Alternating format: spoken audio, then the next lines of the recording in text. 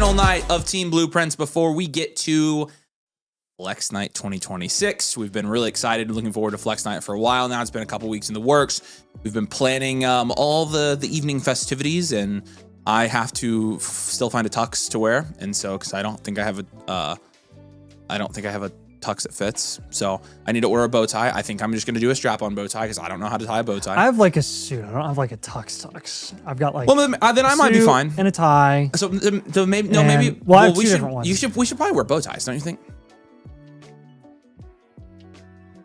Are we really about to go suit shopping together? No, we can. What I was thinking was we should order bow ties, the ones that just clip on, the fake bow ties, so we don't have to, because otherwise we'll spend 3 hours doing the bow ties. Yeah. And then we can wear them with our suits. And I have a white shirt and a black suit, so like. Yeah, just do that. Just wear that. All right. That looks nice. Yeah. Yeah. All right, so we're excited anyways. Mine isn't black. Mine's very, very dark blue. A couple people are asking if it's too late to submit. It's not too late to submit if you want to put that graphic up. The deadline for Flex Night is tonight at 11:59 p.m. Eastern Standard Time, God's time zone. And so, last call, you need to get it in because we got to start judging these teams. We got to get all of our ducks in a row. We've got to get our panel judging these teams. And so one team to rule them all, one team will be crowned. And then of course, a bunch of other prizes will be crowned as well. So get it in. Yes, you can get them on tonight's stream, but Flex Night 2026 in the comments have to be an all-cart blueprint. Or if you're a new member, you can join with that as well. So we're happy to have you here. Tonight, we are going to, we're going to do a couple things. We do not have a startup draft tonight. We wanted to take a break from the startups because we've been doing them every single stream, do something a little bit different. I want to spend some more time doing some rookie mock drafts tonight. And so we're going to be doing some rookie mock drafts, talking especially about the wide receiver class. I want to talk more about that and maybe talk about some of the updated bakery scores and things like that. But I put a poll in and I just kind of wanted to gauge like, their 22, who prefers KC Concepcion versus Omar Cooper Jr. We have 80 votes. Concepcion has 52% of the vote so far. That is very close. Yeah, which is kind of what I'm thinking is happening. I like you. Now, I've seen, put mocks on there, Scott, plural for me. I've seen some bad mocks the last couple of days. We're going to use a mock that I would consider slightly out of touch. Yeah. There you go, Scott. No, there you go. I love the announcements that are like, Chambliss denied, Chambliss good to go, Chambliss denied, Chambliss good to go. Now he's not. He's going to the NFL. Because now he's granted the a 6 year. Now he's back. Because now that he appealed, after he appealed for the 50th time, finally got approved to go back to college. Now the NCAA can appeal. This is literally going to be a battle, probably until draft night. Well, and the thing is, they finally got the right judge. Essentially, I don't know if Alex is here. Yeah, well, he's not. He's a freaking Ole Miss alum, isn't he? The judge is something like that, yeah. And because he started talking about a bunch of stuff. He was like, Carson Beck played blah, blah, blah. He didn't even go to class for 2 years and he played. And I'm like, dude, what are you talking about? And so, oh my gosh, I don't know what's going to happen with Chambliss. I will say he's in the rookie mock we're going to do for Tuesday's video. And so that's also happening at the same time. The Combine, meanwhile, starts in, I think, 2 weeks. NFL Combine. Not that like I'm pro or against Chambliss staying or going. Like for my own agenda, I would like February 23rd. That's 10 days, baby. 2026 for the class of 2026 for Chambliss to be going to the NFL, but you don't really know where he's going to end up being selected. Clearly, he thinks it's not going to be high. Yeah. But really, it's more like I'm just annoyed with the whole situation because like, why can't the NCAA figure their crap out? Yeah. And seriously, this is so stupid. Like, this is actually so stupid. Figure it out. It cannot be that difficult to figure it out. Well, it is. They make everything difficult. And it's been because they want to. Because they want to. Well, and we're 4 or 5 years removed from the freaking sign stealing scandal in Michigan, where literally everyone in the country steals signs, and they're still suspending people for it. Still, because they feel like it. Because they want to. Because Michigan is their sacrificial lamb, because they have to flex their power somehow to scare everybody else, even though it doesn't work. Yeah, nobody cares about the NCAA. And Michigan has had 0 other off the field problems since then, anyways, and so they've been, right. Yeah, they're fine. The combine starts. We're Saturday. We're 2 weeks on Saturday from the combine, from the quarterback, wide receiver, running back portion of the combine, which is on Saturday, February 28th. Tomorrow's the 14th. I'll let you do the math. 14 days or 2 weeks away from getting good data on a lot of our quarterbacks, wide receivers, and running backs for this year. Obviously, we already know that Fernando Mendoza is not going to throw at the combine, which shouldn't be a super big surprise to anybody. But we're also monitoring that, and so. Let's. You said he's not throwing at the combine? He's not. No, I don't think he is. Yeah, So Anna says to be liked and subscribed. Yeah, KH the badass. If we're doing reviews tonight, yeah, we're gonna be doing them. You can follow the link that I posted in the comments to get your team reviewed tonight. We'll be starting with team reviews. We're gonna stop and do a big break of rookie mock drafts, and then we'll go back to some reviews as well. So we're just hanging out tonight, answering all your questions. You can do trades, whatever. We'll be reading the chat as well. Ricky Tank says, "Happy Friday the 13th. Stay away from any lakes just to be safe." There is a pond outside my house, right out that window, actually. So about 20 yards that way is a pretty decent sized pond. So I don't know if that counts. What's up, Greater Love Music? Good to see you. What's up, MCB Productions? We're having a good day. Hope you are too. What's up, James? Beautiful day in the nap. It is a beautiful day. I went on a walk right before this. And it's like, I can walk outside again. Edgar says it's too late. No, it's not. It's not too late, man. You're good, dude. We appreciate you. Nathan, happy birthday from Happy Madison. Just extending the birthday wishes on this very beautiful birthday weekend. Any parties planned? Anything like that? Thanks. Nope. Nothing? You're not doing anything for your birthday? Nope. You want to hear what I'm doing tomorrow? I took my wife out to an early dinner today for the day before Valentine's Day. Nice. That's nice. Because tomorrow we're doing a big family thing, I guess, all day. So. That sounds like so much fun. Yep. You want to know what I'm doing tomorrow? I've already told you, but tomorrow I'm going to Tony's, and then we're going to Nate Bargatze downtown. Oh, that's... Yep. So I'm pumped. That's the that was day my you're mom's doing it. Christmas the present, gift. so I'm going with my family. Yep. So it's gonna be we're pretty both fun. doing family stuff. I'm excited. Yeah, but mine's Nice. a little bit probably more fun than yours if I had to guess. I don't know. I enjoy hanging out with family. I do too. I just like the steak. That's the one I'm looking forward to the most, honestly. But yours is more of like an event. It is an event, yeah. Well, and you can see Nate Bargatze, who's hilarious. So he's very funny. Yeah. What are the odds Las Vegas drafts Omar for Mendoza? I think it's pretty good. The mock that The Athletic put out that we're going to use Monday for a video had them taking Chris Bell in the second. I'm like, you've got Surratt and Cooper there, and you're taking Chris Bell. You know what? What are we talking about? The bad mocks are good to practice with just as much as they are the good mocks. They are, because there's some bad mocks out there, and you're like, man, this is really bad. But then you get to the NFL draft, and what happens every year in the NFL draft? You're like, what the heck just happened? Yep. RJ Harvey in the second round. When like nobody was ever seeing that coming. But that's what happens. JP says, "What's up, fellas? Friday afternoon, fun. Gotta love it. Yeah, we haven't done a Friday stream in a while. It's a good way to end the week. So we're glad you're here. Drop a like if you would. Zach says he's throbbing over after this bakery update, dude. Yeah, we're throbbing for it too, dude. You freaking know it. You freaking know it. Should Bijan for the 101 in Rice? I would take the 101 in Rice there. I personally would take that for Rashid and the 101. Yeah, that's enough for me. I signed up last night for the Indian Mother Flogger. How do we enter the blueprint? If you go to the bit.ly and then type get, and then go to the button that says get a team blueprint, it will take you through the process and it will be free for you at the end. So yeah, we appreciate you. And also make sure you select the live tier if you'd like it live tonight. We'd love to look at for you, Laney Racing. We appreciate you joining. Welcome. The fact that this all connected to paperwork that apparently wasn't filed correctly 4 years ago is absurd. Yeah, you know that. You've heard that's why this is all happening, right? Is because so Chambliss, he testified. That doesn't make me feel any better about the situation. It's just ridiculous. Yeah, but so Chambliss under oath testified that his coach told him his freshman or sophomore year that he was medically redshirting. Yeah, see, that's kind of crazy, isn't it? That's kind of insane. That's kind of insane. So that's a big deal that he testified. That is a big deal. Yeah. Mighty Thunder says, send me a DM. I got you, buddy. I'll reply to that here in just a second. I've never seen someone fight so hard to try and stay in college with an NFL stock, in our opinion. Like, right. Yeah, I mean, in that mock we're talking about, in the Athletic mock, he went. I was going to say, the 2-1. It's not like we're the only ones that think that. Like, he's consistently being mocked in the early second round. Yeah, I know.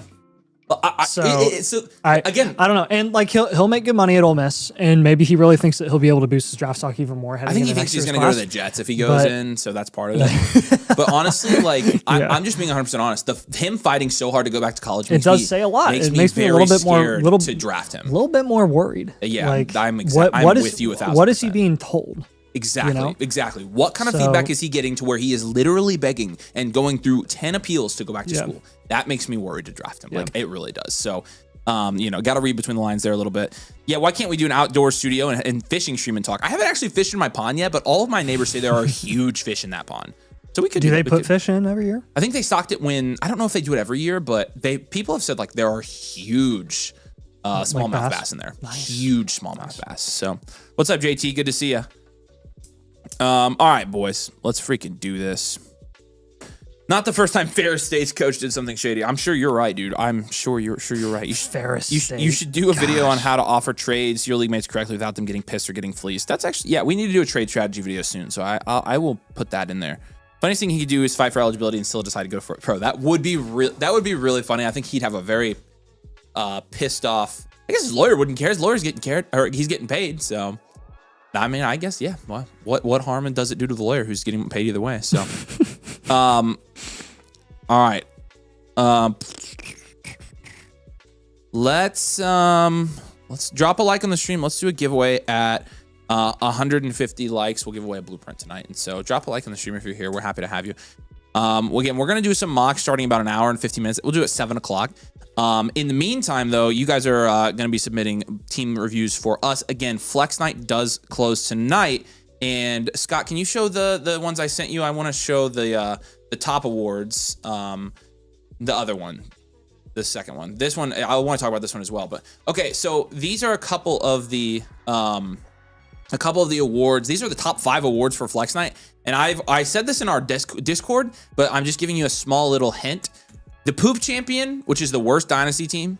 The Domain League Champion, which is the best team in a Domain League.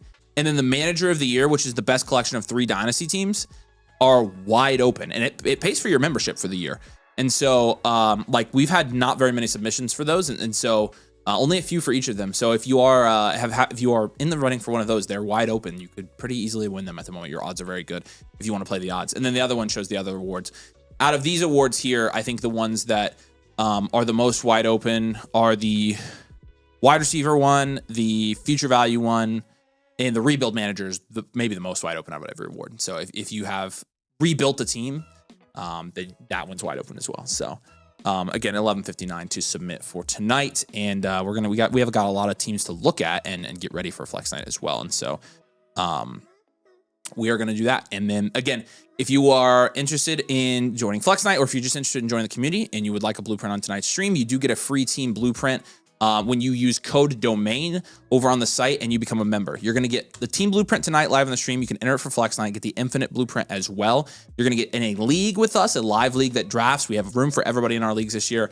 You're going to get the rookie vault, which is a full breakdown of every rookie in this year's class, and the bakery as well. You're going to get all the site tools and everything else. And so you do get that. Again, use code DOMAIN. Annual Mother Flogger tier will get you that free blueprint on tonight's stream, which you can say, hey, I want this in Flex Night, and you can get in the competition as well.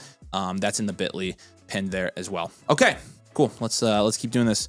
You guys can keep dropping comments. We're gonna answer as many comments as we can tonight. The 104 Dart and Dart or Jaden Daniels on a reload. I'll take the 104 and Dart for sure there. I like that down tier from Jaden Daniels, honestly. But he'll make more next year at Ole Miss, and he'll make his rookie year as an early second. Better contract to push his draft stuff up. That's fair. I guess I forgot how low the early second contracts are. So. If my dad hears about those smallmouth bass, he's gonna want to fish in your pond. Yeah, I need to tell him he can come fish. Nobody's fished in my pond yet from my yard. There are kids that fish in my yard, but not my kids and not my family. So I mean, he's welcome to come fish. I don't care. Your dad's goat. All right. Yeah, let's jump over and let's look at a couple teams. We're gonna skip Alex's. I want to probably skip Andy's until we have some trades too. All right, let's answer it. We have just a trade, right? Okay, cool. So from Mostly, hey Mostly, what's up, dude? We appreciate you. This is Garrett Wilson, Travis Etienne, and Javonte Williams, and a first. Wow. Okay. So I'll take the 102 in the early first and cross it out. How about the 102 and Garrett Wilson, cross it out? Sure. And then, that's not bad. No, it's not. Yeah. I'm okay with it. Yeah, that's decently fair. Market fair. I'm good with this mostly. This is a fine trade. Yep.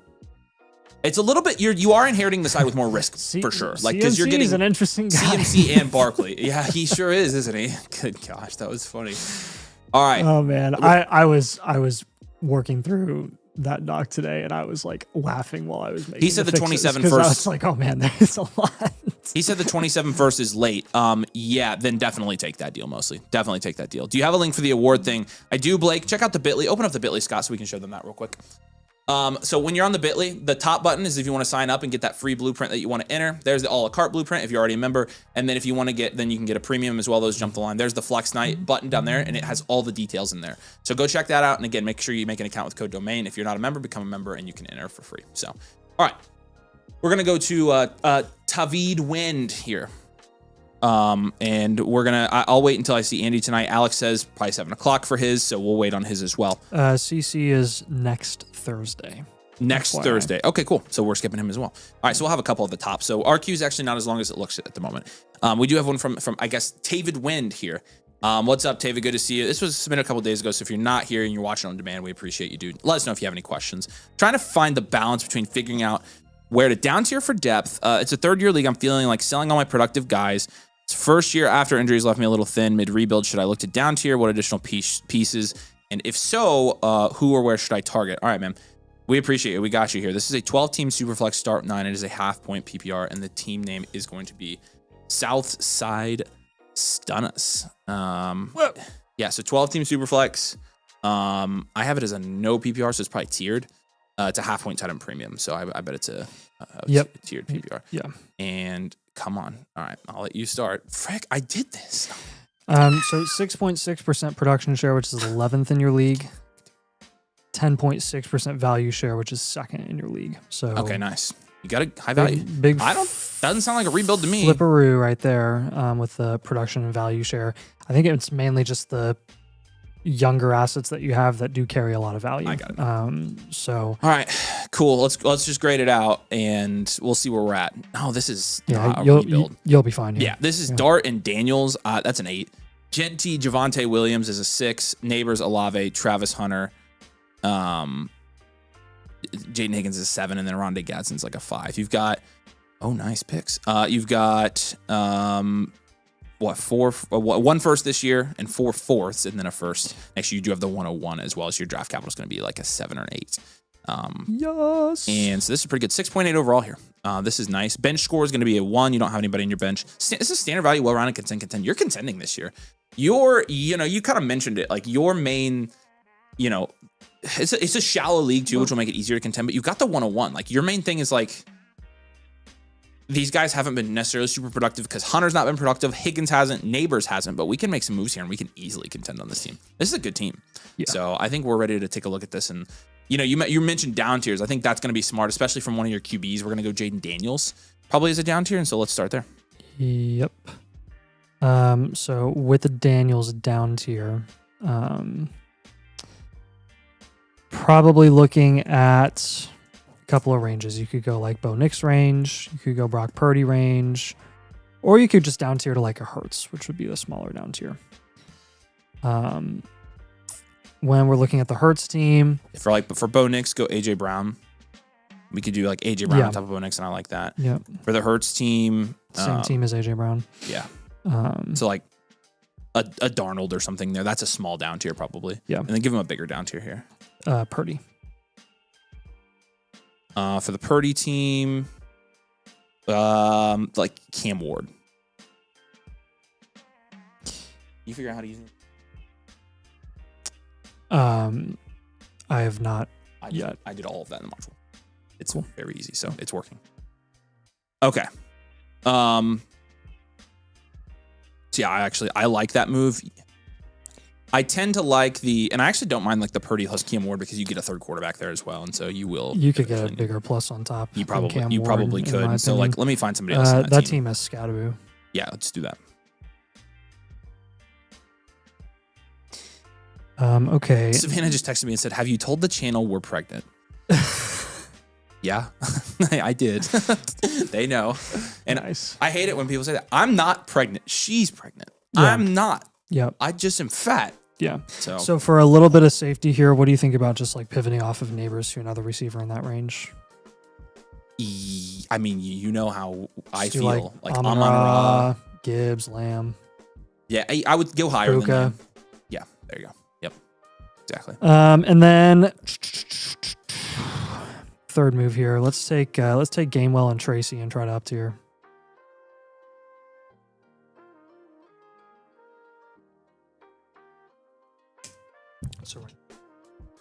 Mm-hmm. Yep. Which those are the. That's what was. Yeah. But when I put. Building. I'll show you. Put it in. There's a button. No, there's a button. The pin. Yeah. No, I'll show you. Shoemaker says, how many in front of me going to be in and out of stream? Scroll down. Where's Shoemaker? I don't have you on here. You bought earlier, didn't you?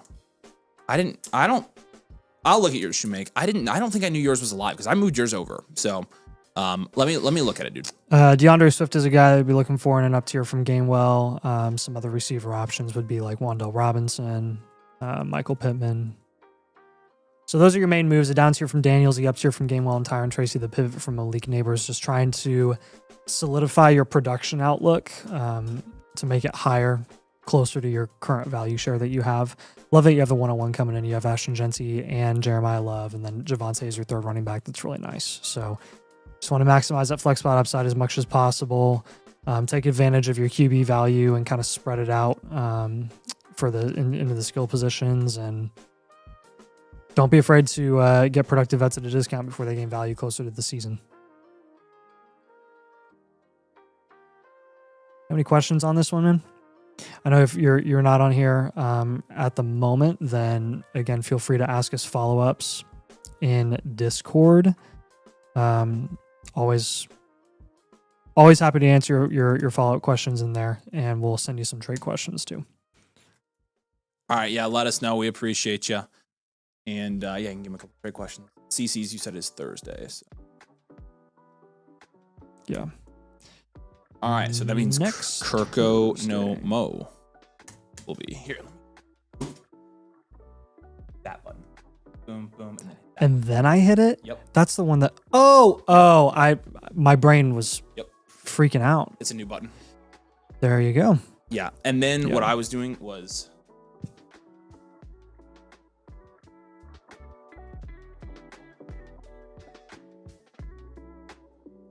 Good. Okay, cool. Yeah, I was messing with the pin roll, and it hadn't been fixed yet. Yeah, I think it's fixed now. That makes sense for me. Samantha says Augie wants to come down here. I'm like, whatever. Oh, nice. But she said he's wearing his Big Brother shirt. Yeah. Yes. All right. Who we got next? Kirko no Mo? Yep. Peefy, we got you in, man. Appreciate you. Yeah. And whoever else is here. Nagasuma says, I don't see mine. I did a premium this afternoon. Okay, I told the same thing to Shoemake. When they're not submitted on the stream, we typically go ahead and start them. Yeah. So we pulled yours to in progress and went ahead and started on it. If you want to, we can see if we have time tonight. You can message me on Discord and we'll take care of you. But yeah, let's do this. Ryokin says, can anyone tell me how to buy a la carte? You've bought a la carte. What's up, Frody? Good to see you, dude. KH the Bat says, well, I get a live review about the Infinite Blueprint version yesterday. If you bought yesterday and you bought a premium, we probably already started your review. Kind of the same thing. So we start those as quickly as possible. You get priority with that. And so if they come in on stream, we just do them on stream because they're, they skip the line. But if they come in off stream, we go ahead and start them. And so we actually already started that one. So Decker Gain says, I got a blueprint back as a trade-off suggestion. I trade the 101 for Drake London BTJ. It's a hard rebuild and player deficient. It's okay to just draft Love. Sure. Yeah, if no one plays ball. Yeah, don't undersell it, but like definitely on a hard rebuild, like downturn from that 101 is going to be a big deal. And so, but yeah, don't be patient and don't sell low. The more moves you can make, the better, though, I think. So, what's up, Peefy? Good to see you, dude. All right. This one is Kirko no Mo. This is team name No Quarters Tribute Band. And he says Flex Night 2026, and that's all he said. So we're going to be taking a fresh look at this one. This I would expect to be. Let's see what kind of competitions he got himself into here. So, all right. No, very good team here. It's a 12-team Superflex PPR, half-point tight end premium. 11.2% production share is second in your league, and 10.7% value share is third in your league. All right, bring him here. Pause for a second.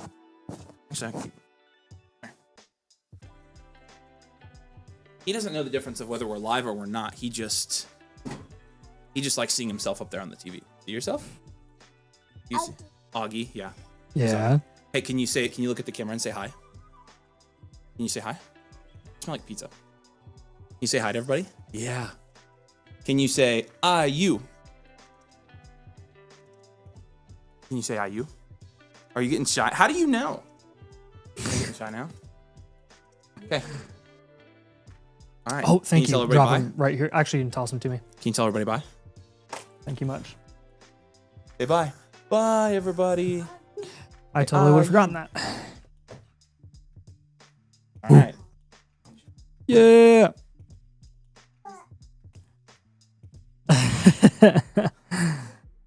That's the future. I hope you like his analysis. Bye, buddy. What in the world? Bye. He said bye, Nathan. See you, buddy. All right. Oh wow. I see some of what he could get in here for. Quarterbacks, Jalen Hurts and Bo Nix is an 8. Running backs, Bijan, Gibbs, Bucky, that's a 10. Marv, Zay, Luther Burden, DK, Jacoby Myers, 6. Tucker Kraft, give him like a 5. Overall, 5.8 here. Your draft capital, give you like a 2. You don't have any first the next couple of years. Standard value, well around a contend probably here. This is a really good team. So, there's definitely, a couple things we can do here. By the way, we're going to probably recommend some running back moves. We're going to grade your running back room for the award like it is now. So just so you know. Yeah. Okay. With that being said, what are you thinking? I think we're going to down tier from Hurts. Our flex spots right now are Bucky, DK, and Myers. We can get that to be better by just doing one quarterback down tier. And then I think we're going to do honestly, we could consider a down tier from Bucky as well, or just pivot off of him. And then I think we're going to take Burden or DK. We're going to move one of those guys too. Let's do this. Let's pivot from Bucky and go to Brees or Judkins or James Cook, depending on how your league values him. James Cook fluctuates a lot.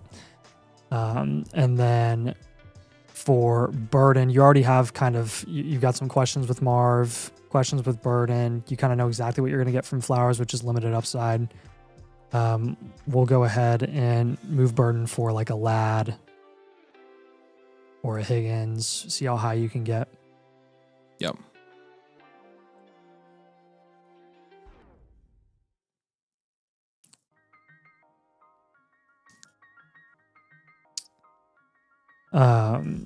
So those are your 3 moves there.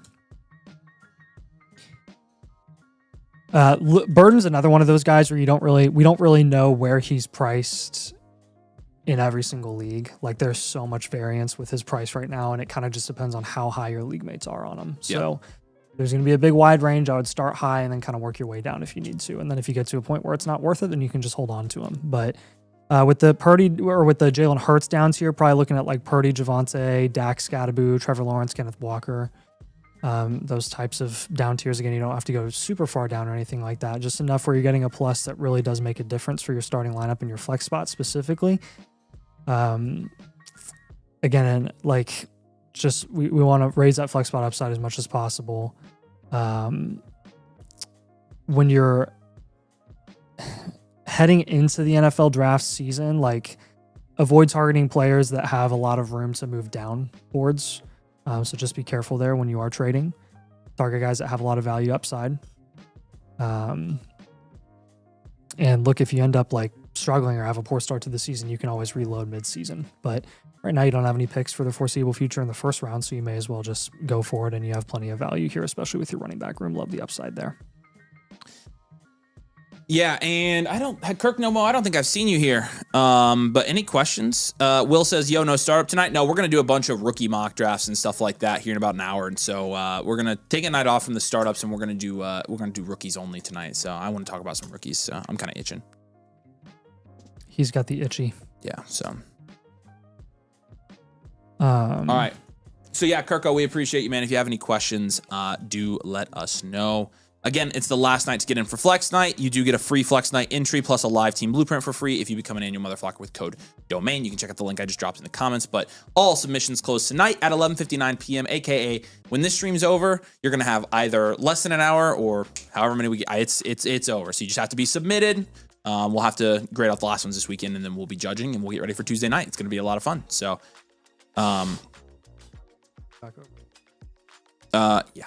But not at the moment. Yep. Bond P says, any chance we'll do a startup mock later as well? Sure, we can do a startup mock as well.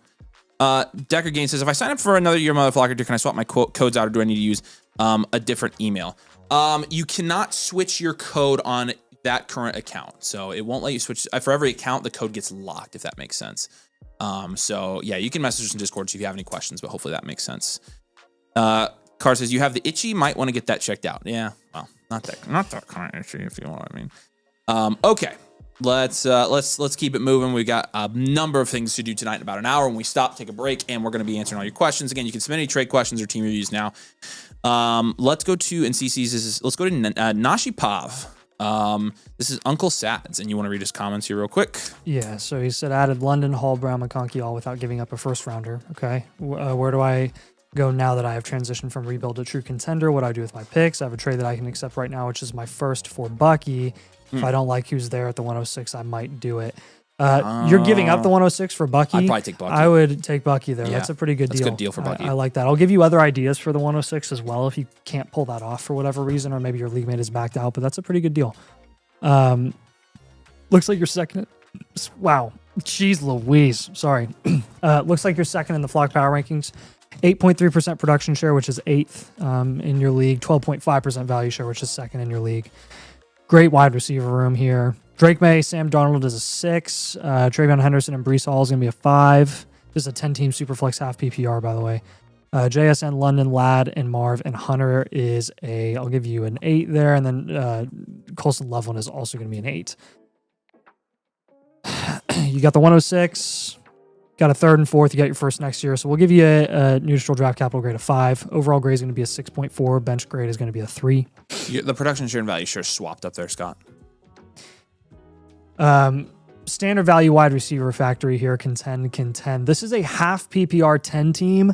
So just telling you ahead of time, like right away, probably our top move here is going to be getting you as much of this value at wide receiver translated to high upside running backs. And you're already well on your way by trying to get like a Bucky Irving with your 106, but just keep that in mind. The more running backs that you can flex here, the better. You really only have one flex spot though, so you really should just be flexing a running back every single week.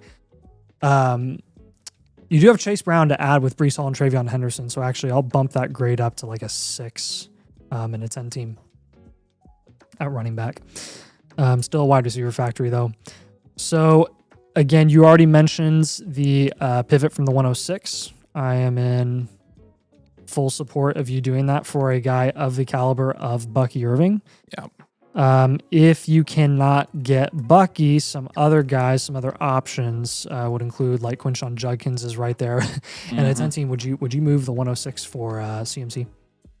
On this roster? Probably. Yeah, because he's really flexing Chase Brown here. We're going to do an up tier, right? Probably we are going to do an up tier. Wide receiver? Yep. Yeah, okay. We're going to take Marv and probably You know what? Hunter or Ladd. No. How about we do this? How about we up tier from Henderson? Yeah, that works. Yeah, because I'm not going to lie to you guys. Like, I don't know what you guys think about Henderson.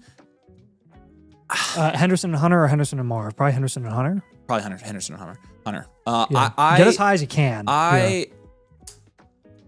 I don't know about holding Henderson all off season. I don't know. You guys let me know what you think in the comments, though. I don't know what to think about Henderson. No, I don't either, He's one of the I'm not most telling confusing people to guys buy in this him. offseason. I think he's not a buy. He's either a hold or a sell. I'm kind of the same with Harvey. Like, yeah, I don't know. I feel Harvey's cheaper, here's my thing. Harvey is cheaper. I feel a little bit more confident in what I think Harvey is in that offense. Well, I think they actually are very similar, but Harvey's a lot cheaper. So, like, I think that Harvey is guaranteed to be splitting a backfield with whoever they bring in. Well, I think you could almost say the same thing about Henderson at this point. I don't think they're going to give him that Henderson's 20 carries a game. Upside is higher than that. I really do. I just don't know if it's realistic. I don't know what they're actually going to do. So we'll see. But that's what makes me so uneasy about Henderson. And Kenyon says Monder's under contract for what, 3 more years? Something like that. Yeah. Or Monder's on a decent deal. Newsflash, the Pats and Mike Vrabel love Ramondre Stevenson. So so Gibbs, Genty, Hampton with Henderson and Hunter. I mean, see if you can get higher, honestly. I mean, if you get Bijan, that'd be sick. I don't think you can, but in a 10 team, it's worth a shot. And then your third move is going to be Hey Chase, you can submit it as a non-link team and just do screenshots, and we can do it that way for you. Same blueprint. if you can't get the up tier done with Henderson, you can just pivot from Hunter to a running back. Yeah, that's so the you could try like Walker, Jacobs, Saquon, Kyron. Yeah, I think Scatterboo. I do think though, like my favorite move would be like a Henderson to either Genty, Hampton, or Gibbs. Like that's those are the three guys. Yeah, I mean those are that's my favorite for this one, to be honest with you. I like I like the rest of your team here. You've got a good team. You've got a 12.5% value share in this league, which is really good. Yeah, I've got CMC as a target on this team, so feel free. Don't be afraid to get those productive bets. You have the value to do it. Don't make any moves. He said he did just trade. Failed to improve your upside opportunity. He did just trade RJ Harvey for Chase Brown. RJ Harvey for Chase Brown. Yes. So that's a great trade. Yeah. Like you got a huge value in there already because Chase Brown's already like a round and a half ahead of Harvey now. So that's good. I don't think we gave you Harvey as a target though. And so we were just having that discussion. Just having a conversation about it. But we didn't give him as an actual target. That would be too low for you. I like that move a lot. Yeah. Though. Chase Brown's somebody you're keeping, and him, Brees, and if you can get like, again, a Genty, Brees, and Chase Brown as your starting running back, you'll probably win this league, I think. Like I'm feeling pretty good about where you're sitting. So, okay, Austin, but while you're here, do you have any questions on that? Again, I really like that team. So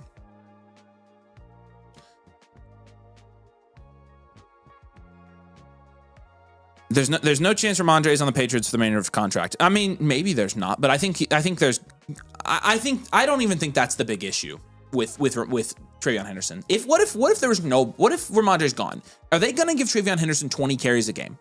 Like that's the question we have to ask ourselves. I'm doing it. Are they and not bring anybody else in? Not bringing another rookie through the draft or a cheap free agent? Like, are they not going to go get? I don't know. A Kenneth Gainwell level guy. Mm-hmm. I'm doing an auction startup tonight. Anybody you want me to target in an auction startup in a superflex? I mean, go to our buys videos. Those are go cheap at tight end. Go cheap at tight end, dude. Probably go cheap at quarterback too. Those honestly, you can invest in one or two of the cornerstone wide receivers or running backs. But those running backs and wide receivers from rounds 2 to 4, those are the guys you need to target heavy.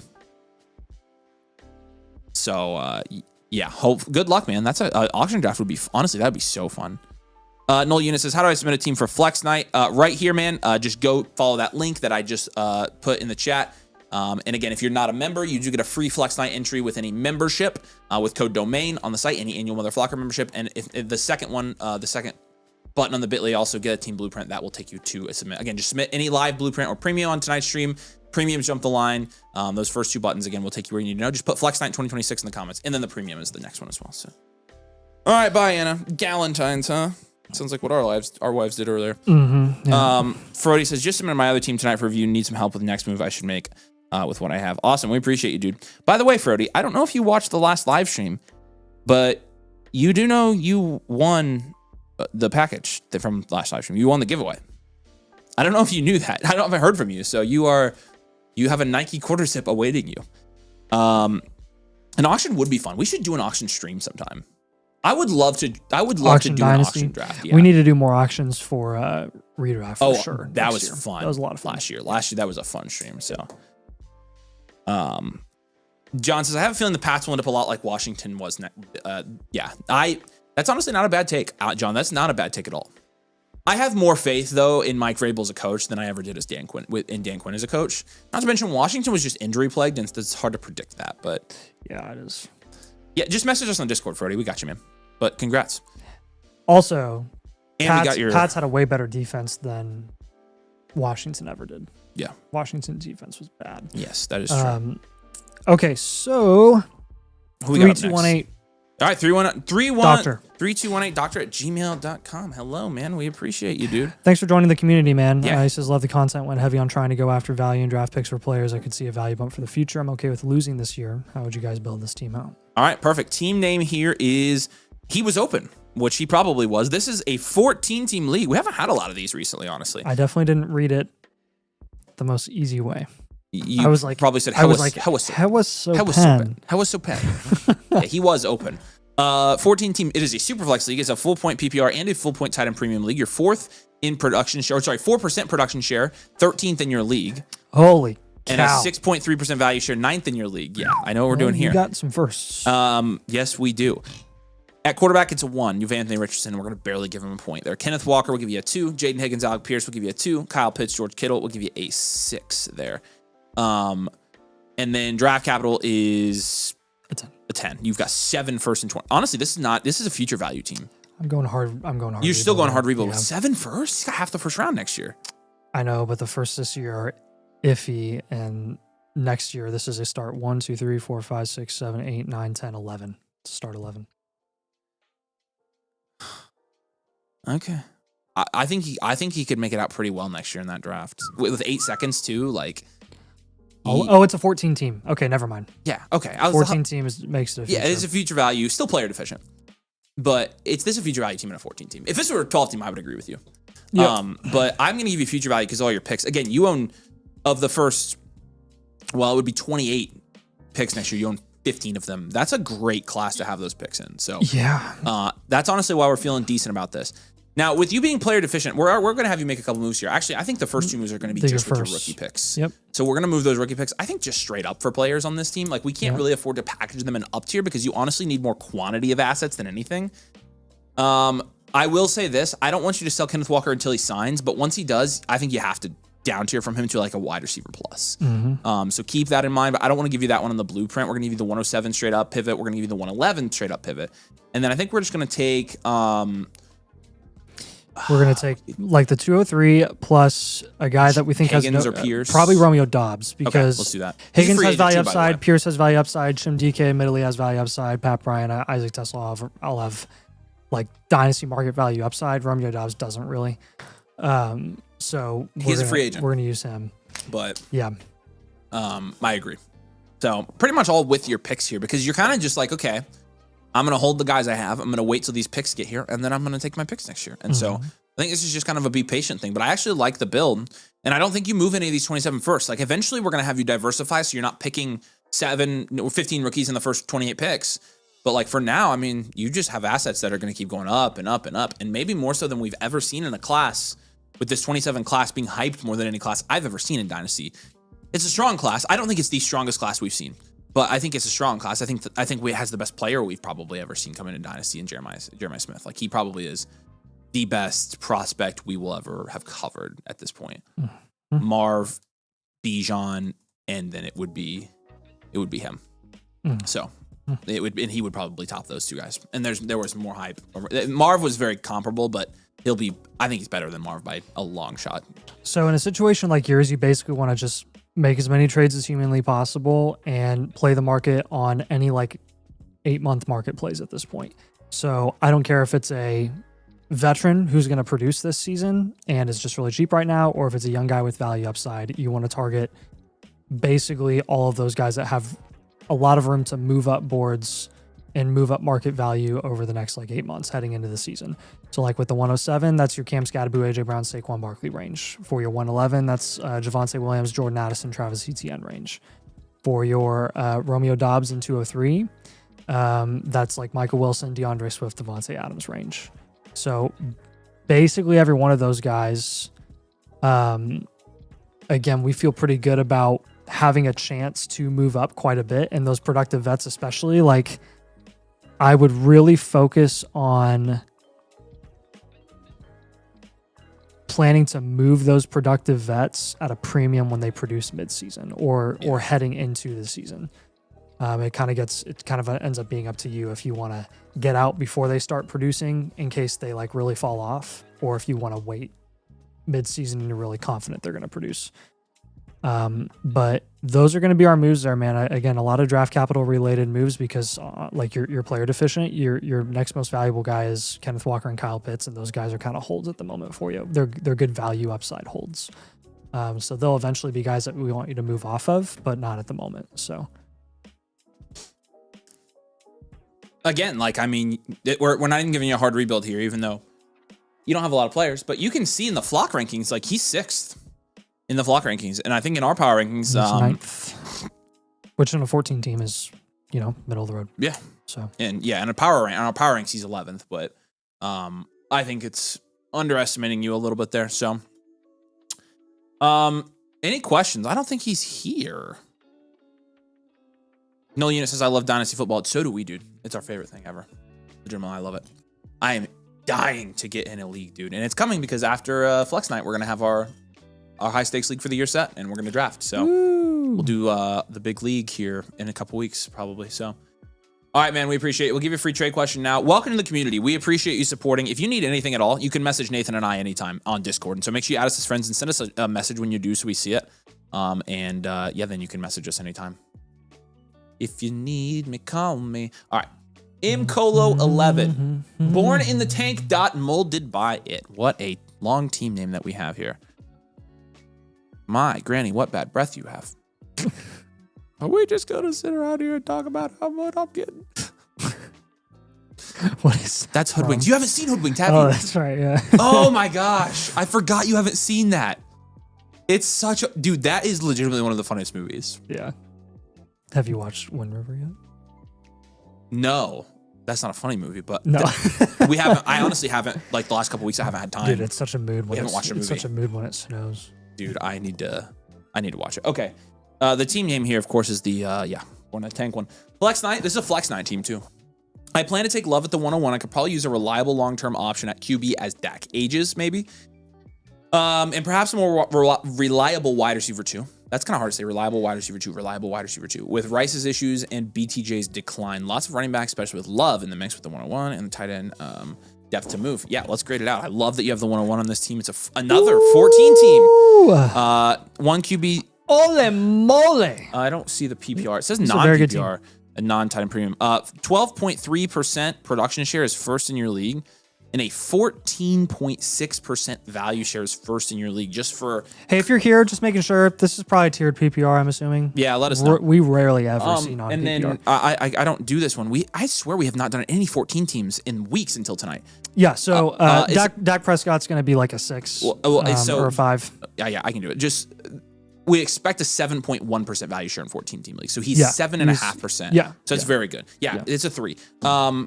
Genty, Hampton, Cook 10. Chase Brown 10. You're got the 101 too. Yeah, that's a 11.5. You have an elite value FOI. This is an elite value team. Puka, Rashee Rice, BTJ is a 7, Brock Bowers 10. This is awesome. This is an elite value running back heavy. Draft capital's a 9. This is an elite value running back heavy. This is like bald eagle level rarity. Yeah. So, overall 8.8 here. This is a really good team, y'all. This is a contend, obviously. So we're looking at a very good flex night entry here. Definitely one that you're going to be seeing Tuesday night. Okay. So with that, he's got tight end. He mentioned this, but look at his tight end depth, dude. I mean, yeah, that's ridiculous. We might make all your moves at tight end, like, yeah, but not to. This is such a shallow league. Mm-hmm. So let's just go ahead and lock guys in. Let's lock in Genty, Hampton, Cook, and Chase Brown. And honestly, like, we may need to make a move there just because, like, you can get Bijan. I would probably just get Bijan. Yeah, their production upside is so high, though. I would rather, because technically we have, I only want to start 2 wide receivers. So I would probably take Rice and BTJ and try to get the best running back that you can, or wide receiver. I don't care how we do it. You need to get Bijan Robinson on this team. Like, you need to, this is a team that you need to have for the next however many years. So however you want to do Bijan. Other running back guys up there would include Giblage. I mean, let's just trade Harold Fannin. If you go for a wide receiver up there, you're going for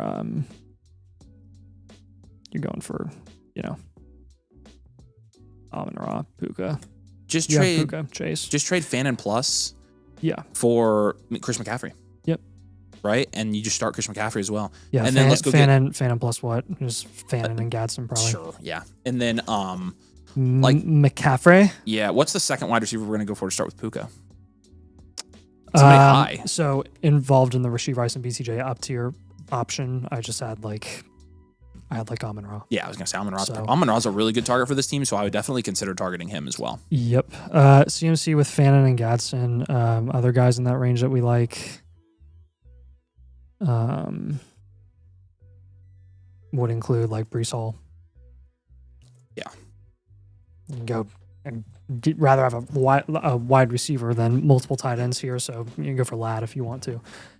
And then I think our other move is probably just going to be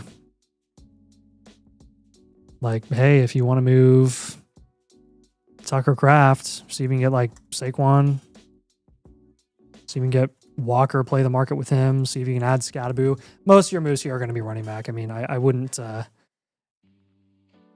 we're trying to get the most elite, most productive, high upside players at every single position. JT is another really good trade candidate in this league. You have the value flexibility here to take on the risk of JT and him likely losing value from here on out, but it's just because of his age, not necessarily what his production upside is. So don't be afraid to pay the price for that.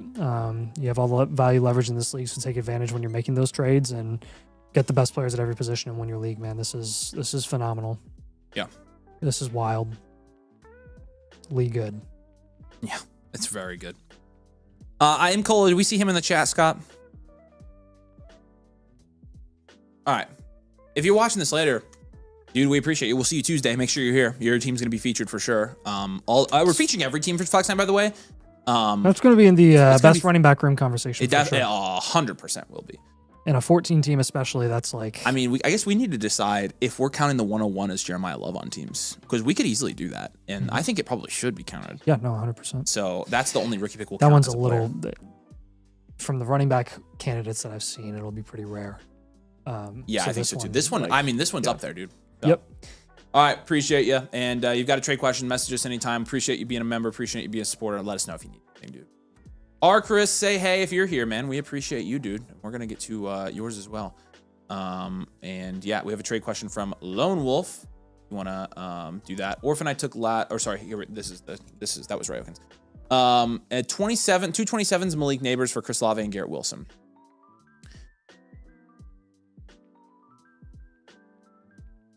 Fair.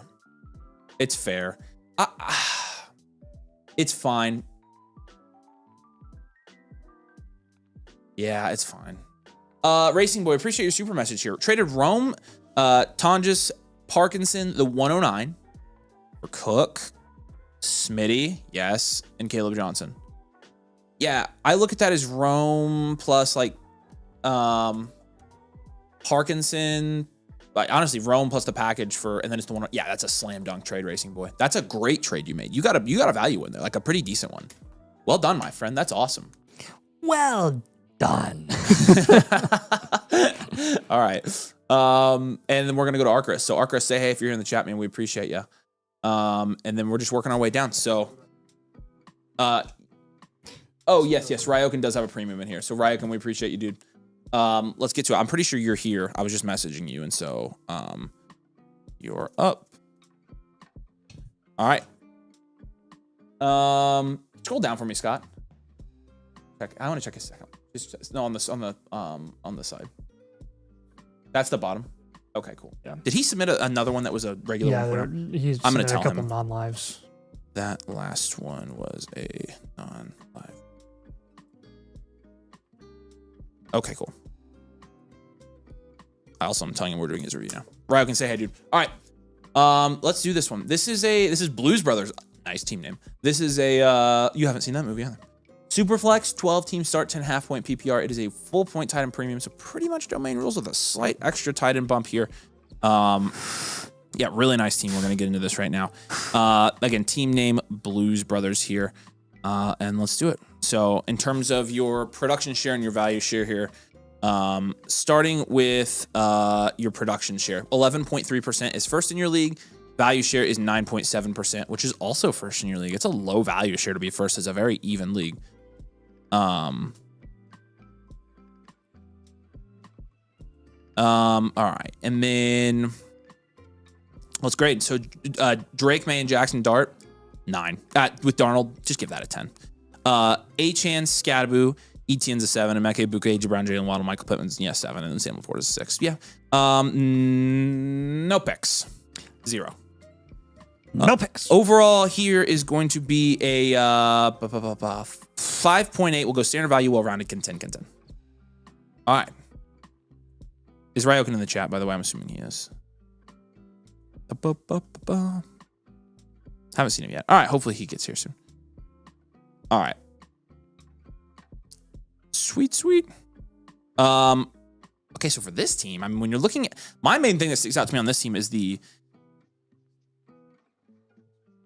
Yeah, I've been messaging him while we're live, so he might not be, but the premium will do anyways. Yeah. No, okay, he's here. Yeah. That's what's up, man? Hey, what's up, Ryokan? Good to see you, dude. Okay. Main thing that sticks out to me here is a wide receiver room. You have to make quarterback moves here because like you have to have some studs in the wide receiver room. This is a very low floor wide receiver room to me. Yep. So we got to do a May down tier for sure. Yeah. And honestly, I would do a big one. Yeah, I think so too. I would do a really, really big one. Like I would move your running back, your quarterback for a wide receiver, essentially. You have Dart and Darnold, and then if you get a third guy that's very streamable or flexible, like even a Jared Goff, like that Jamar Chase team has Jared Goff. Like just do that. You're essentially doing a pivot from May to a wide receiver, and you're getting a very, very viable starting quarterback option on top, which I'm very open to. So I would consider that. The Caleb Williams team has a couple of wide receiver options. Devonta Smith going to be the big one. See if you can get a little more. Devonta Smith and Jordan Addison. He also has Breece Hall. Breece Hall is a guy that you'd want to consider there. And then with if you were to down tier to, like, say we do a smaller down tier, say that, hey, you want to keep your elite quarterback, that's fine. I'll give you the idea. The Lamar Jackson team, you're probably looking at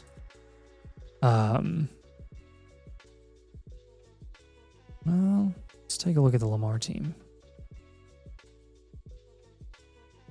Interesting.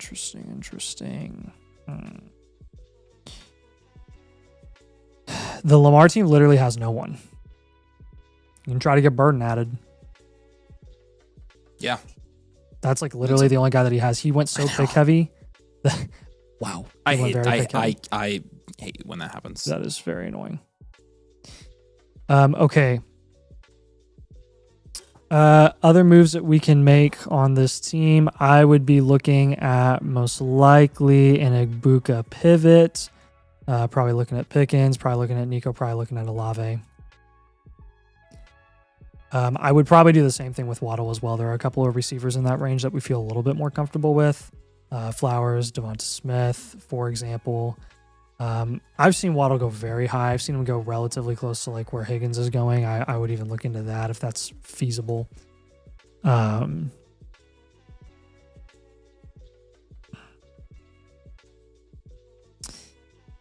Another move here would probably include like I would move JJ McCarthy straight up for another position. You don't even need him.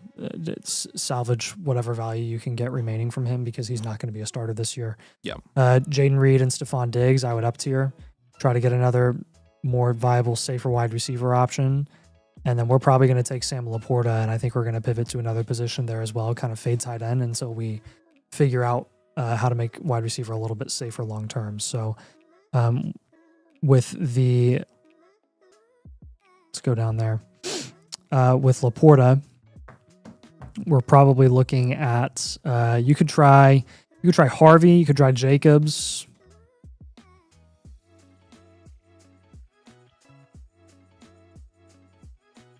See how much it would cost to get up even to Fannin if you wanted to. Jaden Reed and Stephon Diggs, basically a veteran that we feel better about. Devontae Adams, right? You already have Michael Pittman, which is a fine guy to have. Derrick Henry, another short-term league winner, right? Yep. Alec Pierce, another guy that you can play the market with. He's either going to re-sign, which is a good situation for him in Indy, or he's going to go somewhere else where it's less crowded and he's going to move up even more. And then McCarthy, I mentioned. I would try DeAndre Swift, Wan'Dale Robinson.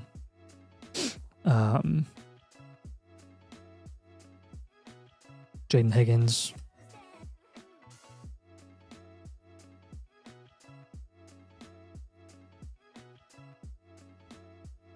So a lot of ideas there. Again, the bulk of your moves being like the down tier from May, the pivot from Ibuka, the pivot from Waddle, and then kind of those depth ones, the pivot from Sam Laporta. Again, you don't have any draft capital, so you're definitely going for it, at least for this year, probably next year as well. Just want to take advantage of that QB value that you have and reinvest in the skill positions. And when you are up tiering, like up tier where you can, use your jag depth up tier where you can to raise your starting lineup upside, and don't be afraid to add productive vets. So yeah, solid team, like value wise. You're first in value share. You're already first in production share. But again, the heavy quarterback, this you could theoretically categorize this as a dual elite QB. Typically, when you see teams like that, a lot of times that's what's driving up your production share so much, and that's the case here as well. Which I like the build, but at the same time, we can definitely get a higher upside roster in here, Ryokin. So, what questions do you have, my friend? We've got you in for multiple awards for Tuesday, so make sure you're here. We appreciate you a ton, and if you have any questions, you can of course just message me on Discord. No, you're good, dude. Literally just message me. I got you. As long as you don't, as long as you don't freak out on anybody in our leagues, then we'll give you pretty much anything. So I got you on that one. All right, let's do this. We're gonna go up to Alex's now. Top. Let's do this. So,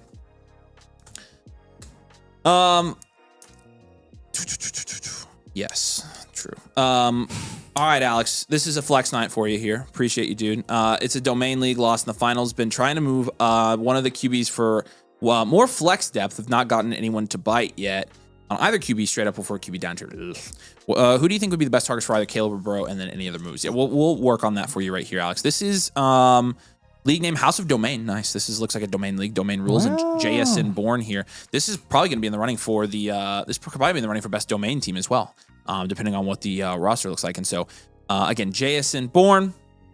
Show JSN born. Where is this team? Is that his team name? Is JSN born? Yep. You see that one? Yep. What the frick is going on with me tonight? What the what? Okay. So you have a 10.5% production share in your league, which is first, and 9.7% value share in your league, which is also am I first. You probably have the wrong league ID or something. Dude, I don't. Oh my God. I got it pulled up, brother. Okay. I got it now. Okay. All right. You did value production share. All right. Sweet. Quarterbacks. Joe Burrow, Caleb, Dak. Yeah, 9. You already know. Muy bien. Jacobs, Javonte Williams, 5. JSN Odunze. Well, this is still a great team, man. This is a great domain team. A 7 at quarter, a wide receiver, and then 7 at tight end too. So you've got no first this year, but you have your first next year. I'll give you a 4 draft capital overall. 6.4 here. And this is standard value. We'll run in content. So, perfect. All right, Alex. Yeah, so he did mention the quarterback. Obviously, we're thinking about the quarterback too. I will say, your starting running back and wide receiver is not terrible for having that much value in your quarterback position. Pick a quarterback between Burrow and Williams and who you want to move for another position entirely. I mean, they're both good values right now. I think they both deserve their values. I have no preference. So I think honestly for him, it's just who he can move because he's been saying that he can't move either of them. I'm just trying to. He's saying he can't move either of them. I would probably. Okay. And he Caleb said Williams. Caleb Williams is a sexier name right now. Let's do that one. I think Caleb's going to be easier to move, and he's still asking how to move them. It's going to be tough. So you can pivot or down tier. I'm going to give you ideas for pivoting and down tiering from Caleb Williams because I think both of them would help your team significantly. Again, this is kind of unique. What's the one, Alex, that you tend to have better luck with? Which one are people more receptive to? I'm assuming it's Caleb.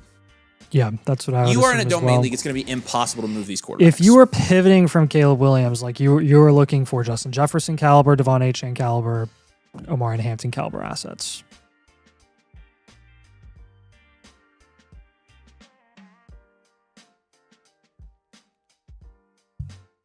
Now, if you're down tiering from Caleb Williams, it gets a little more interesting. You're probably looking at Brock Purdy and Cam Scatterbo. You could do a bigger down tier and do literally, honestly, Gency could be a pivot. You could consider Gency a pivot too. But the Mahomes team, for example, actually, let's not go Mahomes. Let's go Bo. We're gonna go with the Bo Nix team. Bo Nix has Bucky. If you want to go wide receiver, he has Walker as well. Actually, stop sneezing. Avery, stop sneezing. Shut up. Drive me nuts. Don't. Oh my gosh. Can you stop? Drive me nuts. This is my house you're sneezing in, dude. I tried to stay away. So if you You could also like down tier to multiple players. So think like George Pickens plus Bucky Irving, right?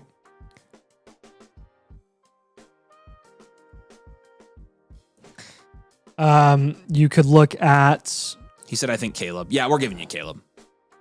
We're giving you Caleb. Okay, cool. Yep. That's what I figured. I'm not surprised by that. Trying to think of other guys that you could, again, multiple foundational assets. So what about like the Olave team? Because, right, we're trying to prioritize getting you some extra wide receiver help more than anything. That Olave team has CMC. I would try like Olave and CMC. And that would help your running back room as well. Let's take Tyler Warren and let's just pivot off of him again. Right now, your flex spots are Michael Wilson and Devontae Adams, which are great, but your wide receiver 3 is Jalen Waddle. I don't love that. Honestly, Tyler Warren's not a terrible hold on this team. I'm okay if you want to stick with him. Let's take Jalen Waddle and let's move. Now, what do you could do the Tyler Warren down to the Kraft, Gadsden, and Fitz, something like that. So. Yeah, 50 cal. If you get a live blueprint, that counts. Any blueprint counts as long as it's an a la carte blueprint or if you're a new member. So just make sure you put Flex Night 2026. But yeah, if you get a live one, just put Flex Night in it and you're in. It's easy as that. He said, try to offer him the same people, no bites. I think they see how much that would help turn this into a tough team for next year. The team with Brees loves Caleb, but don't love the pieces besides Brees. Let's look at that team for the Caleb one. The Brees team. Because I'm not opposed to that, and you wouldn't need the world on top of Brees.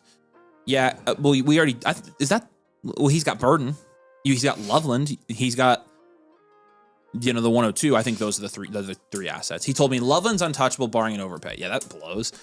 Okay, well then he can't have it both ways. Get a 27 first from him. Get a 27 first from him then. Get Brees in a 27 first or.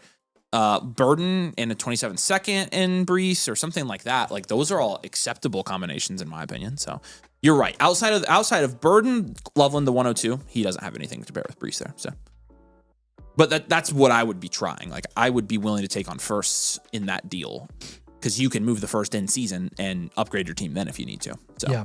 So like Tucker Kraft, Harold Fannin, Sam Laporta, any of those guys, Kyle Pitts, I mentioned Ronnie Gadsden. If you can get a solid plus on top, go for it.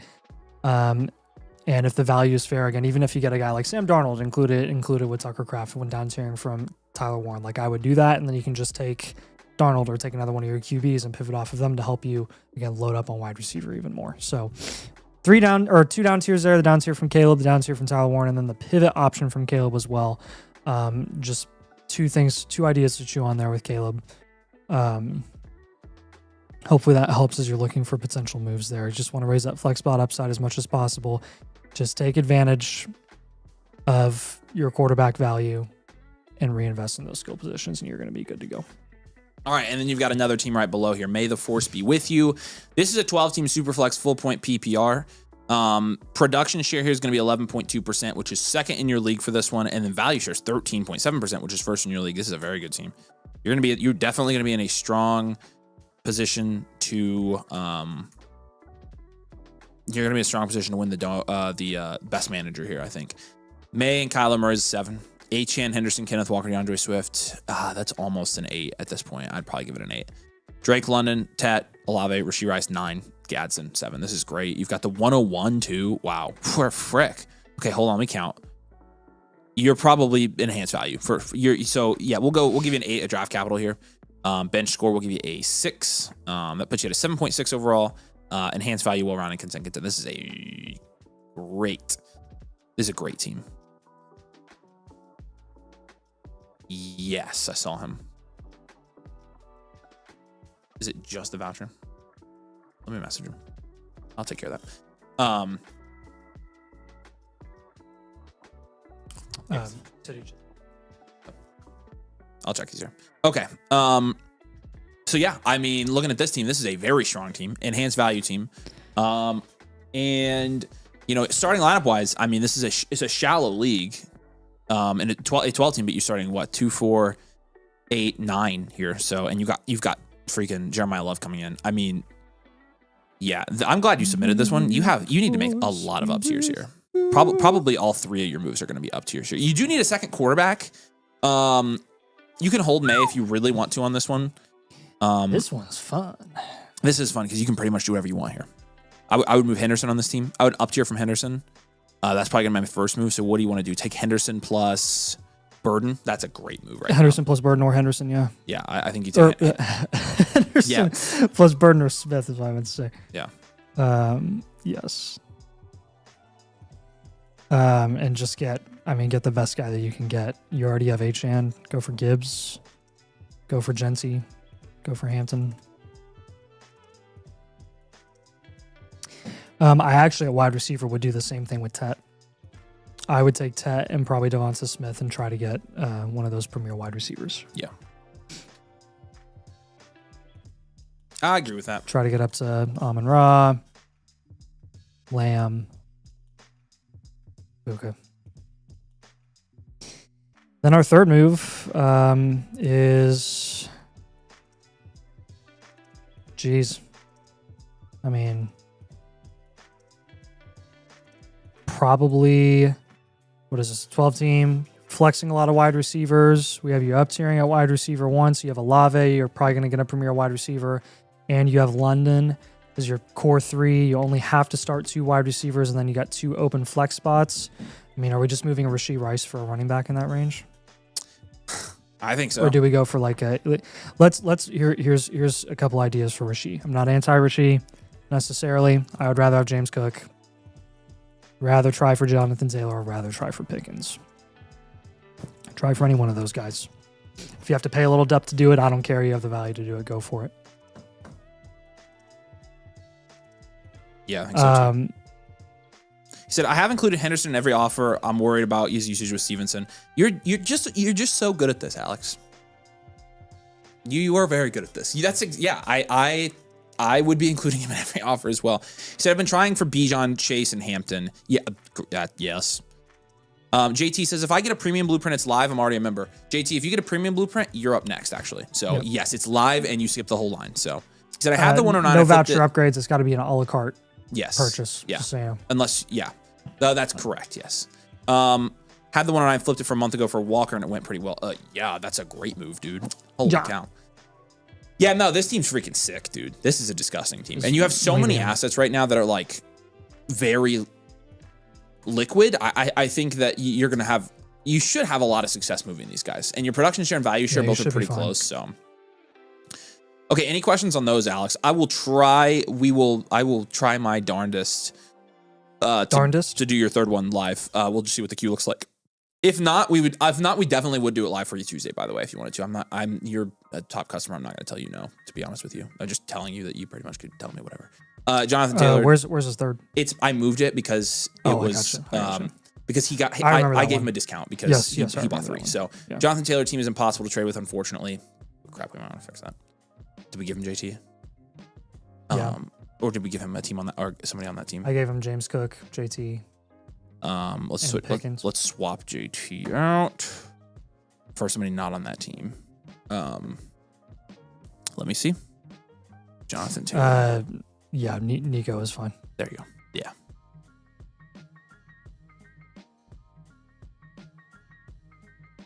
I hate it when there's people that are impossible to trade with.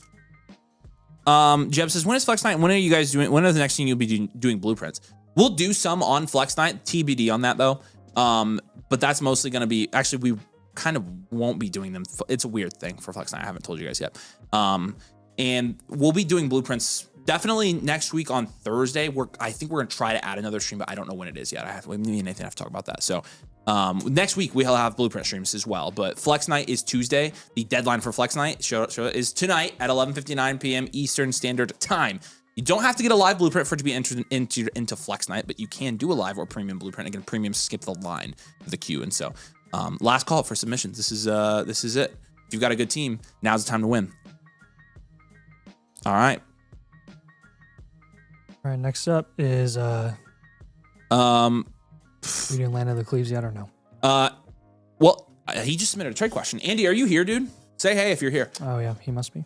Worthy Downs, or he's just not watching. Worthy Downs and Bowers for the 105 Walker and yeah, you're doing it. Good deal. You're taking this. I like this. Other side. Yep. Tet, appreciate you. Racing Boy says, if we make trades to better our Flex Night team, do we need to submit another Flex Night blueprint? You would have to, because we don't have your updated team. So we only have the one you submitted. We review the team that we review in the moment for Flex Night. So that's what I've been telling people, like, make your moves and then submit. But now I think people have been doing that, and now this is the final, like, couple hours to submit. And so, but yeah, if you wanted to get it reconsidered, you could definitely do that. So let me know, Racing Boy. You can message me on Discord if you have any more questions on that one. We can figure that out.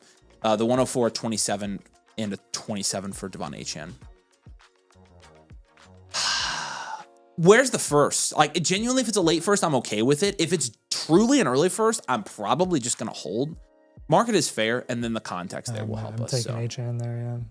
And Nathan likes Achan. So it's guaranteed, unless it's like guaranteed early first. Yeah, so I'm kind of there as well. I see. So let me know if that makes sense. Appreciate you, dude. Yep, that's good. Then TTP, we got yours. Calcer, we got yours as well, man. We appreciate you. All right, and then TS Copeland. Oh, that's a premium. So he's up next. You asked about TDP? Yep, he's here. I was messaging. We're good. Okay. We'll leave him in. All right, Sequanda Forever. That's a very good team name. I hope you enter the team name competition for that one. This is a Flex Night team. I recently moved Igbuka in the 108, essentially for Josh Allen and Scadaboo. How? Oh, it's a 1 QB. Okay. I want to move Higgins in the 107 for a running back or wide receiver. I don't know if I should be holding Travis.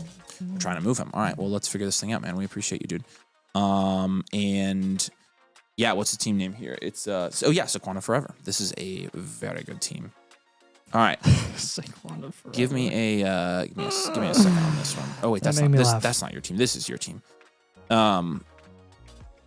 There we go. Okay, now I have the right team. Okay, let's do your analytics for this one again. 12 team, 1 QB, full point PPR, no tight end premium on this one. Come on.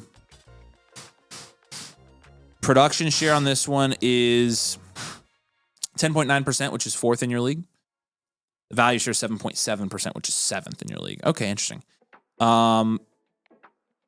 Yeah, and this is a 1 QB league. So you have Josh Allen, who is a 10, I think. This should be a 10. Yep. Barkley, Scadaboo, Henry is a 6. Nico, Pickens, T. Higgins, Travis Hunter. I think that's probably a 7. I think that's accurate.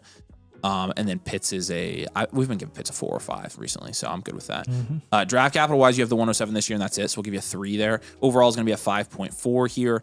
Standard value, well rounded. Contend for you here. Oh, and this is a premium, so I need to give you all your advanced analytics on this one as well. Let's do this. Let's dive in. So, in terms of percentiles here, is right at the 50th percentile blueprints that we do. The standard value, well rounded, makes up a good chunk of the teams that we do, and so it's not a rare team build at all.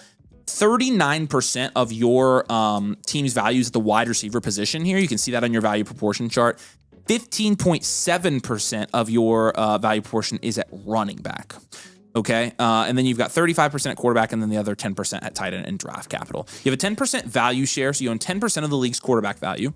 You own 6% of the league's running back value, 9.5% at wide receiver, and 4.5% at tight end. So, are we trading Josh Allen for an elite skill position guy here or no? I would be considering it. We'll give you the idea at least. Yeah. So you've got your 29 at quarterback, 26.5 at running back, 24.8 at wide receiver, and 25 at tight end. You got a 7.8 at insulation, so pretty consistent there. Your production is an 8.3. It's definitely the strength of your team. And 7.8 situational. Our power rankings have you at 6th in your league. You have 5 short-term production guys. I think that's the most I've ever seen. Tyreek Hill, Stephon Diggs, Mike Evans, Derrick Henry, and Terry McLaurin. Yeah. You have 1 cornerstone in Josh Allen, and then 4 foundational pieces in Nico, George Pickens, Scadaboo, and Travis Hunter there. So, and a couple of productive vets as well. So Nathan talked about it, but like we just might give you an Allen move for this one. So what's up, Dalton? Good to see you, dude. Oh yeah, I saw your trades. They were sick, dude. That's money. JT says, how do I enter for the team name? Well, we're going to send you a form and you'll fill out which ones you want to be in and you just click team name. So Peefy says that I missed mine. I don't think we did yours yet. No, Peefy, you haven't missed yours yet. You're going to be in the queue. You're probably going to be after the rookie mocks and stuff. So. Okay. So pivot from Allen. He says it's really hard to move QB in my league. I found half the league is tanking. All right. Okay. Then I will give you ideas for the teams that aren't tanking, I guess. What's up, Josh? With a guy like Allen. So like, for example, some of these other contending teams. This guy has like Achane, James Cook on his team. I would target one of those guys. This other guy has a lot of capital. This other team has Jency, Brees, London, Rice. Probably be looking at like London on that team. Dalton, I'm surprised we haven't seen any of your teams make it into Flex Night. You probably would win a couple. Yeah. This other team has Bucky, Amon-Ra, Jefferson, BCJ. I'd be looking for like see if you can get Jefferson or something like that. Again, and then just kind of work your way down and see what you have to give up there. But like we don't super value QB that much in a 1 QB like some of the other contending teams in your league will. So if half the league is tanking, just try to negotiate with some of the other teams that think they're contending and try to convince them that Josh Allen is worth it and that you're quote unquote desperate and have to get help elsewhere and have to sacrifice Josh Allen, even though in reality you're putting yourself at a competitive advantage by having elite wide receivers and running backs over an elite quarterback. So that's just an idea there with the 107. Probably looking at guys like AJ Brown up there. Mm-hmm. Walker's another guy that I would consider. Kyron, another guy. I would look into potentially pivoting from Travis Hunter. You've kind of got some like iffiness in your flex, dare I say. And in your situation, it's like, okay, yeah, you don't really like, you're not dependent on the upside shot that Travis Hunter is. So you may as well just go and get a guy that you know you're going to be able to like comfortably flex and feel really good about it. So like Zay Flowers, I already mentioned Kyron Williams as a guy as well, but Devonta Smith, Chase Brown. Then some lower end moves. Another thing I would consider is like T. Higgins.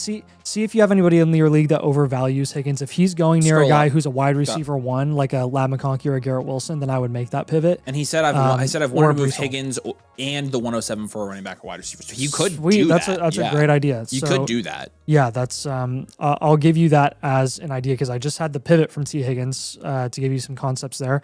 Let's try the 107 plus Higgins for an up tier at wide receiver. And at that point, you're probably looking at the, again, that's another way that you could get up to a London, or get up to a running back, a solid running back option.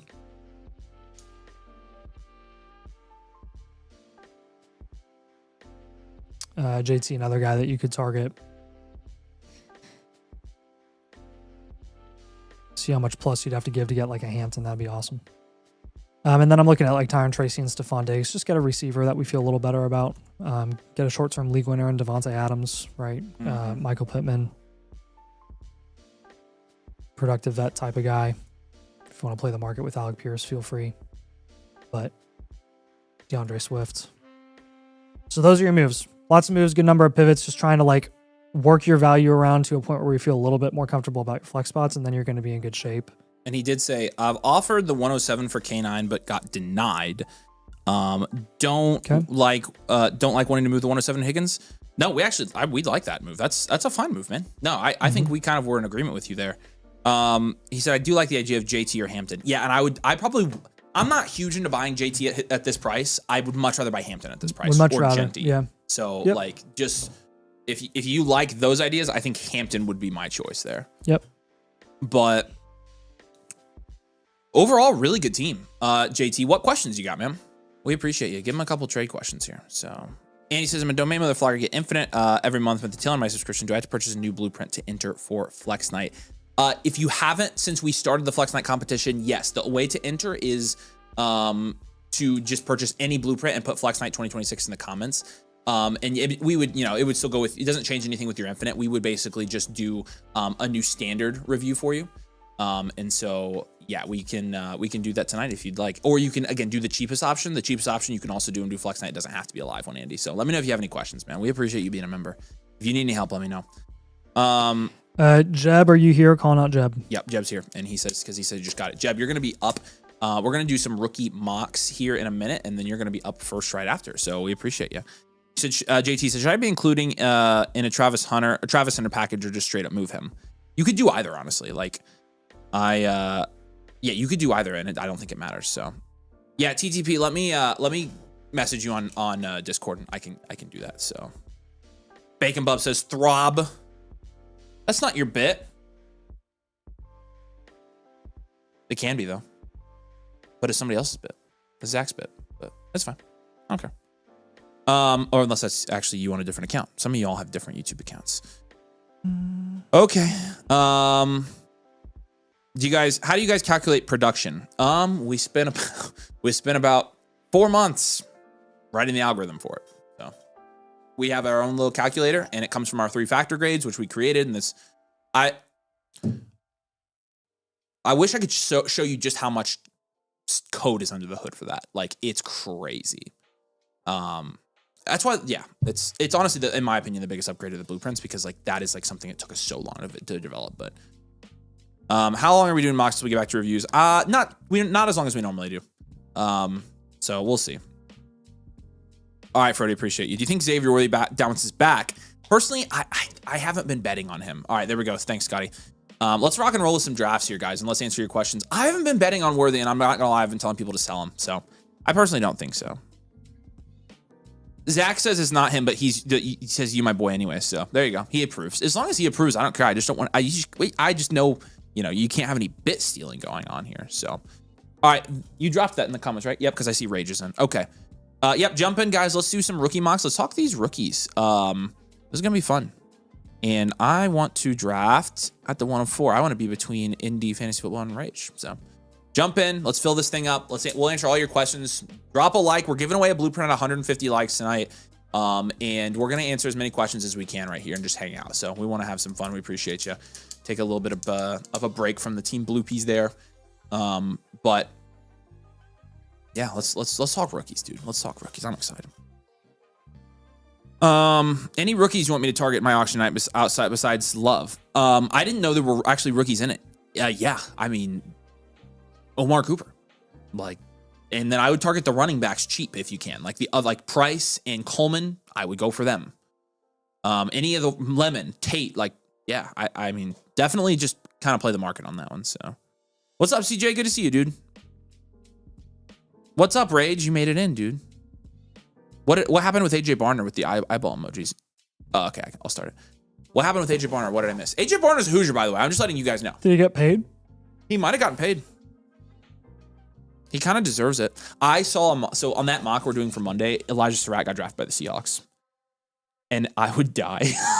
That would be a really good fit for him. AJ Barner. You got your big body, contested catch, back shoulder. He worked a shift at McDonald's, is what I'm seeing.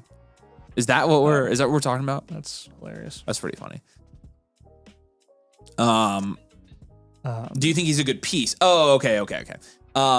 Yeah, for fantasy purposes, he's worth nothing in Dynasty. So you don't have any value there, but he's worth holding because you might be able to start him. So who knows? He's like a Colby Parkinson. If you want to fade tight end 100%. and plug somebody in, then maybe he'll score 15 points. Yeah, and maybe he'll score 5 to 10. They're pretty viable options. Angus has acquired Henry, Jacobs, and Adams. Any other vets you'd recommend targeting for contenders? Yeah, like a Terry McLaurin's a good one right now. A Christian McCaffrey, of course, if you can swing that. But okay, wow. So Love, Lemon, and then Mendoza. And so I basically have my pick here. I will take Carnell Tate as my second wide receiver in this draft.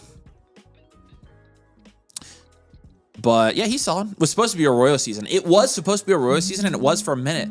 But part of the reason I always like, because a lot of people kind of lump together Gadsden and Arroyo in the same conversations, and I always like Gadsden more because Arroyo had AJ Barner there. I remember saying that early in the season, when his Nate was talking about Arroyo, and I was like, don't forget about AJ Barner. Arroyo had some of the biggest training camp buzz for tight ends. It was him and Gadsden. Yeah, and that was my thing with Arroyo was, don't forget about AJ Barner. And, people were kind of like, okay, seriously. But AJ Barner had a good year.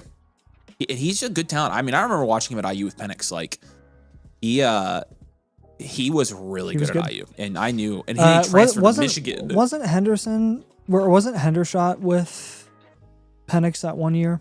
Yeah, because he Yeah, because Hendershot had like a really good year with IU, and it got him drafted. He played a bowl game. He played that year that Penix got hurt. We were in a bowl game with him. Mm-hmm. Yep. That was the Tennessee year, I think, because the Ole Miss year was Penix playing in that game. No, Penix was hurt in the Ole Miss game. Okay, Tennessee so was it was Hendershot that was playing in that game. Because I remember Hendershot in the Penn State game where we beat them in OT, and he had like a really, really big catch or whatever on their game. Oh boy. Or on their game tying drive. JP says, can you push my review back to like 8? I'll message you when I come back from dinner. Yeah, what's your username, JP? Here, actually, you just messaged me on Discord. Is it JP Fire 20? But yes, that's him. Okay, I gotcha. Yep, we can move yours back. So don't do that one until he comes back. Okay, so people are asking me about Tate over Tyson. That right now, if I were drafting this rookie mock, that would just be a market value play because Tate, I can tell you right now, his market value is higher than Tyson's. Whether or not I prefer Tyson over Tate, I don't really care because they're in the same tier for us. They have been the whole time. Mekhi Lemon is my wide receiver one personally, but between Lemon and Tyson and Tate, they're all going to be ranked in the same tier. So I did this again. If I do this again, I'll take Tyson next time. So not reading into it too much. I will say this. Analytically, Lemon and Tyson are a significant step above Carnell Tate. But I think draft capital wise, they're all going to be pretty close unless Tyson were to fall with some medical red flags. Tate's film is just insane. Like we've said this from the beginning. Like his film is awesome. Good. Yeah. I can't remember. Plus, we're not gonna go as far as fading an Ohio State wide receiver. We never have, and we've never gone wrong doing it. And I'm trying to see if that good. Ryan added. Tate's a great option. So Ryan did something last week, and it's not on the Flock version of the bakery. Oh no, it's my turn. Where he actually added a couple metrics and came up with a ball skills. The ball skills thing metric. Dude, did you see my list of I need ball skill calls before he showed the list? Yeah, no, you were pretty spot on. I was so proud. Who do I want here? I'll probably take Simpson at this point. I mean, second round, he's going to go in the first, I think, and it's stupid. I'm going to find the picture of like the rankings he came up with. He's probably wasn't Tate like number probably one or something, right or Tate was up there. Do you have the ball skills rankings? A screenshot. Show the stream. Let's see if he replies. I want to show you guys if I can. But Carnell Tate. Did you just auto draft Ty Simpson? No, I took him. Oh, you did? Okay. Yeah, I mean, at this point in the draft, like, I think that Simpson is probably going to go in the first. So in the second round, as ugly as it is, like, that's probably the pick. I'm not taking a freaking wide receiver. I mean, unless it's Heidenreich, who's technically a running back. So I like the Heidenreich pick, though. I'm mad that Franchise Guys video didn't have Heidenreich at all. But again, I'm hoping he's in the running back. He'll be in the running back video. Yeah. Joe says, people comp Tate to Pickens. I think a better comp for Tate is T. Higgins.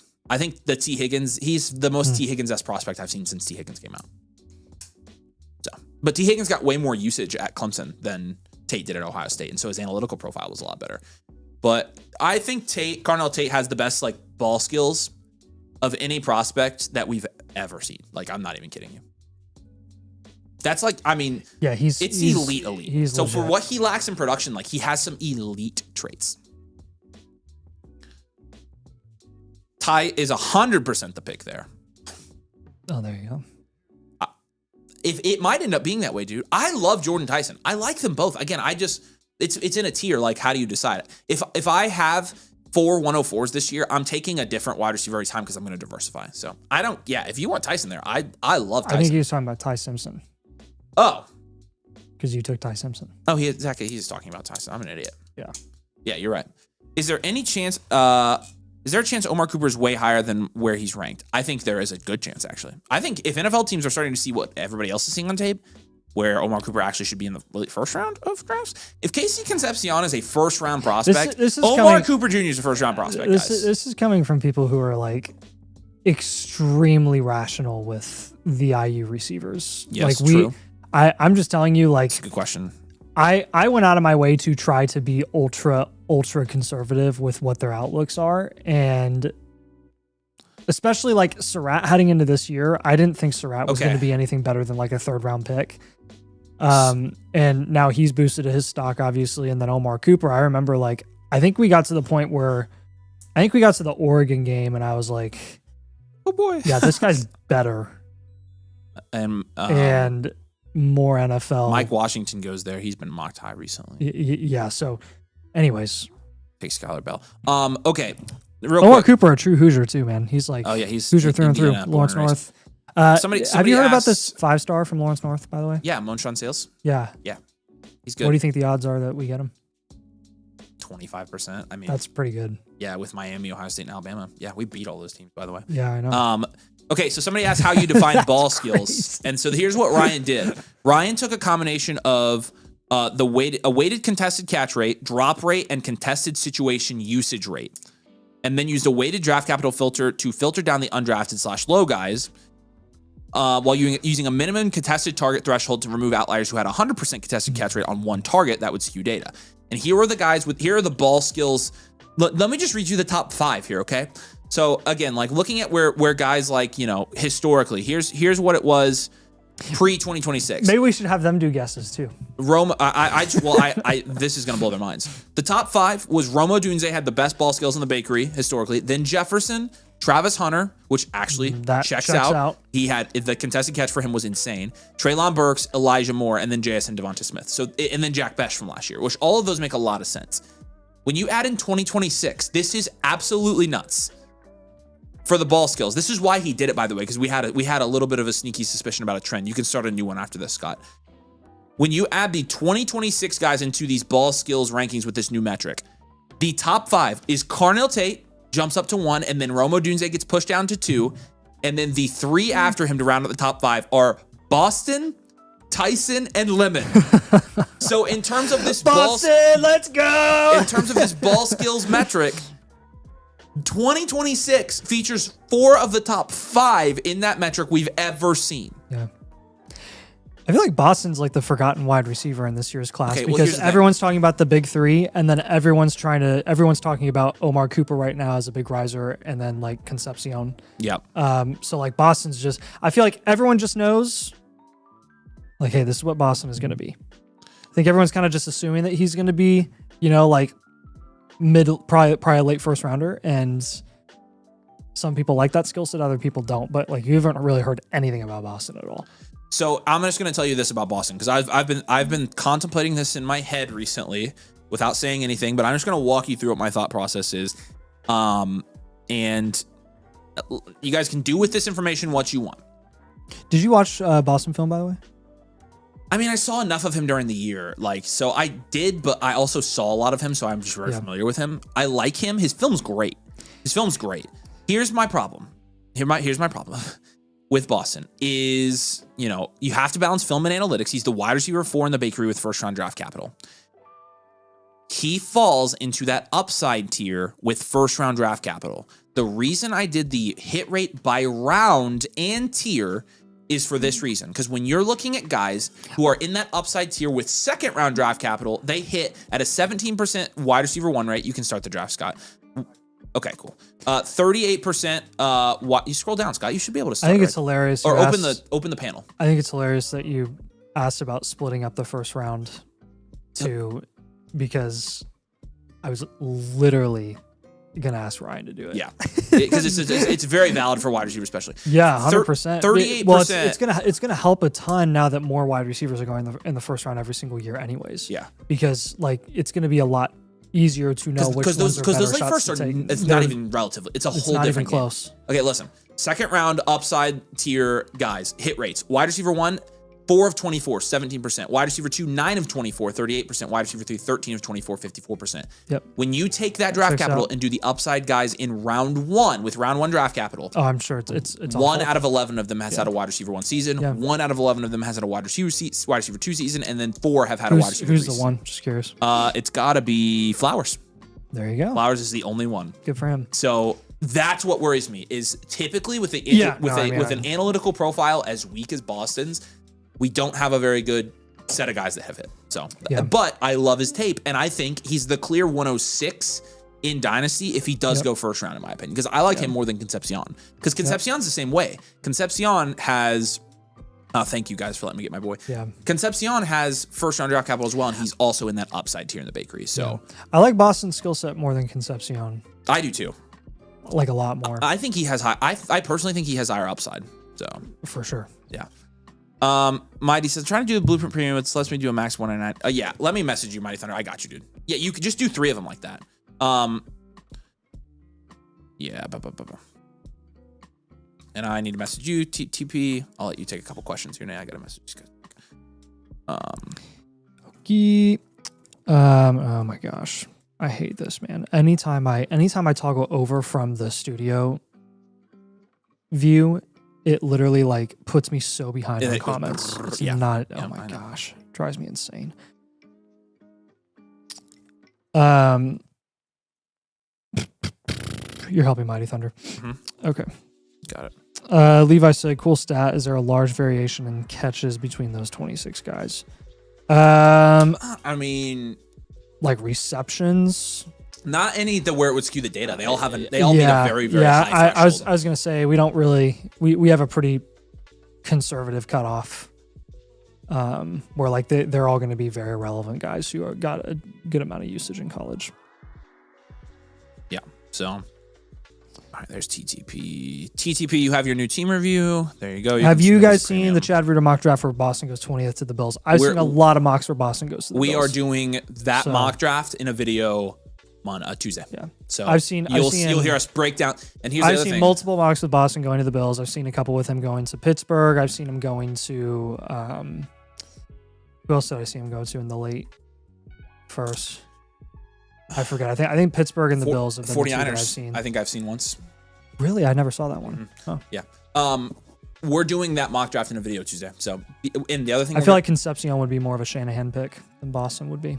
Concepcion is more of a Shanahan pick. And the other thing is, with the mock draft landing spots, one thing we're going to add to that video is we're going to rate the landing spot for each one. Rate the landing spot. Yep. So like Denzel Boston, the Bills, X out of 10, 9 out of 10. Yeah. Oh, I see what you're saying. So we're going to say how good of a fit it would be for them. What about a scale of realistic? We could do both. Yeah. We could do both. That'd be fun.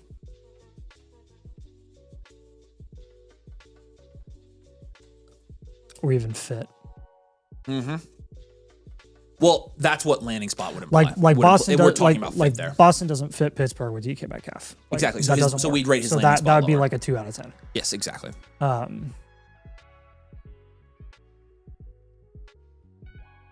Yeah, that's exactly. Honestly, what I'm back when thinking, JSN was drafted to Seattle, that fit was not good. Like that fit was like a like a 4 out of 10.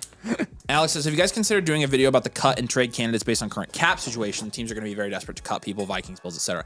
No, we probably, if we were going to do that, that's too niche of an individual topic to do a whole video on. We probably should have thrown it in the last video, and I didn't think of that. So that'd probably be something we talk about on live streams. Michael Pittman, unfortunately, is a cut candidate. No. His cap hit skyrockets this year. Skyrockets.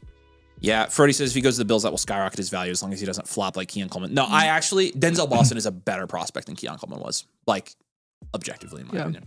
I covered them both, and I like Denzel Boston so much more. Colts cap space 2026. Eric says, thanks, boys. This is great off-season content. Now we appreciate it, dude. Off-season is Dynasty season, so this is our bread and butter. So we appreciate you, dude.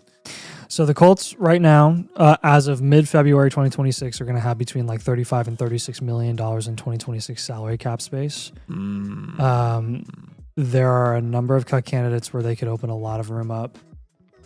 Get another one going, if Scott. they wanted to like. Will you do me as a spectator in the next one? Thank you. But honestly, with that cap space, that's higher than I thought. Well, no, they haven't signed Jones yet, so they are going to have to clean up some space. Yep.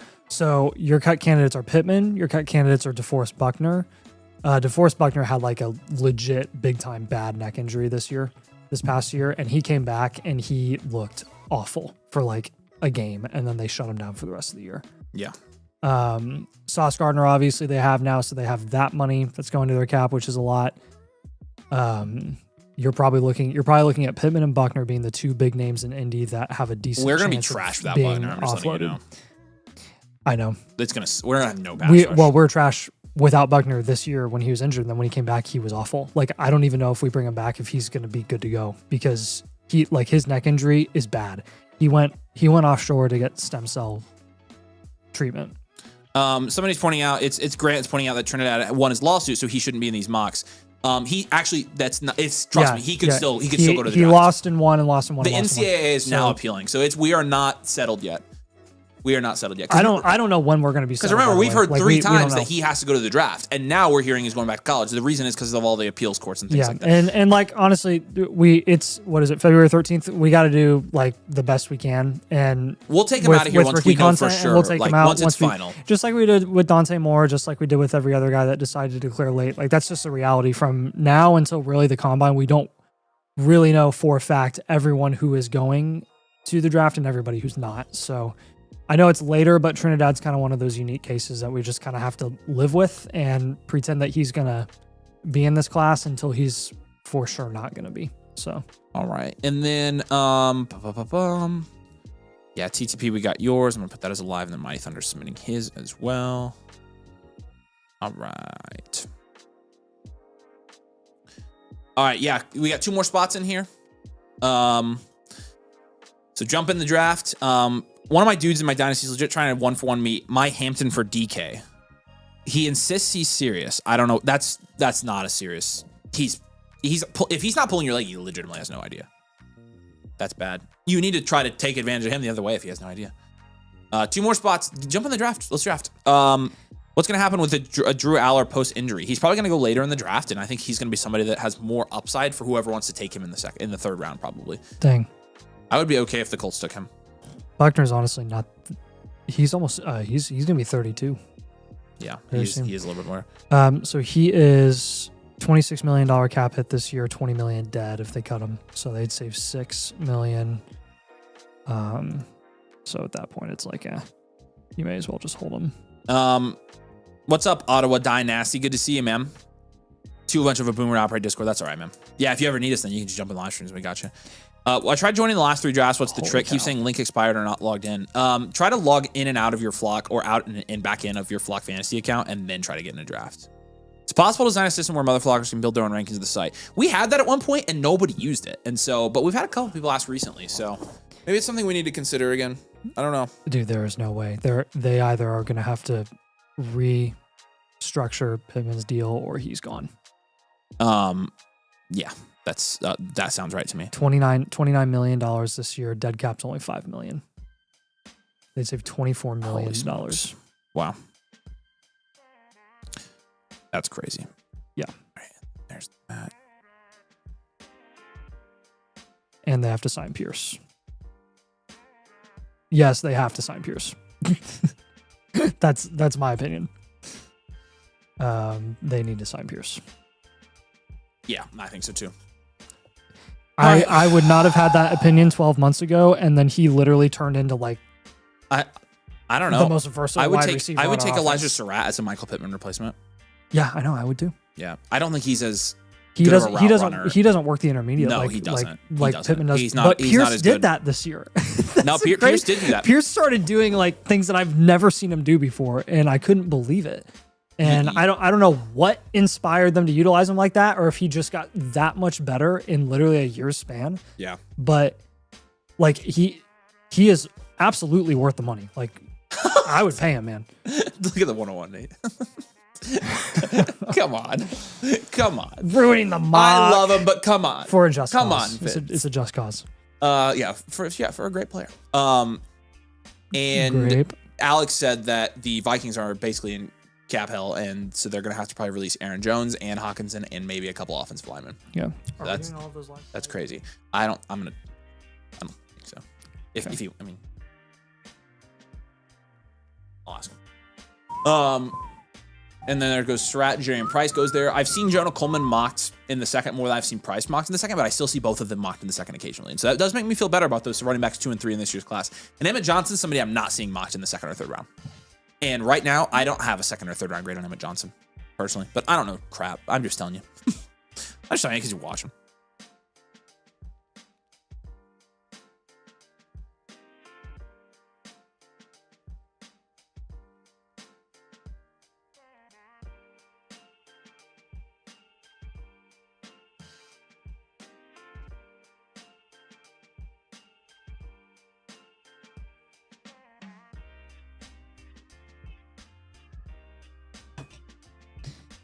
There goes Chris Bell. There goes Jeremy. What do you guys think about Jeremy? People in the chat. There's some people that really like Jeremy. There's some people that are like, eh. Avery doesn't like him at all. I just don't. I don't like that people are putting him in first round of mocks. Like that pisses me off. He's not a first round talent. No, he's not a first round talent. He's not, dude. He had every opportunity to prove that he was, and he didn't.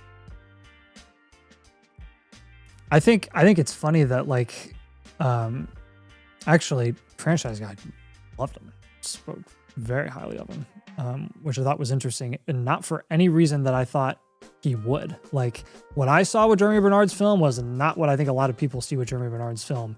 Like a lot of people are wowed by his wow plays, which are like, oh, that was a really cool acrobatic catch. Oh, that was really athletic of you.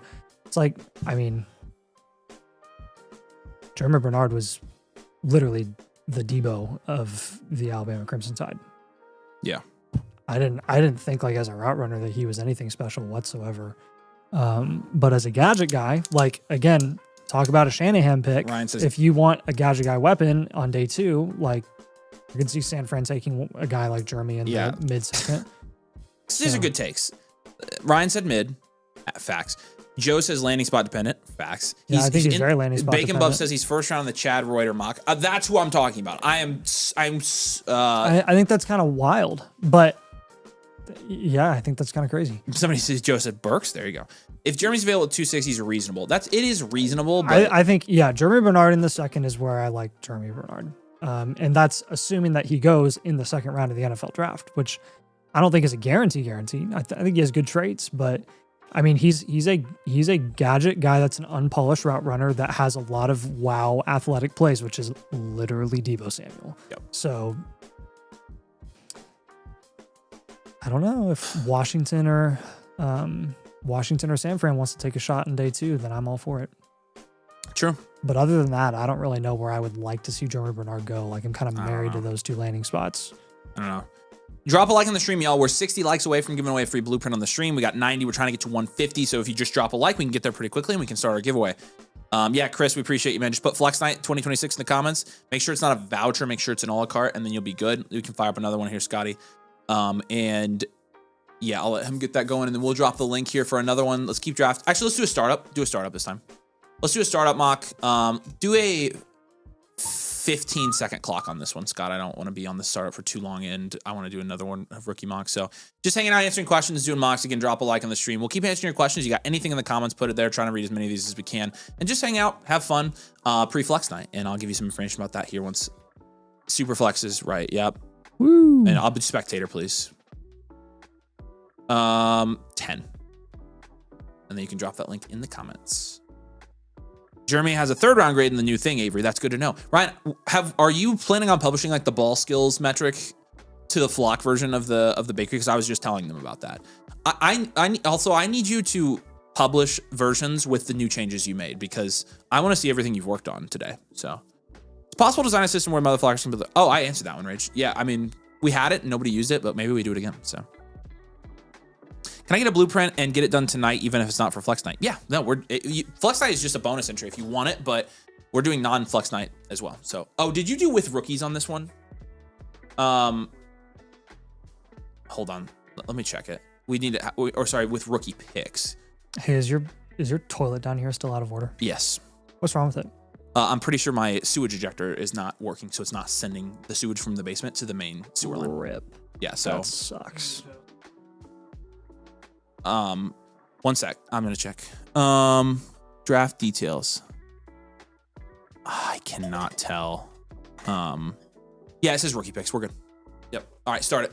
All right, we're doing this as startup mock draft. Again, we got rookie picks in here. It's a quick clock, so it's gonna be a rapid fire draft here for us, but we'll keep answering your questions. Yeah, anybody, you don't have to submit a Flex Night blueprint tonight. We're doing any blueprints that come in, including Flex Night ones. So check the Discord for the ball skills info. We'll upload everything shortly. Thank you, buddy.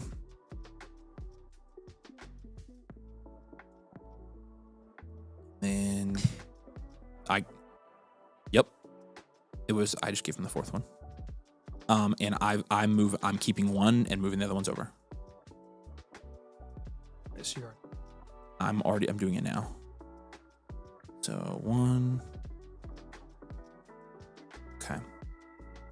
live. Sweet. All right. So yeah, again, just like some last minute details here for you as we go through the startup draft. Flex Night 2026 entries do close tonight at 11:59 p.m. Eastern Standard Time, God's time zone, Ryan. You can Ligma if you have a problem with it. And so if you would like to get your submission in, do it now. You can obviously do a live. You don't have to do a live. Your blueprints do not have to be Flex Night, but we are taking them and they do close here soon because we have to start judging them.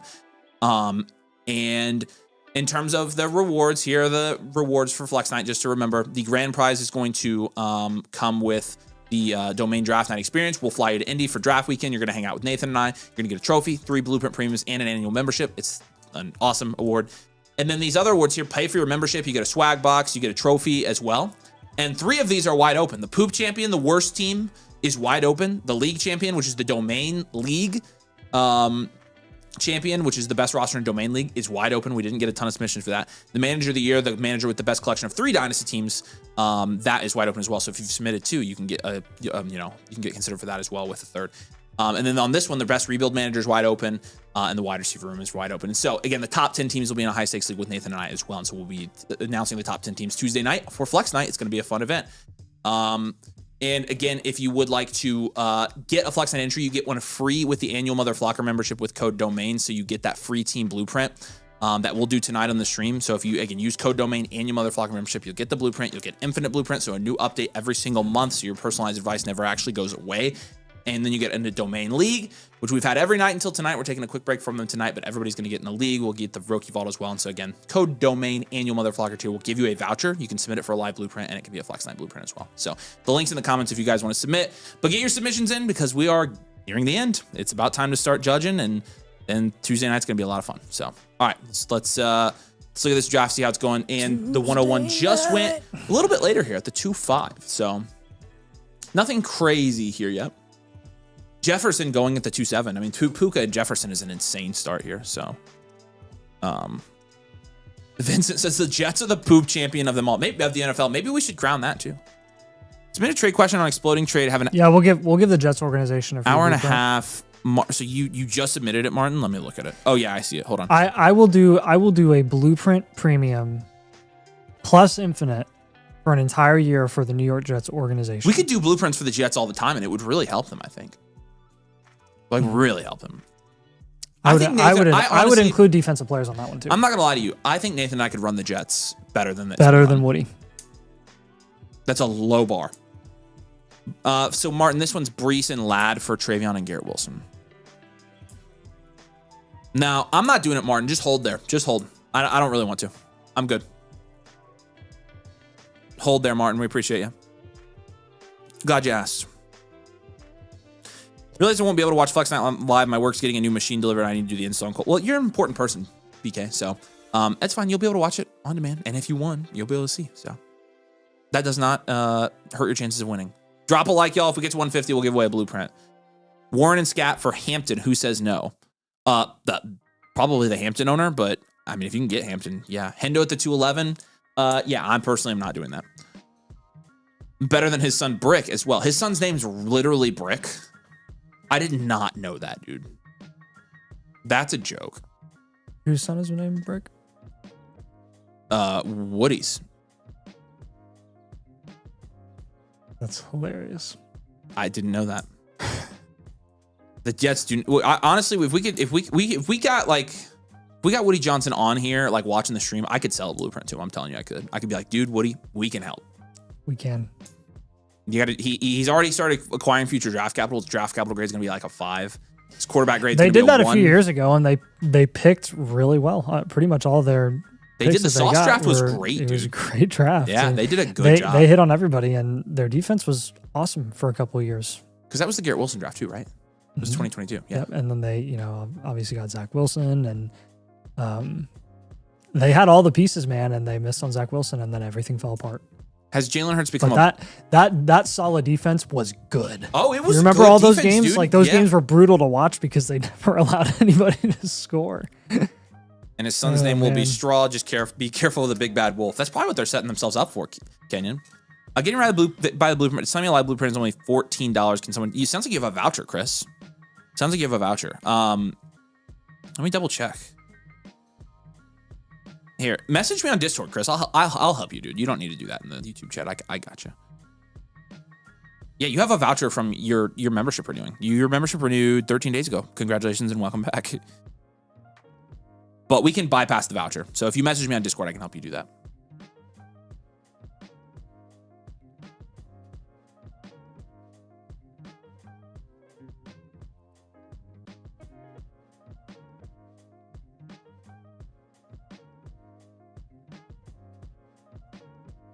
Oh, Ryan sent me his tweet about his ball skills metric. Nice. Just tweeting it out, Ryan. What's up, Zom? Good to see you. Didn't want to take Hurts at 304, but every time someone auto picks ahead. Yeah. Hurts at the 304 that's a good value. I mean, I wouldn't be too upset about that at all. The 103, 104 go there. The 105 goes with Brees and Rashee Rice. Honestly, it baffles me that Sleeper has not made it to where you can draft like this yet. It's crazy. It's actually wild. It's actually it's malpractice. And it's not like they don't know. They just don't care. It's not like they don't know about the Flock site. Like they have to be aware at this point. Like it's literally on content. Well, it's on content all over YouTube. I'm sure they know about from it, us, but not from the Flock people. They don't care because they see us literally streaming because they know it's not a fantasy platform. It's just mocks. But like, yeah, but why would they not want? Because they don't care, dude. Because they know they have a monopoly and they know they just don't care. They only care about making money on their betting stuff now. Yeah, but they have feature upgrades every single year. Like they have the league safe tracker thing. Yeah, that's like the easiest thing of all time. Yeah, I know, but what I'm saying is like because this takes effort. Is what I'm saying. Like they don't care. That's insane. Yeah, they're dumb. I hate Sleeper so much. I hate them with a burning passion. Who runs Sleeper? I don't know. We've like BTJ just went at the beginning of the fifth. I'm mixed up because of the third round reversal here. So you think Garrett Wilson's overvalued? Interesting. I think Garrett Wilson's value is not terrible. So not terrible. I'm pretty sure that every fantasy somewhere. Yeah, Sleeper. No, yeah, you say that in the mic, dude. Like Yahoo, literally Yahoo, like Yahoo Sports. Although we didn't see that email, and then they CBS, never messaged back. Yeah, I know, but which still, is hilarious. It's just funny that like literally like every fantasy platform has in some way communicated with us except for Sleeper. Well, ESPN hasn't, but ESPN has not. Yeah, you're right. ESPN has not. Yeah. Which someday will be on ESPN. We just gotta wait. Yeah. We'll just wait till we get bumped to we'll probably start on ESPN too. And then we'll go on the flagship. I don't know. After McAfee. Probably. Then we'll be like we'll be on ESPN. We'll be on ESPN too while McAfee's on ESPN. Well, I'm thinking someday it'll be McAfee and then Dynasty domain. Yeah. You'd imagine how big Dynasty is going to be. Imagine how many blueprints people will get at that point. That'll be nuts. Dynasty is going to be nuts when we're after McAfee on ESPN. So. Yep. And honestly, I think a lot of people would prefer to watch Dynasty domain over Stephen A. Smith. So. When he runs for president, we'll just take a spot. I'm not voting for that clown. Not because of his politics. I just don't like his sports takes. He's not actually running, is he? I know he's he's not actually serious. I wouldn't vote for Stephen A. Smith to be. He acts serious, but I'm like, there's no way you're serious. He the way he talks about the Pacers, he can lick my left nut. That's how I feel about Stephen A. Smith. The way everyone talks about the Pacers on ESPN, with the exception of McAfee show.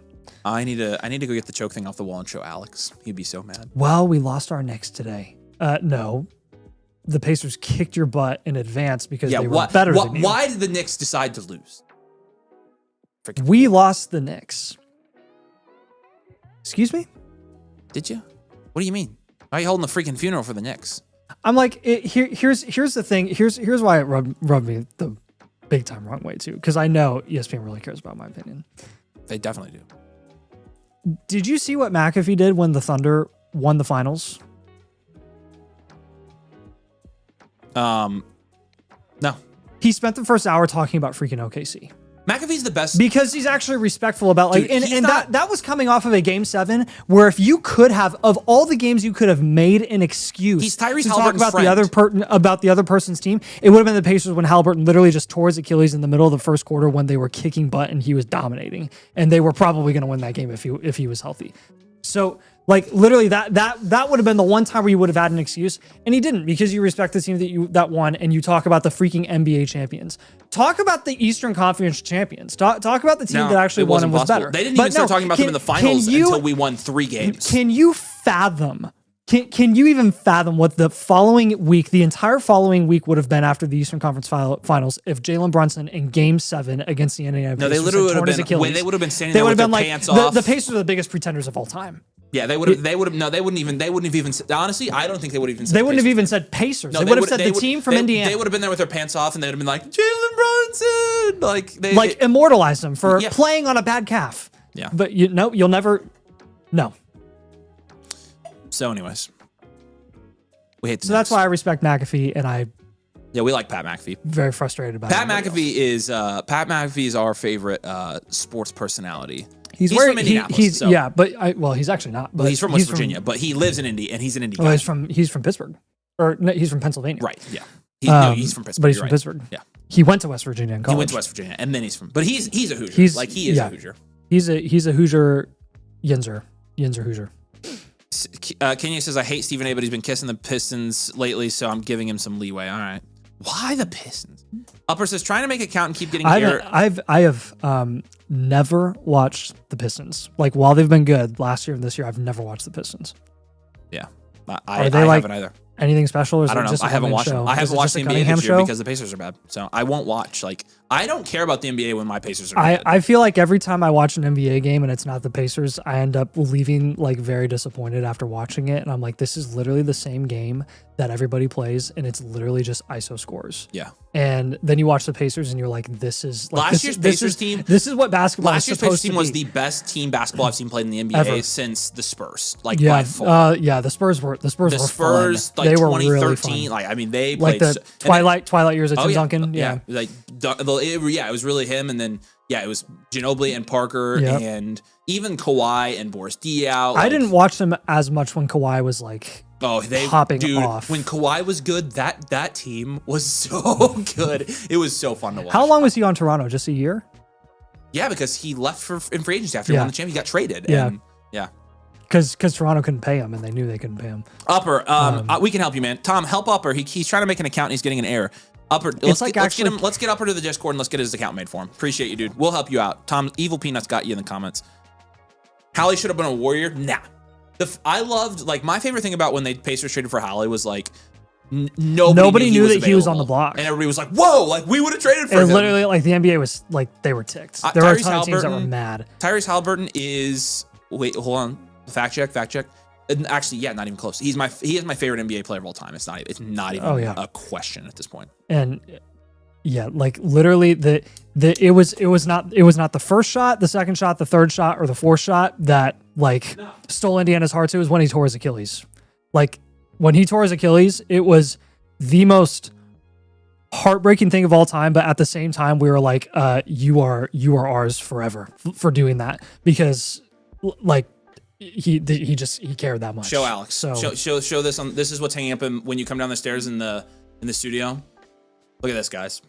Isn't it pretty sweet? I got the Post framed, the New York Post framed in my basement. Look at that. Isn't that awesome? It's good stuff right there. It's so good. New York Post. Good. Those are great memories, aren't they, Knicks fans? All right. Anyways, go back to startup. Those days were fun, man. When we were talking crap like every other day.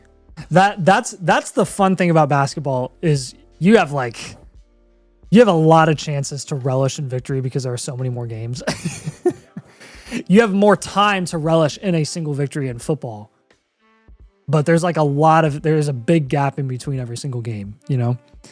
And for the Pacers, it was like every other day, man, they were winning. I mean, those first two series with the Bucks and Cavs, people were dumping on the Pacers, talking about how crappy they were, and we took them both out in 5 games. That was so much fun. That and had two of our two best runs ever. Yeah. The year before, the run the year before was very fun as well. And then once we got to the ECF against Boston was better, but Hallie also got hurt, and we had a couple of other injuries, I think too, and we just we weren't ready that year. But that was a fun Domain run Fantasy too. Basketball. Fantasy basketball is a little clunky, honestly. Like the gameplay for fantasy basketball is a little clunky. So it's really hard. I think it's hard to make content around it. But if you do fantasy baseball, you're a psycho. Here's the thing. Just so you know. Here's the thing, though. If you are on our live streams, we talk about basketball very frequently. So I think we've looked up like fantasy basketball content before, and I think there's nobody makes it. Well, no, there's one or two guys that make it, and the one or two guys that do it are like the guys. Yeah, but I don't even think there's one guy that I've seen that like gets a decent amount of engagement. I don't even think they get that many views though. I think the market is smaller than Dynasty. 1,000% is. Yeah, when I say a lot of views, it's like 10 to 20,000. Alex says that was a rough game to watch in person. Neesmith went super Nova at the end. That was literally the most insane thing I've ever seen. I was gonna say Halliburton gets all the credit for that shot and that like classic choke thing, but Neesmith is the one that got us there. Neesmith is the one that even gave us a chance to be in that position for Ali to take us home. People, you got some fantasy baseball players in the chat. But that's the fun thing about the Pacers last year is it wasn't Halliburton that was just single-handedly taking us to these wins. It was like, for the third and fourth quarter, somebody else is literally going to take the team on their back. It's going to be Siakam, it's going to be Neesmith, it's going to be Nemhard, or it's going to be freaking it's going to be it was Thomas Bryant that game against the Knicks. Bryant? Yeah. Yes. Yeah. You're like, what? And it's which is just so fun because I loved him at IU. We already loved Thomas all of them have different styles Rookie too. mock So Scott. you're kind of just like admiring their style of play. It was Mathurin in the finals. Oh yeah. That one game. Yeah, it was. Game 3. Yeah, whatever game. So yeah, game 3, the one that we didn't blow. Yeah, that's crazy.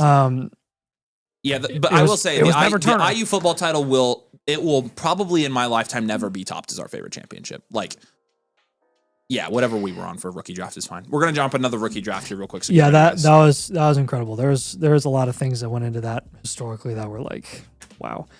For whatever reason, man, I like if the Colts win a Super Bowl, I will weep. Yeah, I would too. Like, I will weep. I'm so far in the wilderness with the Colts that I can't even imagine that. I know. It's getting to that point. Yeah. It's getting to that point where it's like, we will never. Chase says, convince my commissioners in 2 leagues to renew the leagues today. We are so back. With that, you are absolutely so back, dude. Let's go. Now you got to tune in. We got to get going. We got to get going with your teams, bub. We appreciate you. Welcome back. I had a fire draft, but whoever took 3 QBs. Yeah, we didn't do much analysis of the mock there, which is fine. We got into another discussion, but some of y'all are fantasy baseball psychos. I appreciate that. I'm working on it. Yep, I got it. I don't know. Yeah, he somehow had another one. I don't know how. So that's very weird that he got 2. Yep, he's doing a premium, so. Yeah, he was very nice and told me. I was like, thank you.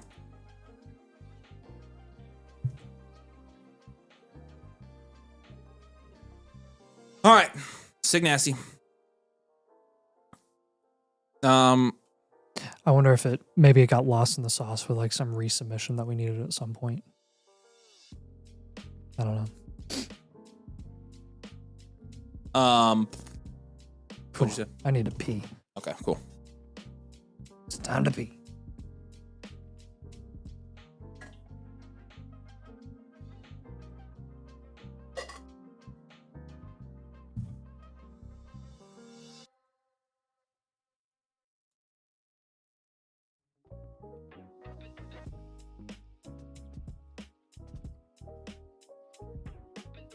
Hey, Alex, you need to send me the picture of you, whatever picture you're in of that game. I'm going to put it up on the screen.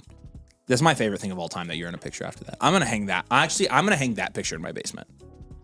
No. The one with Alex in the background at the game where Tyrese hit the shot and you can see him behind the goal. It's so funny. I'm going to hang that. That way, if you ever come visit, you have to see it.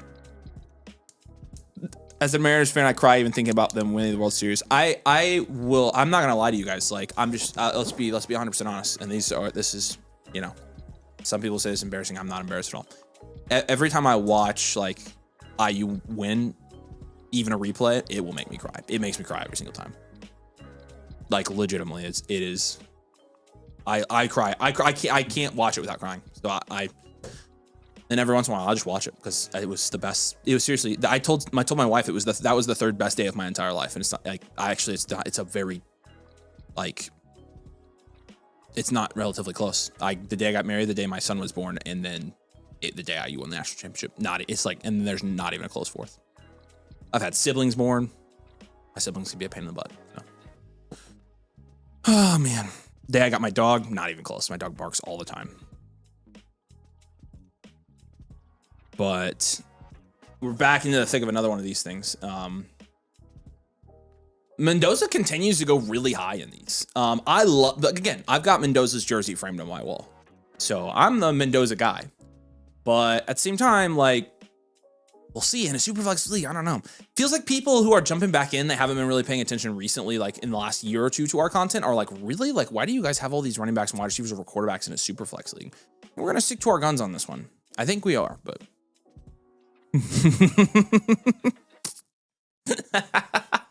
Oh my gosh. Okay. Here, Scott, I'm sending you something I want you to put on the screen. Okay. I was gonna dox you, Alex. I don't even care. Get over it. How about that Colts most recent Super Bowl 20 years ago? Hey, Tom, how you feeling after last week, huh? How you feeling after last week? We've won as many Super Bowls as you in the last 5 years, so I don't think you have that much room to talk. Tom's talking crap. The Colts not winning a Super Bowl for 20 years? Like, yeah, well, I mean, hey, what we could have done is we could have just deflated the footballs if we wanted to. Yeah, deflate those balls. Okay, look. So the lady in the white right there, Yeah. Alex is literally the guy right behind her, like right over her arm. On the left, so in the white jersey behind it, that's Alex. That is our own Far and Fuego right there. Look at Tyrese doing the choke, literally right there on the picture of my wall, and he's sitting there looking at it. He's like watching it happen in real time. I hope it hurts so bad, dude. My favorite thing was seeing the videos of people taking videos in the arena, and they were literally like, when it bounced off the rim, you heard like, yeah, and then it went down, and it was like, yeah, the air got sucked out of there. It did. You That heard was like a small like percentage of people cheering. Yeah. Now Michael Trigg goes there. Michael Trigg is a good pick right now. He's somebody that we should be keeping our eye on from a tight end standpoint as well. I think these tight ends, late round tight ends, will be better picks this year even than they normally are. And those are that's always the position in the second, third, even secondly third and fourth round that go up the most in value by far. So keep that in mind. But science proves that was fake. Yeah. Just like your lineage. Dude, I would love to see the sports science on that shot. Science, like what Tom, science just told me that you're adopted. Sorry. That's breaking domain news. You're adopted. Dang them. Yeah, kind of sucks, but the parents didn't tell you. They told us though. I knew it was going in once I saw it go up. I said, "Oh no!" to the person next to me. Oh, I hope it hurts so bad. I did love the Bing Bong bit though. When the Knicks were beating the Celtics, that was so funny. Bing Bong. But then doing it to the Knicks fans was the best thing so funny. I think that ever happened to me. What do you think? What do you think the Knicks' chances are this year? If they don't have a chance. If you were to put money on Knicks, Cavs, Pistons, Celtics. Not the Celtics without Tatum. Well, Tatum might actually come back. He's playing in the G League right now. He's playing? I did not know that. He's in the G League. He's like, yeah. So this is you guys are so lucky the Pacers aren't healthy this year. Yeah, we just be back in the finals. It's all right. We will be next year. Next year we'll be back. Well, we better freaking. The Cavs have Harden, but I just don't believe in Harden. I don't either. Honestly, I can't imagine how Harden works with. I don't know who's winning the East, guys. I don't know. Like, how does that work? I guess Donovan Mitchell isn't like a. I don't know. I mean, he kind of is. So I don't know. I don't know how it works. I don't know. I won a bonus bet from the Super Bowl touchdown fed on FanDuel and put it on the Knicks to win it all. Okay, so you burned your money. That's not very smart, Alex. You could have gotten a blueprint with that probably. James Harden this year was like, yeah, there's no way we make the playoffs. And then he begged the Clippers to trade him because he's like, I have to keep my streak going. Please get rid of me now. Send me to the Cavs. And they did. Zach says, for a really good return, by the way. You knew it was going in as soon as it went up. That does sound kind of sussy. All right. I got to go to the bathroom real quick. There's a couple trades if you want to answer them for me, Nate. Yeah. Trades as in the site. Yeah. Okay. So You got Land of the Cleaves. Got your submission, man. Martin Jr., this is Brees Hall and Lavin Conky for Garrett Wilson and Henderson. So basically, dang. Actually, value-wise is a fair deal. I'm good with you taking the Garrett Wilson and Henderson side. It's honestly, it's a little more risky, but the value is there. I'll call it a fair deal. It's fine. Big Kev says, Justin Jefferson from our 101. Hammer, yes, right. Actually, Jefferson and the 101 are in the same tier, market value-wise. So, like, smash accept, no, if you want to take it for Justin Jefferson, like, I'm not going to fault you for that. It's Justin Jefferson. Like, take the best wide receiver in the league and hope that actually turns into fantasy points this year. I think last year was an outlier more than anything. I think JJ McCarthy was that bad. There are so many metrics that show that JJ McCarthy was historically one of the worst quarterbacks that won the first round that we've like ever seen from a production perspective at the NFL level. I just heard my sewage ejector go off, so maybe it is working. Okay. So yeah, I think that's fair. If you want to do that. Wondering. Mighty Thunder. This is Kyler and a third for the 111. I'm holding Kyler until he signs. Yep. I'm holding Kyler until he signs. You don't want to sell him now anyways. If I'm telling you, dude, if he ends up going to the Vikings, people are going to lose their mind. Oh, yeah. People will lose their mind. I'll lose my mind. And Ryan will lose his mind. A lot of people will. Corsac said, I'd be sending this. Is it unrealistic? Would you add a late second or third to get it done if needed? So you're sending Hampton, Addison, and Hurts for Bijan, Rasheed, and Love.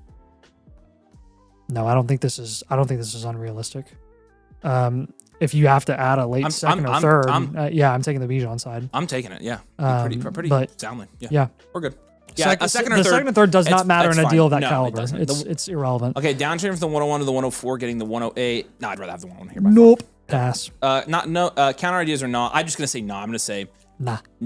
If you're going to downtrend from the 101, down to a receiver or something, don't do that. No. All right, and then we do have a yes, Jeb's next, and then Racing Boy, and then Mighty Thunder, then Land of the Cleaves. All right, let's keep it moving. I will check the new Ryan, but we got to do reviews now. Sorry. All right, let's do this. Jeb, are you here? Say hey, man. Let us know that your team is correct, because this is a little bit of an older league ID, but it should still be fine as long as that your commissioner truly hasn't reviewed your league yet. The league name is Hoosier Has-Beens. Nice. This is a 10-team start 10 Superflex league. This is a Hoosier-themed league. What's the team? What's it? Premature Egentilation. That's kind of funny. What'd you say? Okay. Let me see this. Okay, cool. 10 team, 1 QB, full point PPR. And you're kidding me. What? It just doesn't, it's not been consistently loading for me recently. Doing the thing. You know the thing. Okay, there we go. All right, so for this one, production share. Wow. Oh my gosh. 13.8%. Is this a Flex Night one? Yes. Okay. That's first in your league, and then value share is 17.2%. That is first in your league as well. Bo Nix and a 1 QB is like a 5, 6. We'll give you a 6. Bijan, Genty, Hampton. Wow. 10. Puka, JSN, Amon-Ra, Puka, Ladd, that's a 10. Laporta, Gadsden's a 7. You have no draft capital this year. You have a second and a fourth, but you have a first next year. 7.6 overall here. Bench is an 8. Muy bien. This is, let me count. Hold on. Let me just. 10 team. Is a 10 team. It's still very close. It's still very good. Yeah. I'm just trying to, without the, you've got the 27. I'm probably going to say, I'm going to give you elite value here. I think with Puka, Bijan, JSN, Amon-Ra, Hampton, that 5 is going to be almost unbeatable. So this is a contending team. Contend. This is a well-rounded elite value team. It's very close, but I want to give it to him. Let's see if my choice is defended here. 48% of your team's value is at wide receiver and 33% at running back, and then the other remaining 15% is at tight end, draft capital, and quarterback, 15 to 20%. And so you have a 25% value share at both running back and wide receiver. You own a quarter of your league's value at those positions. It's just insane. 6% at quarterback, 9% at tight end. Your average age each position, you are 25 at quarterback, 22 and a half at running back, so very young, 24 at wide receiver, very young, and 25 at wide receiver, or tight end, very young. Your insulation score is brought down by your QB insulation here, which kind of makes sense, but it's still a 7.8. Your production's an 8. And your situational is brought down by your tight end situations, but it's a 7.5. You're first in our power rankings. 29.2%. Did these colors change on purpose for the categories? Did she change some of the other colors around? Yeah, it's more in line with where they actually fit. Okay, cool. So the upside shots are supposed to be, yeah. Yep. Okay, that makes sense. Yep. All right, actually, I get what you're saying. Upside shots, 29% of his roster. Here are the upside shots. You've got Monungai, Quentin Johnson, Aronde Gadsden, Woody for Marks. example, look how pretty when it's. That's the truth. Yeah. Okay. Yeah. But he does have 6 cornerstones and 3 foundationals. I stand by my elite value thing here. 25% of his roster is cornerstones here. This is a great roster here, Jeb. And he did say, oh yeah, I forgot to read his comment. Flex Night, last year you guys graded us as a wide receiver factory. Congratulations, dude. You're an elite value now. Contend, reload. Made several moves. Acquired Hampton, Bijan, Baker, and Sutton. Won the ship. Only lost 1 matchup. The league just switched to Superflex. Oh! This is Superflex. This is Superflex League. Okay. That Bo Nix and Baker is probably still a 6, right? Yeah. So we'll stay with that grade. But that's going to be something we change a little bit. And excited to hear your opinions. He says, Hoosiers. Appreciate you, dude. Go Hoosiers. All right. Great team, dude. Holy smokes, Jeb. Yeah, he's here. Okay, cool. And he says it's correct. All right. This is a great team. They're great. Wow. This team's awesome. All right. Let's do this. Yeah, I mean, moves-wise here, like... Oh, I got to read something real quick. In a 10 team, you want to be flexing as many running backs as possible. So we're going to give you some ideas here. Who are the players that you don't have that are the best in the league? Bijan and JSN and Puka you have. So that leaves Chase. That leaves Lamb. That leaves Gibbs. Every single one of those guys you should be targeting. I would take Ibuka and Ladd and probably up tier. Another option, if you can't do the up tier, is just pivot from Ibuka. I would be looking for like a Nico, a James Cook, maybe an Olave. Another thing to look into is tight end. Let's up tier from tight end. You have Sam Laporta and Gadsden. If you package both of those guys, you'll probably get decently close to Loveland, depending on how he's priced in your league. Obviously, you're going to have to pay more to get up to McBride or Bowers. You just get that idea there, though. Take Laporta, take Gadsden, take some depth, and get up to Brock Bowers or Trey McBride. You have the ability to do that on this team. Let's take JJ McCarthy and Cortland Sutton, and let's up tier to like Shuck, Kyler, or Jared Goff. You may as well. Because this is a super flex league. JJ McCarthy is your third QB, is not going to do anything. Shuck, Kyler, and Goff are more likely to be starters this year. / they're guaranteed to be starters this year. JJ McCarthy is not. Now, some lower end moves. He also says to start 10 this year. That's I think that's what we have it as. So yeah. Woody Marks and Kyle Monungai, I would just package both those running backs, get to guys that we feel a little more comfortable with. Derrick Henry, Travis Etienne. If you want to go wide receiver, you try to get Addison, something like that. And then take the second and Quentin Johnson, same sort of thing here, same sort of theory, just trying to get to guys that we feel a little more comfortable with production-wise this season. Devontae Adams, get your short-term league winner assets, Henry and Devontae Adams in that value range. Try to get high upside guys as insurance plays. Like, hey, if you own Michael Wilson, let's say Marv goes down with injury next season, you own him, you have a ton of leverage there to trade him away and get some crazy haul in the middle of the season, or maybe he ends up being a flex option for you depending on how he's producing. Just, again, those types of moves are what we're looking for. all right, any questions here, Jeb? What questions do you have? This is a great team. It's such a good team, dude. He said he punted the startup 2 years ago, drafted all the wide receivers, and took advantage of desperation and acquired Bijan and Baker. That's crazy. Those are my best teams in Dynasty right now, are the teams that a couple of years ago, I went so wide receiver to a point where I essentially reloaded the first year, and they all turned into championship teams this year. So that was a great strategy. We need to do some kind of study on startup drafts and see, like, I bet we could find one where like how we could find the build that most often turns into a championship team. Marv Owner is my best friend. He won't trade with me. Is what he said, by the way. Yeah, the Marv Owner, that's fine. I don't have Marv as Yeah, we didn't give you that one. target for you. Freddie, I don't think you've missed yours. You're good, man. All right, and the link is down there below if you guys would like to get your team reviewed tonight. Again, premiums do jump the line, but Flex Night does end in 4 hours. All right, so there Just we go. under Get your submissions in, 11:59. Yeah, just under 4 hours until Flex Night ends. We'll be here doing reviews. You don't have to submit a Flex Night review for tonight. If you have one you don't want to enter, we can do that as well. Again, premiums jump the line. And again, sign up with code domain and you motherflocker to get that free blueprint and the free Flex Night. So again, if you're not a member, it's a great time to be one. I was looking for tiers up at quarterback and tight end, which you answered. Yep.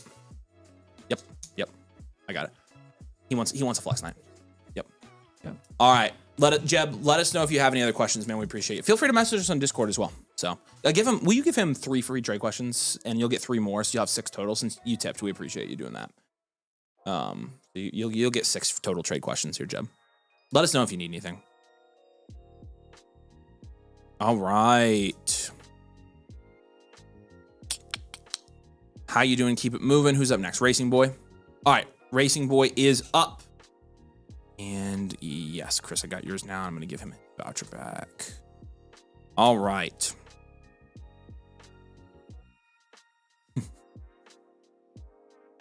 I knew it would happen today. I was 100%. All right. Let's do this, Racing Boy. Say hey in the chat if you're here. This is Baby Bat Gibbs. This is an updated one. So I think you had already submitted one for Flex Night, and this is the one you said, hey, I actually made a lot of moves. This is the one that's going to be considered for... Yeah, this is This is going to be the one. Yeah, I mean that's why. Yeah, that's why we used to do it. I know. But Baby Bat Gibbs here. This is a 10-team super flex. It is a half-point PPR league. It is a full-point tight end premium. It's a 13.5% production share. Holy crap, that's first in your league. Oh my gosh, 20.3% value share. That is first. Oh my gosh. Oh, you have the 101. Okay. 10 at quarterback, 10 at running back, 9 at wide receiver, 8 at wide receiver, and a 10 team. Loveland, I guess we're giving with that's a 9. It's a 9. Draft capital 8. No, I draft capital 10. I'm sorry. It's a 10. You have 2 firsts this year, the 101, 105, 3 firsts next year. Holy smokes. 94th percentile, elite value, well-rounded, contend. This one's crazy.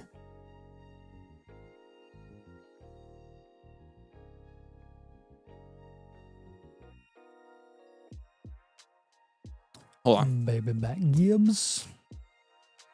The overall is a 9.2. Okay, wow. All right, so your value is split into quarters here. 24% quarterback, 24% running back, 27% wide receiver, and then the other quarter is made up of draft capital and tight end. 16% of that last quarter is draft capital. Okay, you have a 19% quarterback value share, 23% running back, 17% wide receiver, and 17% tight end value share. You own 17% or more of every position in your league. That's crazy. Average age at quarterback starting is 26, 23 and a half at running back, 22 and a half at wide receiver. That's nuts. And 21 at tight end. Holy crap. Insulation is a 9.8. The only place you don't have a 10 on insulation is wide receiver. It's barely. Production score 8.5.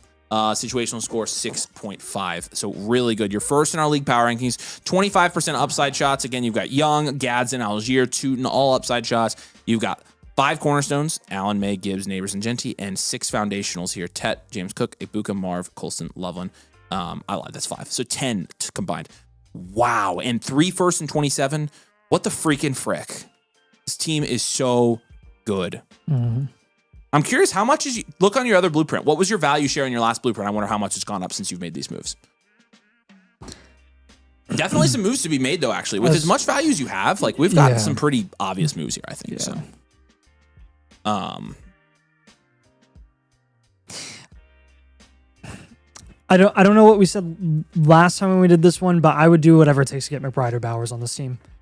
You have Colston Loveland right now. That's great. You got a ton of depth at tight end. Use Loveland, use your depth, and get McBride or Bowers. I'm gonna stick with that.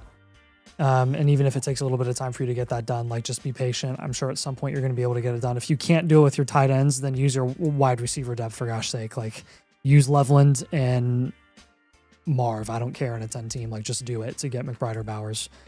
In a 1 point tight end premium, like pay the price. It's worth it. Yeah. Wow. We can do whatever we want here. Yeah, we can. Yeah, we can do whatever we want. We're gonna go ahead and take. We're doing basically all up tier ideas here. Igbuka and Marv. So we'd be looking at probably. You don't have Amon-Ra on this team. I've got you doing an up tier from Neighbors. Use the 27 first with Neighbors and find a way to get Bijan. If you have Bijan, Gibbs, Genty, Cook, and Jeremiah Love on this team, then that automatically, congratulations, not automatically, but essentially wins you the running back award. You're already almost there because you already are going to be a contender for that with Love, Gibbs, Genty, and Cook. So Igbuka and Marv, again, get up to Amon-Ra, get up to CeeDee Lamb, get up to Jefferson. I'm literally naming every single guy that's in the top 24 of ADP for because you you don't have because you gotta get them. The ones that you don't have in top 24 of ADP, you need to get. Because you have Allen and May. Yeah, Alex says the 105 plus either Marv or Igbuka could land the perfect wide receiver one for this team. Great idea. I actually really like that idea. Yep. So another up tier concept that would be like a smaller up tier, but still worth it. Again, Drake London. Take like Marvin Devonta Smith. Go for London. Go for Hampton. Go for Achane. I am literally, dude.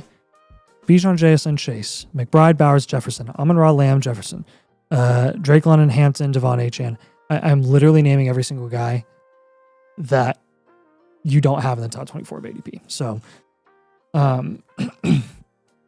you have the flexibility to take advantage.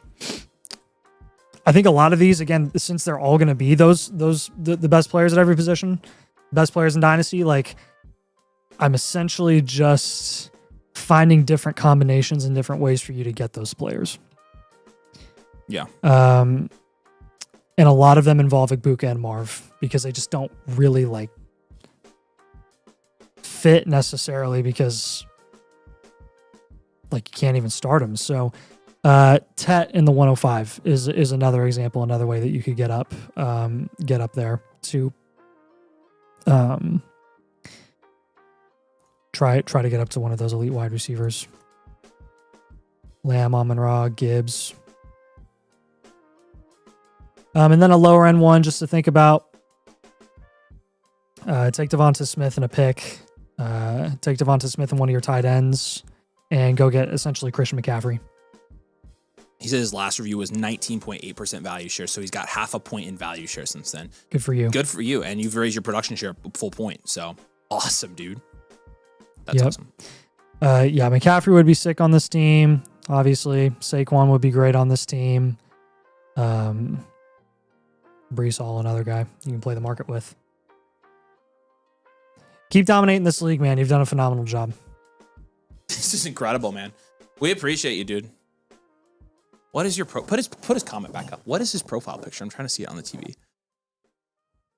To infinity and Bijan. Nice. That's good. That's good. It's Bijan as Buzz Lightyear.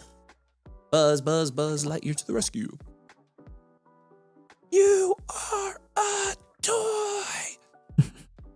Great crash out scene. That is a good one. Also, I've always wanted to go to Pizza Planet. All right. How you doing? Dude, me too. Every time I see it, I'm like, dang, that looks good. Pizza sounds pretty good right now. Racing Boy 24H. Say again? That was his username. I lost it. It's got moved over. Okay. Sweet. All right. Mighty Thunder. Are you here, dude? I know you bought a bunch of them, so we appreciate you. Say hey. All of these are going to be in for Flex Night, by the way, but this is the one you wanted live. Happy to do it for you, dude. We appreciate you. And welcome back, by the way. Brand new renewal, and so we're excited you're back for another year, dude. We appreciate you a lot. Racing Boy did say the Amon-Ra St. Brown owner said he'd do it for Neighbors, but I'm hesitant because he's so much younger than Amon-Ra St. Brown. You know how we feel about that, dude. We are fine with it. So we like the points, and we like the playing through injury thing.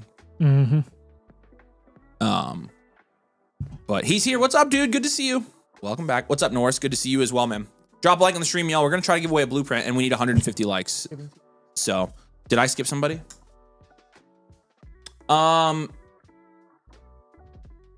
Yeah, TTP is a premium. Yeah. We're gonna Mighty Thunder. We're gonna do TTPs first, and we're gonna be back to you. TTP, aka Edgar, say hey, man. I told you, don't ever scare me like that again. We were TTP-less for. That must have been Tom's doing. For like a week. It was my doing. What was it? What was Tom's doing? The premium, getting him the premium. Yeah, I did it. Yep, he wanted to upgrade. All right, it's a flex night one as well. Appreciate you. Some notes are that the league is not rolled over yet. We can see that. I'm gonna be going for Jefferson when it does, and the Smiley team guy won't trade with me. Okay. Look at all those pickings. Look at all those pickings. All right, let's do this TTP. All right, sweet. This is from Whack Dynasty, by the way. Yeah, look at all those pickings. Those are snow geese in the video, by the way. I've hunted those before. They fly in ginormous flocks. If you live anywhere in the Central Flyway, you know that, or really even the Mississippi Flyway. Yeah, you see them a lot. You live in Illinois, you hear them all the time. So I'm sure some of you guys are very familiar with snow geese. All right, 10-team Superflex, not Superflex, 1 QB, 1 full point PPR, 14.2% production share. First, 18.2% value shares first. Good gravy. Oh my gosh, look at this. Good team. gravelicious. May and Purdy's a 9 with Stafford. Genty, Hampton, Bucky, Chase Brown is a 9. JSN, CD Lamb, that's a 10. Pickens, Rice is a 10. McBride's a 10. Draft capital, you've got one first next year. It's a 4. 2. 1 for 1 3, first. 2. I don't know how early it 3. is. But. It's an 8.2 overall on this team. You have that. Who's that? Where's the Cabronis team, Scott? Yeah. This is elite value, BC Dubs. Oh, I don't see it on there. That's his name. Okay. Yeah, elite value all around. This is insane, dude. I don't know if we've done this team before. This is crazy. This is a contend. This is one. Let's talk about your since it's a premium. Let's talk about your value proportion here. 40% wide receiver value. So that's not his. We're doing TTPs. His name's Edgar in the chat, so you should see him as well. What's up, dude? Good to see you. 40% of your roster is wide receiver value. 25% of it is running back value. It gives you 65% between the two. That's perfect. Quarterback is 20% and tight end is 12% here. Okay. So, 14.5% value share at quarterback, 20% value share at running back, 22% at wide receiver, and 26. That's actually crazy. It's cracked, dude. And you're under 25 at every position. Your 3 factors, oh my gosh. This could win analytical champion. Your insulation is a 9.8, your production is a 9.5, and your situational is a 9.3. 9.3 or higher in every 3 factors. Nuts. Yeah, your first in our power rankings, obviously. You have, oh my gosh, 8 cornerstones and 3 foundationals for 11 total between the two. It's 32% of your league cornerstones, and then your team is cornerstones, 12% is foundationals. Dude, holy crap. Did he say anything about that pick yet? Man, he could easily win. Where it is? It's a 27, so I don't know if it's supposed to be early or late, but it doesn't super matter. It's an elite value team either way. So. Yeah, because we'll be shopping it. Basically, I just want to get an idea of where it would be priced. Holy crap. What a team. All right. Well, in terms of moves, I mean, looking at your starting lineup, it's a good team, man. And you've done a pretty good job managing your depth. You do have some guys, like you're going to have 2 of these 4 guys on your bench, Bucky, Chase Brown, George Pickens, or Rashee Rice. So we do have a little bit of room to up tier here, I think. And so I think that's what we'll start with some of your moves here. So. Yeah, so Bucky, I gave you a pivot idea with Bucky to start. Like if you can't do an up tier, the up tier is going to involve Rashee and Bucky Irving. Spoiler alert. But like Brees, Quinshawn, James Cook, I would pivot from Bucky for. Now the up tier, which is preferable, I would just try to get the best guys. Gibbs, Bijan, Amon-Ra. Rashee Rice, again, if you do the pivot from Bucky, that means you're probably looking at a pivot from Rashee Rice as well. Nico, James Cook, Jonathan Taylor, those types of guys, just trying to raise your like upside opportunity as much as possible. I mean, take CD Lamb in your 27 first and just get Jamar Chase and Bijan, Puka. Take Drake London in your 27 first. Like, you choose which one you want to move.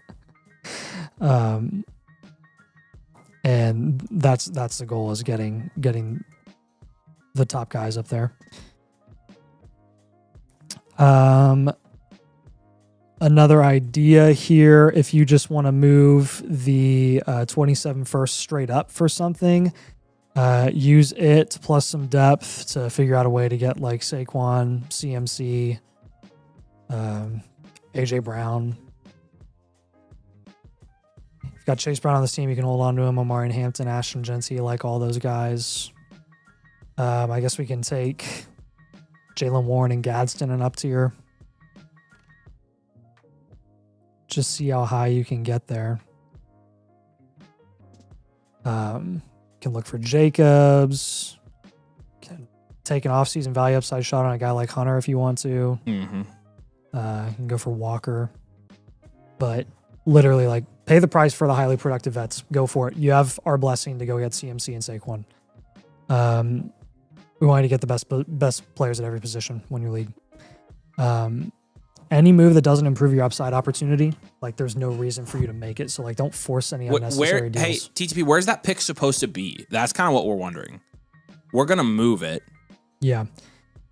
Which I had him moving it for, like, one of those productive vets. So, CMC, Saquon, AJ Brown. But a lot of your moves, again, those top 3 moves are going to be centered around, like, moving some combination of Bucky Irving or Rashee Rice, or separately, together, ideally together. But then the Drake London plus the first to get you up to Chase, Bijan, and Puka is going to help a lot as well. So,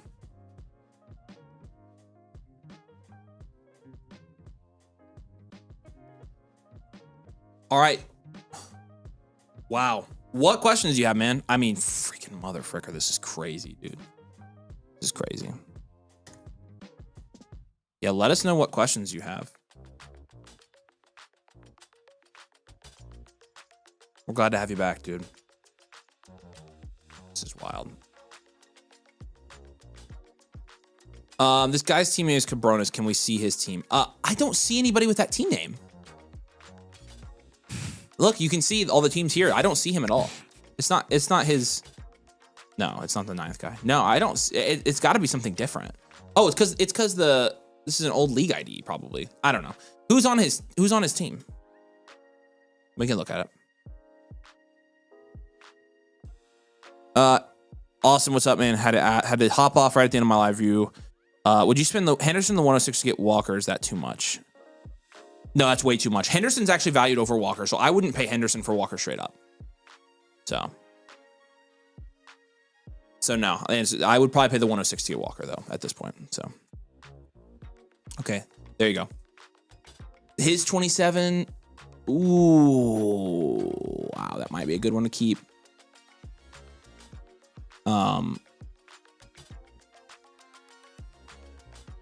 Wow, Frody, you haven't missed yours yet, dude. We had some premiums come in, so those jumped the line.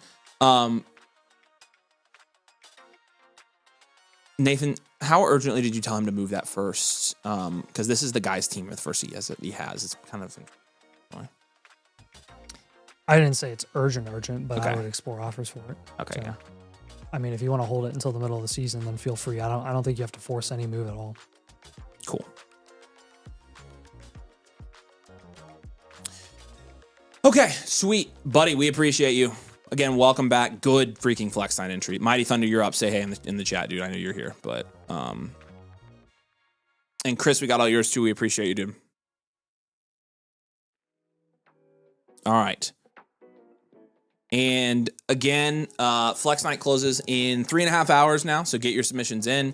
If you are not a member and you'd like to enter the competition, you can do that. Again, and even if you don't want to enter the competition, you do get a free live blueprint on tonight's stream if you become an annual motherflocker with code DOMAIN. So again, go make an account on the site with code DOMAIN. If you do the annual motherflocker tier, gets you site access for a year, gets you our infinite blueprint, a free live blueprint on the stream tonight, and then blueprints every month after. You can get a domain league if you have, one Dynasty league, you want to get in more and you want to get in great leagues. We have some.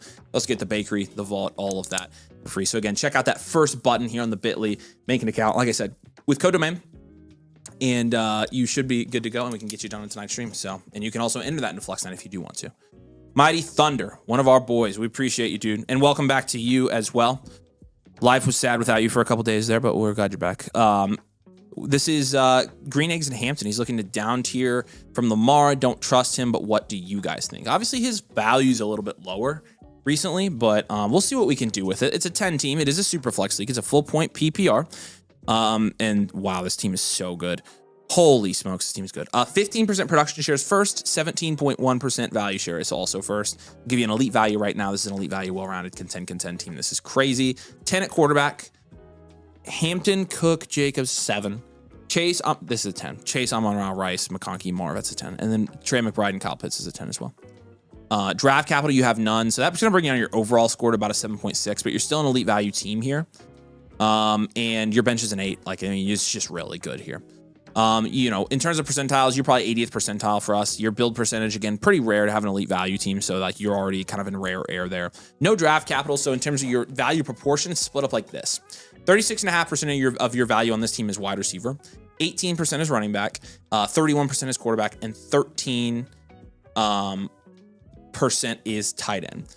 21% quarterback value share in your league. So that's crazy. 14% value share at running back. 19% value share at wide receiver, and 27% value share at tight end. Nathan, your brain can't even move as fast as my mouth can move. I'm just telling you that right now. So don't even. You couldn't talk this fast if you tried. Insulation. Oh yeah, I can. No, this is another. When you get me, No. when something, Dude, if you want to have a fast talk off, we can do it. Oh no, you beat me for sure. I know. 3 factors are incredible on this one. Insulation score is a 9.5 here. Your production score is a 9.8, and your situational is a 9.3. Identical 3 factors to TTPs. It's just different places on them. Your first in our power rankings, of course, 30% cornerstone rate. You have 7 cornerstones and 3 foundationals. It's insane. Your cornerstones, your serviceables, you actually have quite a bit of those guys as well. This is bananas. Bananas. Wow, an elite value team. Congrats, brother. This is a good one to enter. Wow, and you did 3 teams for... Oh, man, you might win best manager. Holy smokes. All right, let's freaking... All your teams look like this, man. I know. I was going to say, I'm excited to see the other teams, but let's look what at if it. we bought duplicates? We didn't even catch it. We're like, all of his teams are 17%. Holy crap. Yeah. And you invested in all the same guys. Yeah, look, they're all the same. All right. This is crazy. Okay, let's do this. He's thinking a down tier from Lamar. In terms of, yeah, I mean, I'm fine with that because we do have like a 7 here at running back. Like, we need some running backs here. Honestly, what if you just move Lamar straight up for running back, right? What are you thinking? Yeah, sure, go for it. Yeah, I was gonna say, I think you just try to move him for Bijan and Gibbs. I'm fine with that. Yeah. Yeah, you just get another running back. Bijan. I'd rather Gibbs, flex a running back than flex Lad. Jackson, Flaxen, Waxen. Said I've only ever heard Nathan talk fast when arguing about Drake May's nickname. Yeah, that's very, very accurate. That's what I'm saying. When you trigger me, it also triggers some sort of like fast talking thing. I don't know. I mean, I like to think that it's because I'm generally relatively chill. But then when you really exasperate me about something, then like I'll start talking faster. And you just get exasperated about the weirdest things. It's just the funny part. This is funny. Yeah. Indiana Boog says, I love Dynasty Domain so much, I'm going to name my kid Dynasty Domain. And then he said, Nathan, will you be my kid's father, please? I mean, if that's what you want. We don't have that available in the drop-down menu for the blueprints. Father my child.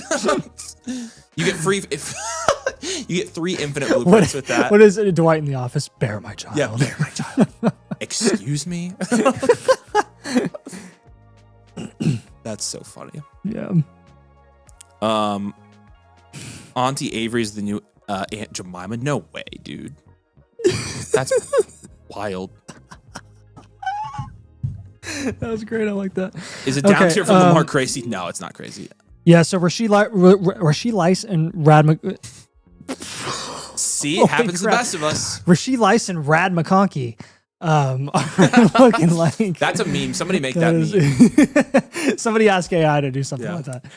Rad McConkey. Yeah. On a surfboard. Oh, poor Rasheed Lice. Rasheed Lice. You don't want to get Rasheed Lice. He's already got problems, dude. Yeah, already does have problems. Lice would just be another thing. Yes, it would. Rasheed and Ladd, though, if you were to package them up to you, again, just trying to get like one of those premier wide receivers, Puka, CeeDee Lamb, Gibbs again, if you're going to go running back.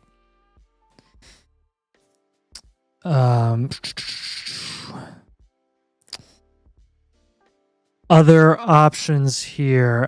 Feel free to take Marvin Harrison Jr. and go ahead and pivot to somebody else in that range.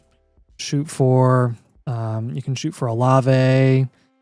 You can shoot for, you honestly could get McCaffrey plus, but I'll give you McCaffrey as a guy that I'd be targeting. You don't have any, there's no purpose for you having Marv.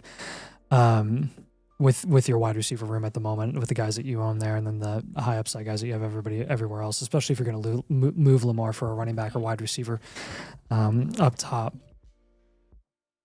I didn't mean to say you don't have any purpose holding Lamar. I know what the purpose is in having Marv, but for this team, it's like just get the production. Garrett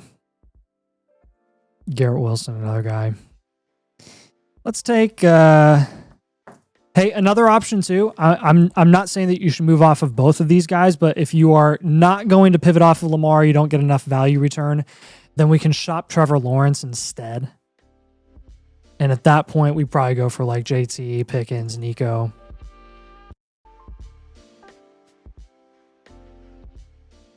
If you have to pay a little premium for that, that's fine. No biggie for me. And then take Cortland Sutton and Woody Markson up tier. Brad McConkey sounds like a Disney Channel character. Really just Hi, I'm looking Brad for McConkey. looking for You're watching Adams Disney there, Channel. looking for Henry, looking for like ETN, any guy that has high production upside. Narwhal, we do trade questions in the stream. Yeah, to minimum, we got them. A lot of elite values. This is very fun, very nice, very enjoyable. Do you have any questions on this Mighty Thunder? Yeah, what questions you got, Bob?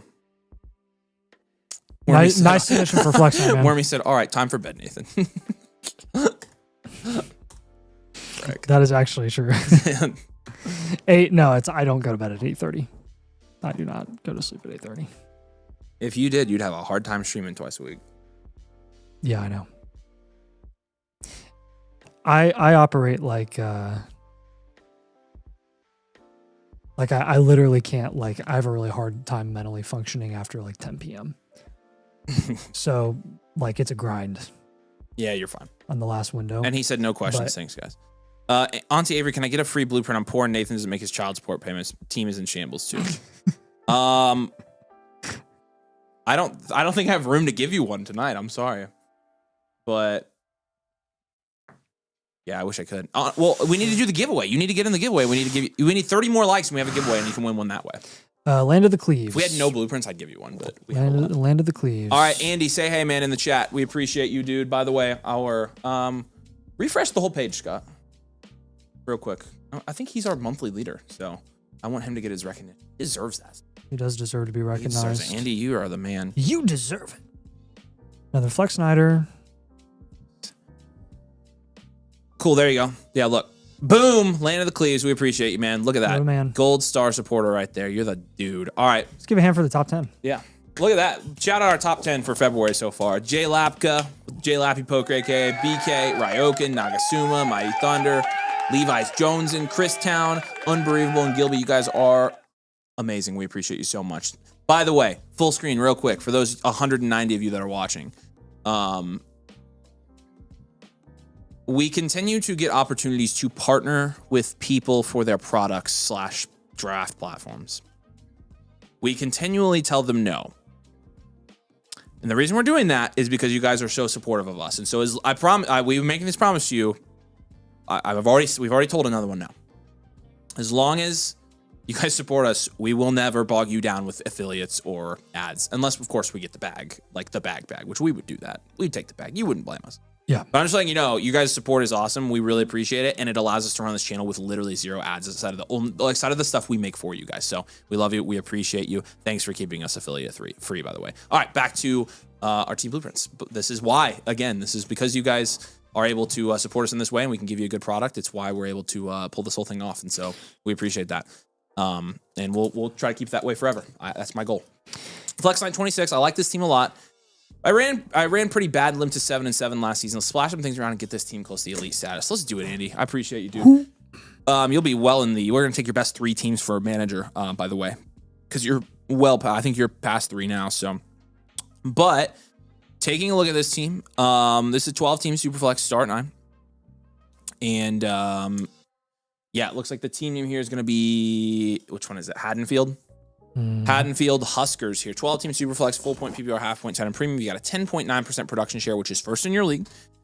And then a 9.5% value share, which is third in your league. Okay. You've got Trevor and Dak Prescott, which is going to be like a 6. Gibbs, Hampton, Harvey, Swifty. It's pretty nice. It's an 8. Odunze, Marv, BTJ, Jordan Addison is going to give that a 7. And then Harold Fan is and Kyle Pitts like a 7 as well. 201 this year. but no first next couple years. So I'll give you a 2 at draft capital. Your bench is going to be like a 4. You've got Swifty, Addison, and Pitts, so it's not bad. Overall, 6.2. It's a standard value, well-rounded team. And I'm going to talk about some of your advanced analytics here. Your 3 factors are really good for this team. Value portion, 27% wide receiver and 43.7% running back. And then the other third of your value is 18% quarterback, 8% tight end, and then 2.5% draft capital there. And so about 2/3 of your value, just a little bit over 2/3 of your value is in the wide receiver and running back position here. And that shows running back, you have a 20% value share here. What's up, Andy? Good to see you, brother. Appreciate all your support. And then 8% at wide receiver, but your running back, this is, I mean, this very well could be a running back heavy team, honestly. It's very close. Quarterback, 6.9%. Nice. Tight end, 10.2%. Your average HD's position, really running back and wide receiver are the main important ones, and you're 23 at both of those. Is crazy. 29 at quarterback, totally fine. Then 21 at tight end. Your 3 factors here. Your installation score is a 7.8, production score is an 8.0, and a situation is a 7.8 as well. Very good 3 factors, considering that in our power rankings, we have you at 6th. But your 3 factors are fantastic. You have 29% of your roster's upside shots, and then your next best categories are foundational at 17% and cornerstone at 11. You've got 2 cornerstones and 3 foundationals here, so it meets that 5 that we'd like to see. You also have, again, a ton of upside shots here. Harold Fannin, RJ Harvey, Michael Wilson, Quentin Johnson, and Zach Charbonnet. So a really, really solid team. A team that is probably in the 65th percentile for our blueprints. And again, standard value team. But yeah, this is a very, very good one here. Okay. Yeah, like, so you're starting right now, like Gibbs, Hampton, Harvey, Odunze, Marvin, BTJ. You've got Addison and Swift in your bench. Like, I think we just got to get the upside up on this team. And so we're going to try to increase our upside here, especially at our flex positions. And so our moves are going to be kind of tailored around that. Yeah, I think small up tiers are kind of going to go a long way. Yeah. Honestly, for this team. What do you think about up tiering from BTJ plus like Michael Wilson? Yeah, I mean, I again, he owns Rome, Marv, and BTJ, the 3 guys that are going back to back to back in every startup that nobody has any clue what they're going to do. That's scary. That is scary. That's super scary. Oh, it is super scary. Shout out super scary if you're out there somewhere. Mm-hmm. I know he's been around. Yeah, so like I would take BTJ plus your depth and try to get up to like the Garrett Wilson, Olave, George Pickens range. I think that's a little bit of a safer range to get to. Looking at you do have the 201 in this year's draft. That actually you can get some interesting assets for the 201 as well, some productive assets. I would be looking for Henry and Adams for the 201. That is feasible in some leagues. Depends on how your league values those players, but I would look into both of those as potential options. I do like that you're, again, flexing a running back here. I'm going to have you probably pivot off of Harvey for a running back that we feel a little bit better about. You got a lot of youth on this team, and I think you can afford to get some productive vets. Yeah, I agree. Now, with I would look at a potential Trevor Lawrence down tier. It could be like a smaller down tier like Bo Nix or Baker. Could be a bigger one like Darnold. Probably looking for like Baker plus a pick, Bo Nix plus Scadaboo, Sam Darnold and Ladd. We've seen Lawrence go as high as like mid to late 3rd. And Bo Nix, for example, has been a big faller of recent. So see if you can get any sort of like big return there by down tiering from Bo Nix when initially they were pretty close together before he went down with that ankle break. Yeah.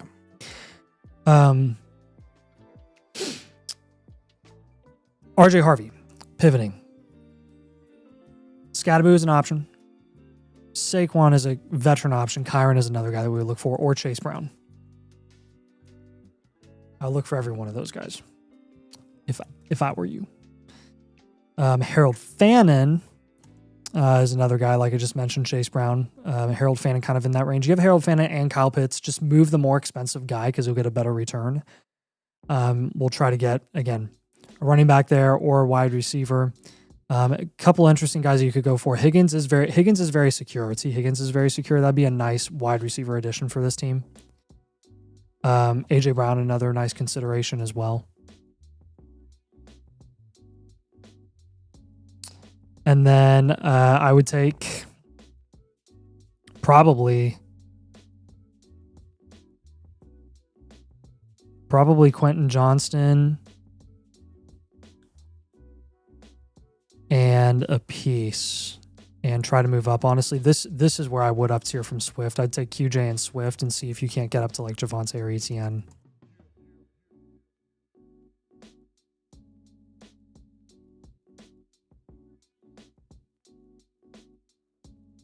So those are your moves. The down tier from Lawrence, the pivot from Harvey, the pivot from Fannin, the up tier from QJ and Swift, BCJ, Michael Wilson, the 201. We basically want up tier where you can to raise your starting lineup upside. When you are looking to up tier, rebuilds and reloads are going to be your go-to there. And again, like wide receiver is kind of our main concern here, and you should be fine. Like we're not too worried about that situation. So kind of take advantage of your positional dominance. Like right now you have the flexibility to move off of some of these depth guys, maybe an RJ Harvey for a wide receiver, Harold Fannin for a wide receiver. And that should put you in pretty decent shape here.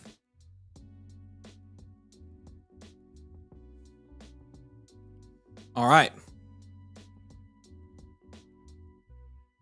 Yes, Chris. Yeah, you're good, man. Because we're actually going to start working down from the top of the queue now, so it should be at least an hour till you're up anyway. So you're good. What questions do we have here, Andy? Any? It's a good team. Definitely some moves to be made on this one, though. So,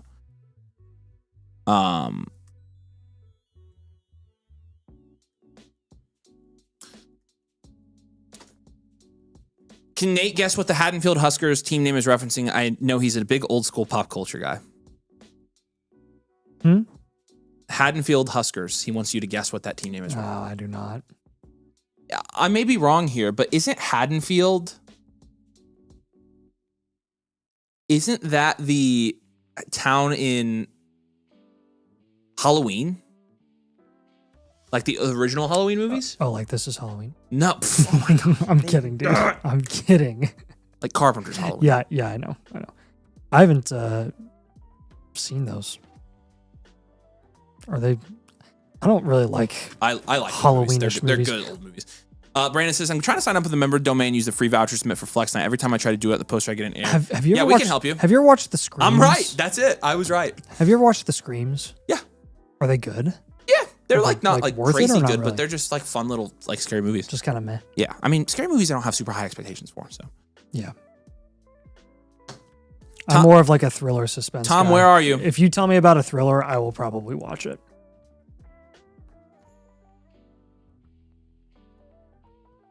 Yeah, we can help you here, Brandon. We're going to try to get you to Discord, and Tom can help you there. I just pinged Tom, so hopefully he can help you.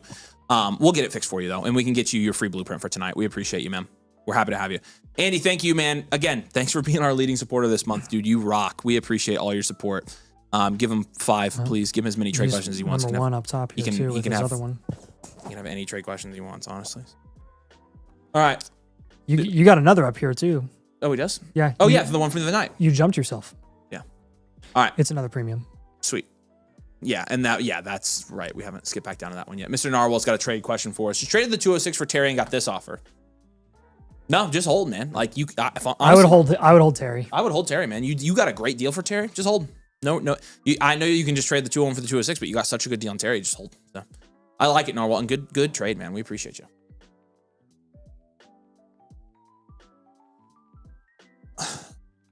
Andy says, I saw Send Help today in theaters. It was awesome. I don't even really hear about that one. So, is that the one with yeah, Brandon, follow that link and we can open a ticket and we'll get you taken care of, brother. Nick Adams and the guy that's in Maze Runner? I don't know. I'm just. I think that one looks really weird. I'm impressed that I knew what Haddonfield was. So, that makes me. There you go. Yeah, that makes me feel good about myself. All right, and Andy's the next one up, isn't he? Mm-hmm. All right, and then. Oh wait. Oh, lots of picks here. Oh yeah, Nagasuma. Yours was a premium, but we didn't, since it wasn't submitted on the live. I just left you in the normal queue, so we're gonna do it when we get to it, if that makes sense. So you should be up soon though. Andy said you're right. So, how solidified is the best running back room flex night winning? The running back room one is wide open. Let me check. I'm almost 100% sure. Flex night track. Okay, let me check. Running back heavy.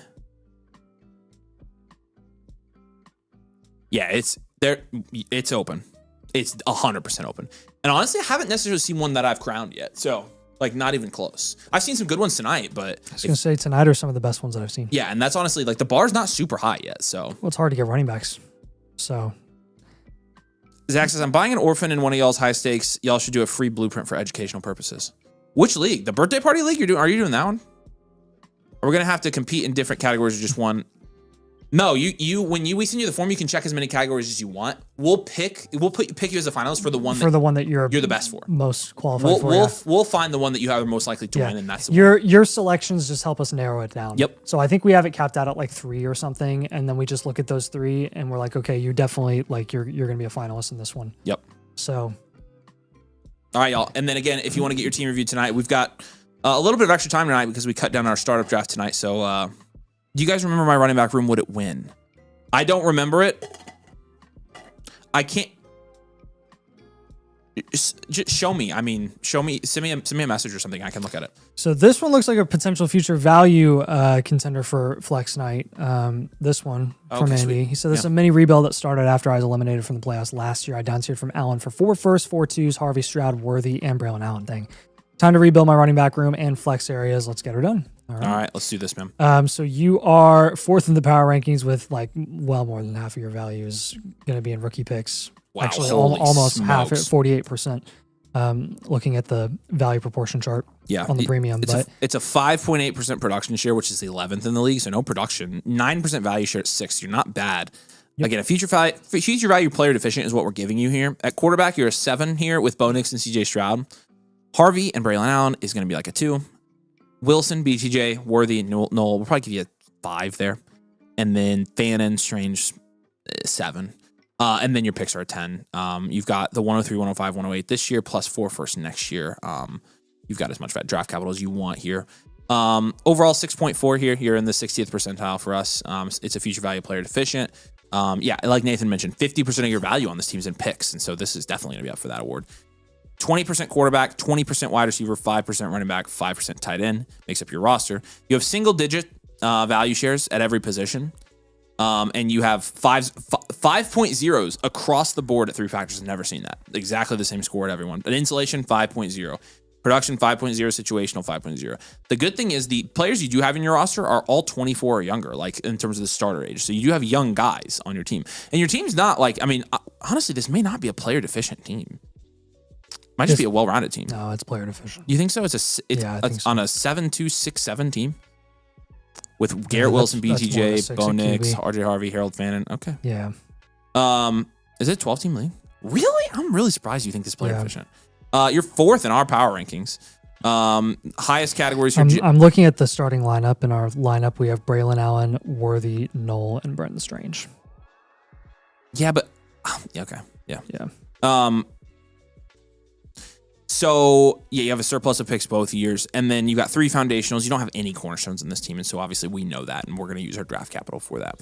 Very unique team build. We're going to be moving around some of those picks. We're going to be holding the 27s, moving around some of the players you do have. So definitely not a hard rebuild here, though. Yeah. All right, let's do this. Yeah, those seconds can be used to consolidate into as many top successes you can get this year. And that's true. That's very true. Yep, that's what we're going to be doing. That's a lot of the moves that we're going to be doing is consolidating these seconds and getting as high up in the draft as we can, if not moving them for players with value upside. So I'll give you multiple ideas here, but first one is going to be very easy. CJ Stroud.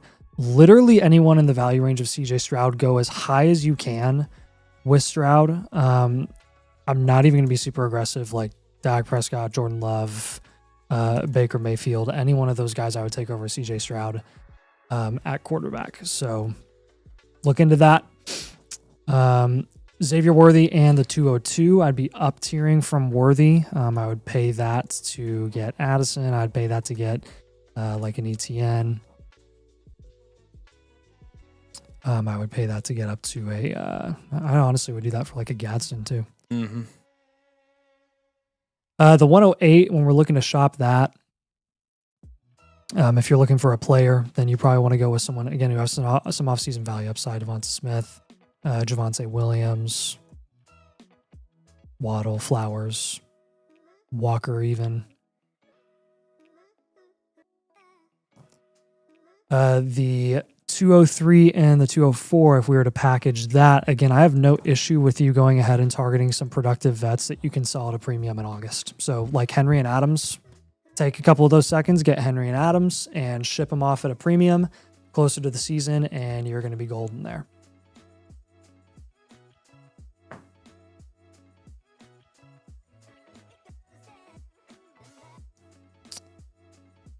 With the 105, I'm going to give you a couple ideas for the 105, basically like our breaking point for the 105, where it's like, yeah, I would move that pick for this player.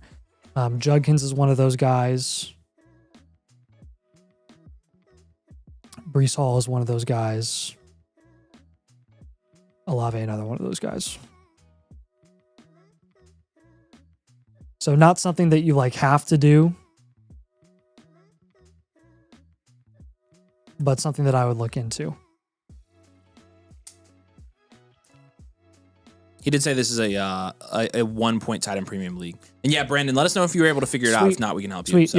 Yeah, all the more reason I'm not having you move off of Fannin. I'm having you actually target a guy like Gadsden. So I would continue to pursue kind of some of those guys with that premium, because they'll be super valuable in season, and then you can ship them off. The 205 and the 207 is another one, again, that I'm looking at. Basically all your seconds that you have, all the ones that you own. You can include the 208 and the 212 in this deal if you want to, but try to get into the first round of 2026 or 2027 first. Just try to get into the first there. You can shoot for a Pierce. You can shoot for a DeAndre Swift. Just market plays, right? Market plays, value upside, off-season value upside as much as possible.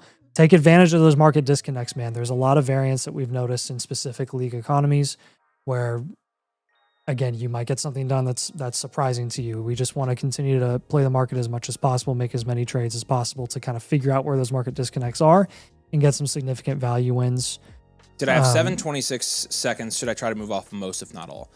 Yeah, I mean, all of them. And again, like trying to use those to up tier and get into like the top 6 picks of this year's draft, that's going to be key. So, yep. Any questions on this one, Andy? You can consider to pivot off of Nix for like Dart, see if he spikes in value from the rushing next year. Yeah, and that would be good as well if you can get that done. Nix's value is so weird, but yeah.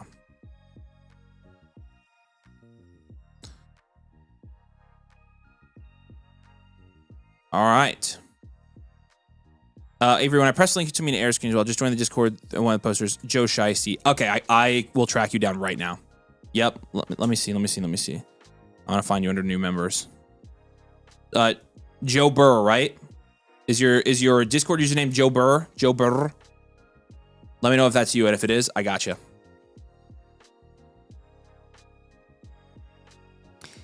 All right, next up is Arcturus. Appreciate you, Andy. Yeah, I appreciate you, man. And CC's is Thursday. Cool. All right. Again, T-minus 3 hours now. And so for Flex Night, so our last submissions for Flex Night are being taken right now. Again, we have a couple of awards. 11:59, we have a couple awards that are wide open. Again, of our top 5 awards, 3 of them are pretty wide open right now. The Poop Champion, the Best Domain League team, and then the Manager of the Year, the team with the best collection of 3, the manager with the best collection of 3 Dynasty teams. All of these come with your annual membership covered for an entire year. Plus, you've got some of the other lower ones here. Somebody asked about wide receiver room. Our running back room, I would say that one's wide open. We've on these, the Rebuild Manager is still the most wide open one by far here. If you have a team that you've rebuilt, like, you could probably win it. Production Overload has quite a few entries. The Future Value has quite a few entries. I would say the wide receiver, running back, and best rebuild. And then the top 10 teams from Flex Night are going to be in a high stakes $250 league with Nathan and I drafting live on the channel. So, sweet. Cool. Tom got to you, Brandon. He'll help you. We'll get you taken care of. We appreciate you. Want to submit for the grand prize? I don't know if my wide receiver room is good enough for it. What is the best running back room win? Your annual membership, you're going to get a trophy. No, with that one, it's actually, I can't remember what that one. Put the, honestly, let me look at your team. You sent me your, you sent me your wide receivers. Well, and you have a great quarterback room. Mm-hmm.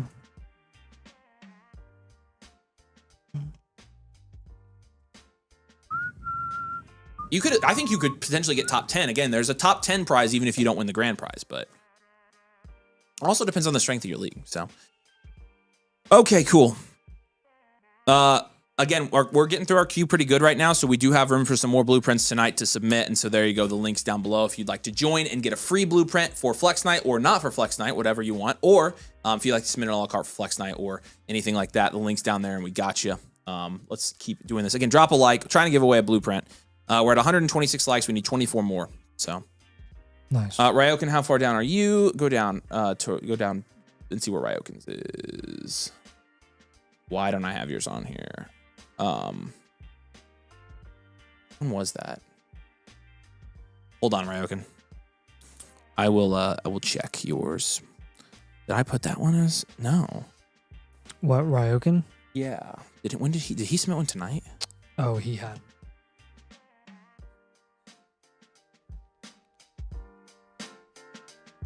Oh, okay.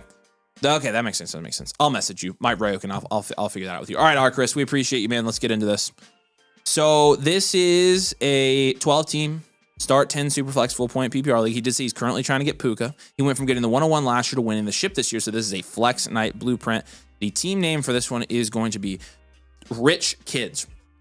Now, in terms of your production and value share for this team, again, it's a 12-team league. Yep. Okay. Production share is 11%, which is third in your league. Value share is 14.9%, which is first in your league. Oh, wow. This is really good. Wow. Jaden Daniels, Patrick Mahomes is a 10 with Dart. Wow. Genty, Henderson, Harvey. That's a 7. Jason, Garrett Wilson, Roma Dunze, Marv, Devontae Adams. It's an 8 or a 9. And then Trey McBride's a 10 there. A first in 27. So your draft capital is going to be a 3. Overall 7.8 here. What do you think on this one, Nate? Enhanced or elite value here? It's right on the fringe. It is on the fringe. It's about 7.5%. That's the fringe. Yeah, let's go elite value because he's got Dart too. All right. Which one of those QBs you want to move? Well rounded. Daniels. All right. You're gonna want to move Daniels to get Puka, by the way. Maybe. Okay. If you're trying to get do him. that, yes. Well rounded, contend here. Okay, yeah, this is an elite value team, Marcus. So this is definitely going to be in the running. This is a great team. Another thing I'd look into here, so that's our first move. Jaden Daniels, Puka, Jamar Chase, Bijan. Get one of those guys with him. If you have to pay a little plus, it's fine. Or if you move Daniels for Amon-Ra St. Brown, like I'm fine for that. Fine with that. Jahmyr Gibbs, Achane, Omar, and Hampton are going to be our targets when you up tier from Travion Henderson. Use RJ Harvey. Just go Henderson and Harvey. Get a guy that we feel more comfortable with. Gibbs, Achane, who are proven. Omar and Hampton, in our opinion, is quite a bit safer as an upside move. Yeah. Then I think your third move is really going to be, again, the more we can flex running backs, the better. I'm going to move one of Rome or Marv. You choose, basically, whichever one you feel more comfortable or less comfortable with, and move them for a running back. Move Rome for Brees or Judkins or even Bucky if you want to. I'm fine with that. So those are your 3 moves. I mean, in a 12-team, half PPR especially, you don't really want to be flexing any wide receivers at all. So try to make this very running back centric. Try to make it very focused of the running back position, and you're going to be set here when you pair Genty with another elite level running back and get another elite level running back or wide receiver. And then that gives you, if you end up getting Puka on this team and you have JSN and Puka as your top 2 receivers, then that gives you the flexibility to move Garrett Wilson for a higher running back, more valuable running back. Like that's something to look into as well. So you just want to get the best players at every position in when your league. Saquon and CMC are definitely guys that you can target. You already have Henry and Adams, which is great. Saquon and CMC are those other 2 guys that you want to go for. I mean, don't be afraid to take on those volatile assets at all. Don't make any moves that don't improve your production upside opportunity either. Don't force any moves that are unnecessary. But overall, this is a great team. You have questions on this, man? Fun doing all these elite values. This is awesome. This is what I envisioned Flex Night would be.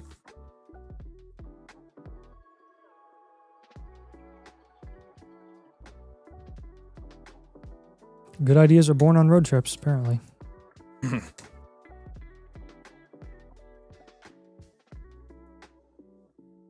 JP says nothing like a Wisconsin walleye fish Fry Friday. That's awesome. And he says, I'm back for the long haul. And you are up in 2 blueprints, so you're going to be up soon.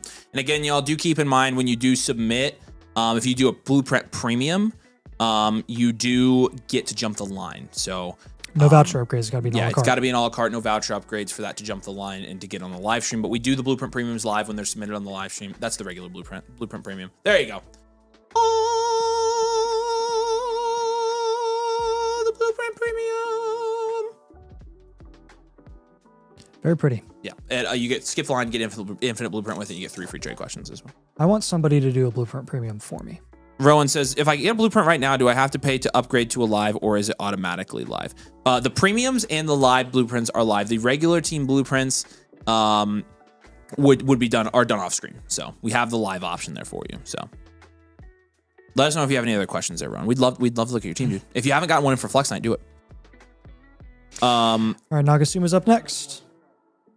Yes, that's correct. Nagasuma wants to be skipped. Oh, is that true? He said, skip my one, please. Yep. Okay, cool. You're right. All right. And then JP, you're up. Okay. Good timing. You're back. Are we skipping him until indicated otherwise, or? Yeah, I guess Nagasuma, just let me know when you're ready, dude. We got you whenever. So. Yep. All right, JP. JP fire. I'm pretty sure Rowan's already a member there, Tommy. So, all right.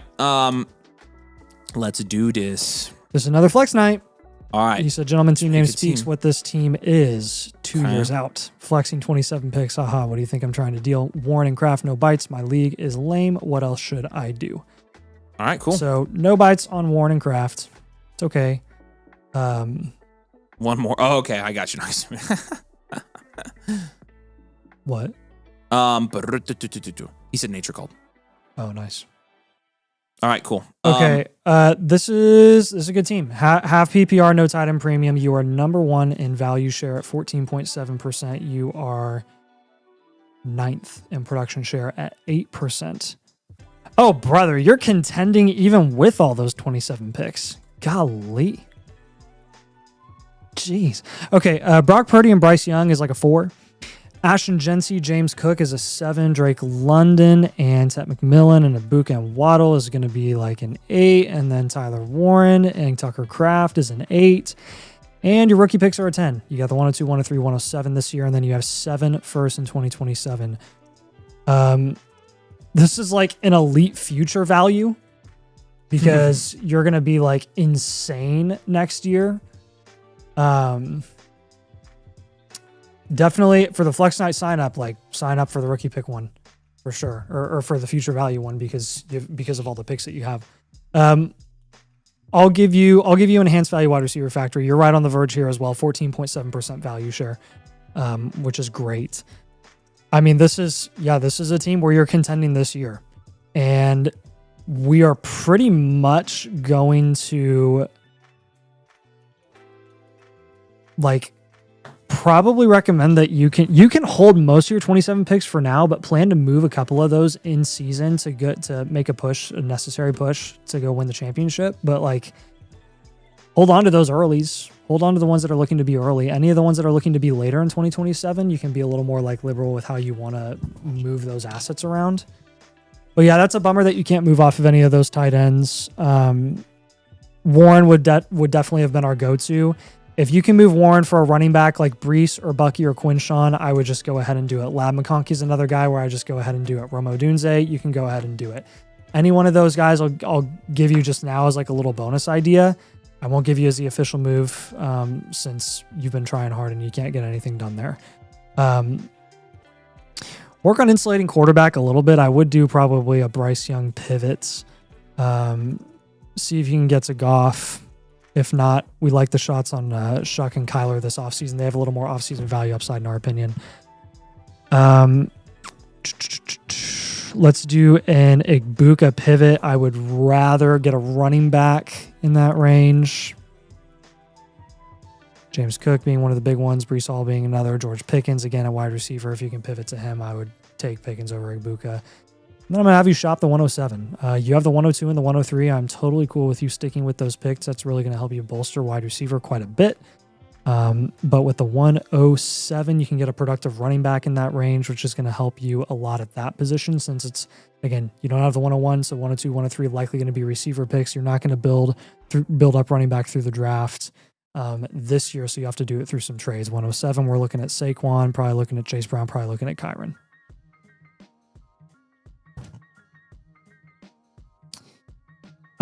So again, work on insulating QB. Just don't pay up for a premier option. There's no need to. I need to say I've been working on dealing the 107 with Bryce or Warren nonstop. Thinking I will go Yeah, wide out at 2 and 3. Yeah, I think you're gonna have to. I think that's how it's probably gonna the plan, unless there's unless Jadarian Price or Jonah Coleman go in the early second round this year at some crazy landing spot. They're not going to rise up into the top 3 picks.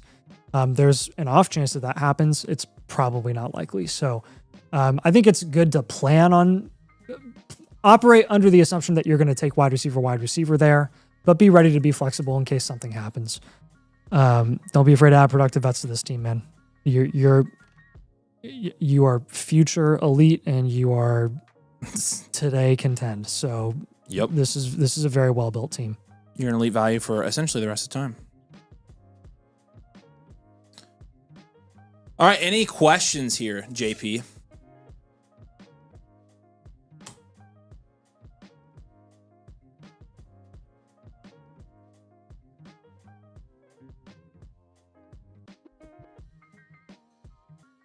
All right.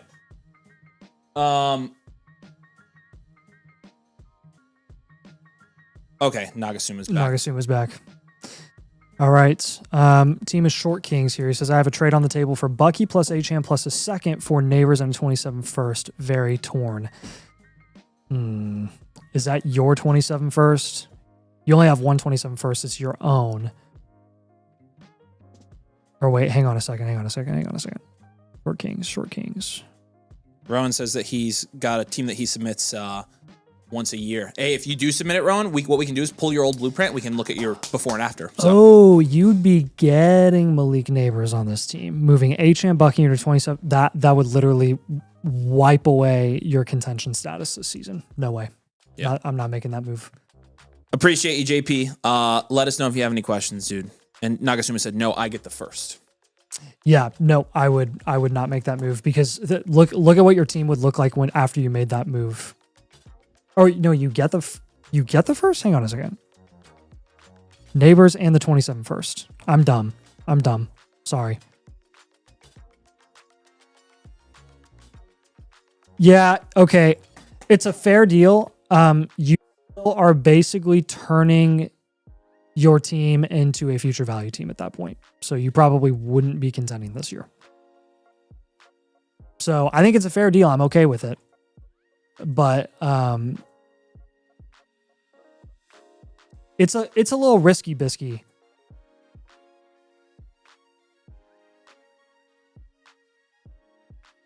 That makes your situation very difficult.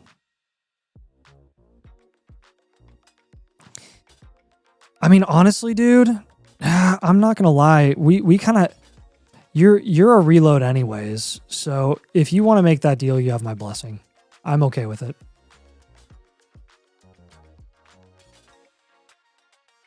Looking at this team, 12-team super flexible PPR halftime and premium production share 7.9%, which is 8th in your league. Value share is 9.3%, which is actually 3rd in your league. Lamar Jackson and Bryce Young is going to be a 6. Achane, Henderson, Bucky, and the Montgomery is going to be an 8. This is the kicker here, and this is what makes me worried, is wide receivers, Amon-Ra, and that's it. Yeah. So that's going to be a 3, and then Gadsden's going to be like a 5. He said, what do you suggest I do if not for that? We'll give you plenty of suggestions. Yeah, this is a premium, by the way. Yeah, your capital grade is going to be a 5 as well. Bench is going to be a 1. 5.4 grade overall. We're going to go 50th percentile. Look, with enough moves, you could turn this into a contending team this season for sure. But to be conservative, we're going to give you 1 year reload well-rounded. Yeah. All right. So we got a down tier from Lamar. We are going to have you down tier from Henderson. And we are probably going to down tier for So let's just. I got to do the premium stats for this one. So let me do that real quick. Okay. Okay. So this is a premium one for you, Nagasuma. So I'm gonna load in your premium stats here and give you the whole rundown. Dude, this thing stops working every 5 seconds for me. Does it do that for you? No. I don't understand. It does it every maybe 40 minutes to an hour. Okay, that's what's happening. You just have to log back in?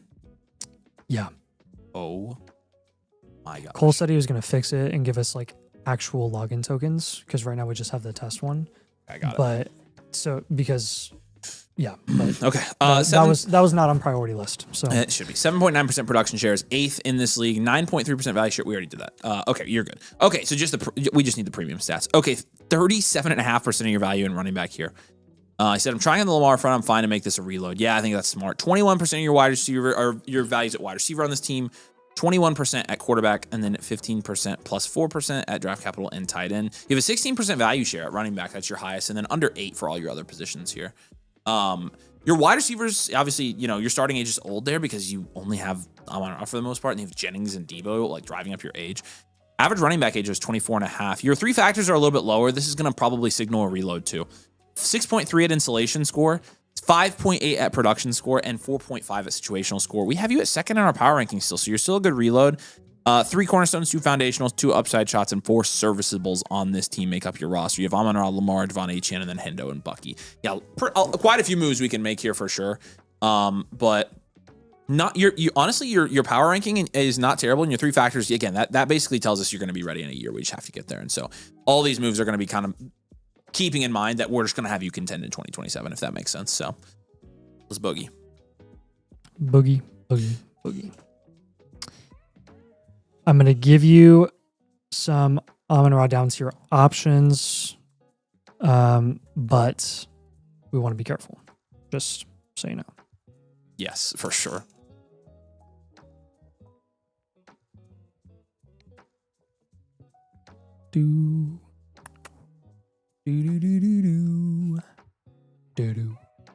So like Drake London would be a guy that we would potentially down tier from if you want to go foundational.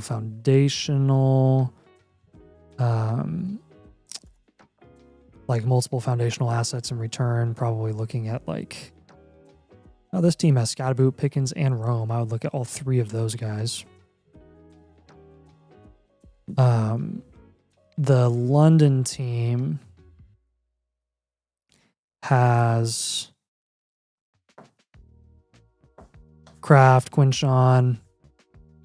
It's got some QBs that you can mess with as well. Honestly, I would look into a QB. It gives you a little flexibility to make moves in the future. And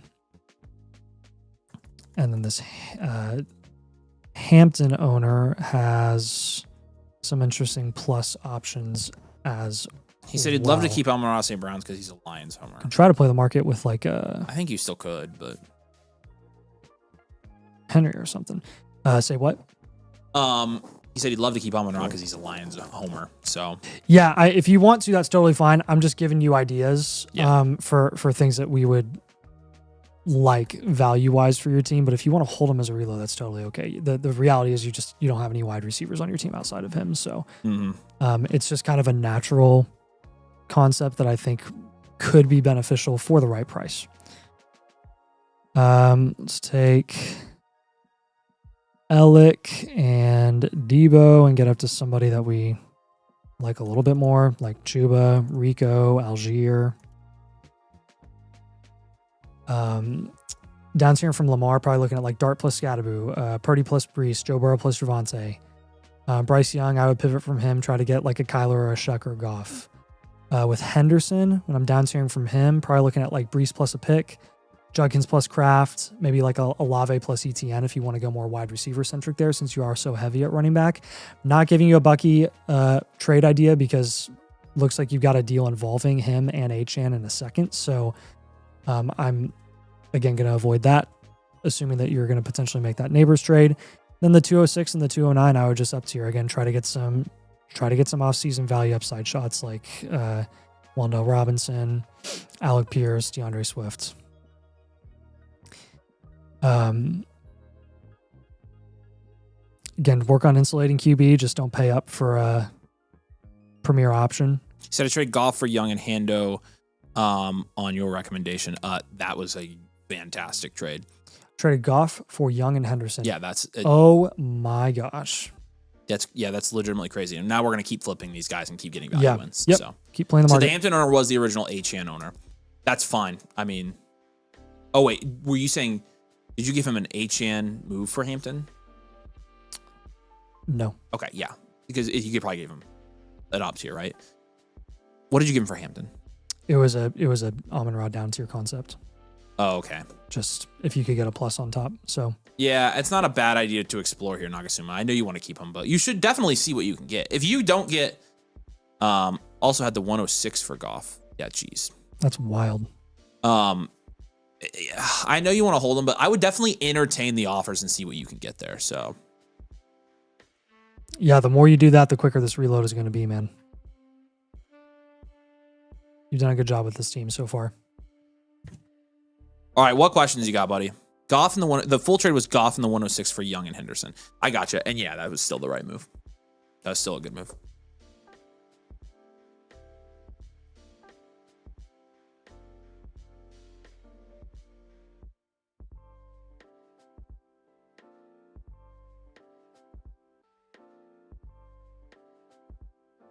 All right, Rowan, we did get yours, man. We appreciate you, dude.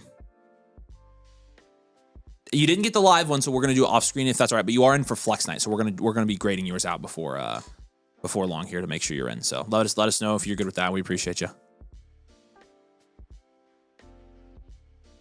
I'm glad you got in for that one. I'm gonna peek at your team real quick. Oh yeah. Okay. Ryokin is gonna be next. You should be able to refresh and see him down at the bottom. And he's taking care of both of his teams are lives now. So, all right, buddy. Let's do it. Say hey, Ryok in the chat. We appreciate you, dude. You're somewhere on this freaking leaderboard. I know you are. Freaking. Can you show the leaderboard, Scott? How do you show the leaderboard? Do you click on the thing at the top? There you go. Third. You are third. Yeah, we appreciate you, dude. You're the man. All right. I think combining January, you'd be right up there. All right. Team name here is going to be Beast Mode. So yeah, this is in for Flex Night as well, by the way. This is a 12-team Superflex. It's a full point PPR. It's not a tight end premium. You have an 8.3% production share, which is 6th in your league, and a 7.4% value share, which is 11th in your league. You have Dart and Goff, which is 6. You have Jahmyr Gibbs and Tyron Tracy, which is a 5. You've got Ladd McConkey, BTJ, Zay Flowers, Devontae Adams. What's up, Ryokin? Good to see you, man. Thank you, dude. Sorry it was confusing, but that was an easy fix for us. Was a 7, and then George Kittle and Mason Taylor was a 4. You have the 101 on this team. It's the only pick you have in the next couple of years, so we'll give you a 5 at draft capital just since you have Jeremiah Love. But yeah, 5.6, excuse me, 5.6 overall on this team. 50th percentile here. Your standard value well-rounded. Not a rare build for us. Contend. Now, let's look at some of your advanced analytics here. Split kind of up into quarters as well. Like do you think we're contending with being 11th in value share? Oh. Hold on. This is a pretty even league. Let me. Yeah, it is. This is a very even league. In our power rankings, we have him at 7th. Look at the look at like Jimmy Jamsey. Look up at the top, on Scott. Flock. Look at Jamie. Yeah, you're contending. Yeah, I think every team looks like this. Yeah, and we have him we have him right in the middle. This is a very even league. And you've got honestly, I think so. Which is very interesting. Like with his value shares, what? It's 7.4%. Okay, so yeah, I think that's less than 1%. I think it's very, very tight across the board. Well, and also is the value share calculator taking full account of the 101 like as Jeremiah Love already? Or is that not been pushed yet? Yeah. So that's it's why. Almost there, like Cole's on it. Yep. So. And so once he pushes that, he's going to be higher. So he's contending for sure. Hopefully. He'll be top 4, and he won't be 1 because there's a guy at the top that has a lot of value. Your value is kind of split into quarters here, roughly 28% wide receiver, 28% running back, 22% quarterback, and then the other 20% is draft capital and tight end, mostly draft capital though. You have a double-digit value share at running back, 10% of the running back value in your league you own. You have 6.6% value share at both quarterback and wide receiver, and a 3.5% value share at tight end. You're a little bit on the older side, 26.5 at 3 positions, quarterback, wide receiver, and tight end. Your running back's 24.5. So you are a little bit older here. Not super worried about it, honestly. Your installation score is still a 7.3. Your production score is a 7.3, and your situation score is a 6.0, which is awesome. You're 7th in our power rankings, but again, that's going to go up when the 101 is fully factored in. You have 1 cornerstone, 3 foundationals. You'll get another cornerstone in Jeremiah Love, making this the 5 that we like to see. You also have a number of productive vets here. Jared Goff, DK Metcalf, George Kittle. You have a short-term league winner in Devontae Adams as well. I think you're set up well to contend once you have Love come on this team, and with the balance of we see in this league, I think you're going to be contending next year. And so, nice team here, Ryokin. And yeah, we're just going to give you some moves to to try to contend in this league and see if we can't fill our flex spot with some higher upside guys, our last running back spot, etc. So let's do this. Probably a I think we might do it. Eensy Weensy Gibbs down tier. Oh yeah, probably. So Genty or Hampton. Mm-hmm. Yeah. Yep. I think it's probably or smart. Achan even if you want to. So probably smart. You know, I wish we could hold Gibbs on this team. You don't have any top end wide receiver value though. Really, you don't really have any top end value at any position besides Jahmyr Gibbs. He's your only cornerstone right now. So and you're getting love. So you're getting love here, and I think that allows us to make this move, especially when flex spot upside is going to be really key to winning this league. I think we both kind of think that. So yeah, we do. So with excuse me. Yeah, Rowan, we would still consider you for that, by the way. So yeah, just make sure you check it when we send you the form. So what's up, Jacob? With the Gibbs down tier, Achan and Kyron is an option. Yeah. Who else do we say? We said Hampton and Genty would be the two other guys here. And again, any sort of like decent plus Travis Etienne on top of Hampton would really go a long way for this team. The Genty team has Higgins and Saquon. I would see if you could get some sort of deal involved there when you're down tiering from Gibbs with Genty. I would also down tier from Jackson Dart here. Purdy plus Walker, Dak plus Nico, Bo Nix plus Cam Ward. See what you can pull off there. See what you can swing. By the way, for this team, let's pivot off of BTJ. 4 different wide receiver in that value range. he used to have Genty on this team. He has No, BTJ. No, I know. I'm looking at his. Oh wow. This is a very good. He has a 2.0 from last year on this team. Oh, nice. I definitely did this. Those are my strategy points. It was a hard rebuild last year. Nice. Yeah. Do we not even do positional grades on the 2.0? Should ranks? Where are the positional grades? They're on the little like spider web thinking. There we go. Thank you. Thinking. Okay, so quarterback was a 4 last year. It's a 6 now. Running back was a 7. It's a 5 now. Wide receiver was a 6. It's a 7 now. Tight end back then was a 7. It's a 4 now. But you had no draft capital last year, and so, yeah, we said to down tier from Genty last year to Drake plus or Marv plus. We said to move Hampton for Njigba or Lad. So hopefully, well, you did Lad. Dang it! I wish you would have done Jason. Bummer. Oh, this isn't this team. Okay, never mind. I'm dumb. Oh, okay. Okay, I'm comparing the wrong team. No, this is beast mode. I'm looking at. Oh, okay. That's why I was confused because this one's beast mode too. All right. The next one is 2.0. Okay, cool. Well, we'll compare that one. But anyways, it was still fun to look at. We had Jason as a sell last year. What are you talking about? Where else in the format? On the Flock site in your comments, your reviews, Rowan. That makes sense. Yeah, so on this one, yeah, I mean, did you give him the 101 as a possible down tier target here? Not yet. You could. We could explore options for it. Okay. Frody says, you guys are able to look at last year's teams and compare. When you send me the blueprints in Discord, yeah, we can do that. Miles says, does Flex Knight need to be premium? No, Flex Knight can be anything, Miles. It can be anything. Yeah. So with the 101, we're looking at potential down tiers there. You could do like Nico and Brees. You could try like Tet and Saquon. You could also look into Garrett and Rasheed. Mm-hmm. So, in order of preference on those 3 moves. So down tier from Gibbs, the pivot from DK, which mentioned Addison, Swift, maybe like an ETN or a Henry or an Adams even.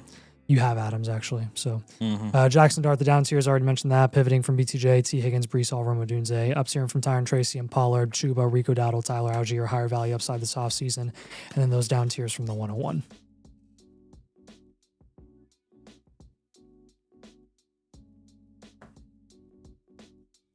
I messed up in this draft. I gave up something to get 107 for Gibbs and picked the 101 at the 110. Yeah, you moved up. That makes sense, dude. Every time we see people move up. So, that makes sense. Literally every time, dude. Every time we see this out of a startup, people are like, yeah. Does not fit. Well, that makes sense why the league's so even, though. Although somebody in your draft at the top got up with a ton of value here. Can I see that top team? Like, actually. Marcus. How did he do this? Oh, because he has JSN. That is not that crazy of a startup right there. I cannot believe. Honestly, him getting Tet, JSN, and Genty is pretty impressive. I wonder if he traded back. Is that the guy you traded with by chance? Zach says the YouTube needs an edit button. I agree with that, dude. I'm very sad that KC Concepcion is winning this bowl.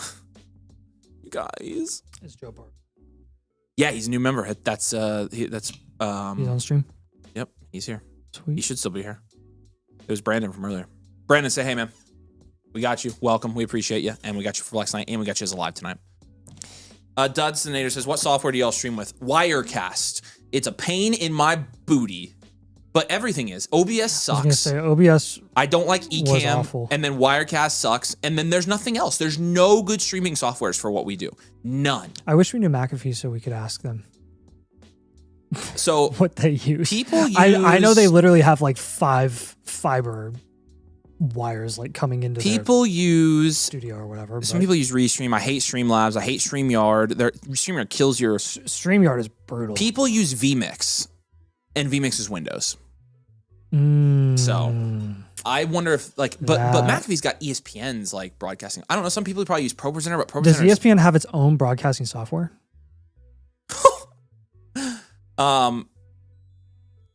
I don't know if it has its own software, but I know they're probably using like broadcast grade software, which is probably so expensive. Yeah. Ryokin says, yeah, that is true. We could, we could develop a good software for that. Their streams were good before they were with ESPN. Yeah, I know. I don't know what they use. And they were at the Thunderdome before they. Barstool has good live stream software too, but I think they use. Actually, I don't know what they use. If somebody out there is better at this than I am and more experienced, then tell me what to use but I like OBS was so finicky. Wirecast is solid with my internet. Like we have solid streams, but Ryokin says I have to look. I've done 6 drafts in the last week. I have a problem. I'll give you a blueprint deal on all your startup draft blueprints. I'm just letting you know. I'll give you a bundle on that. You're doing that many drafts, you probably should make sure you're winning them. All right, we appreciate you, brother.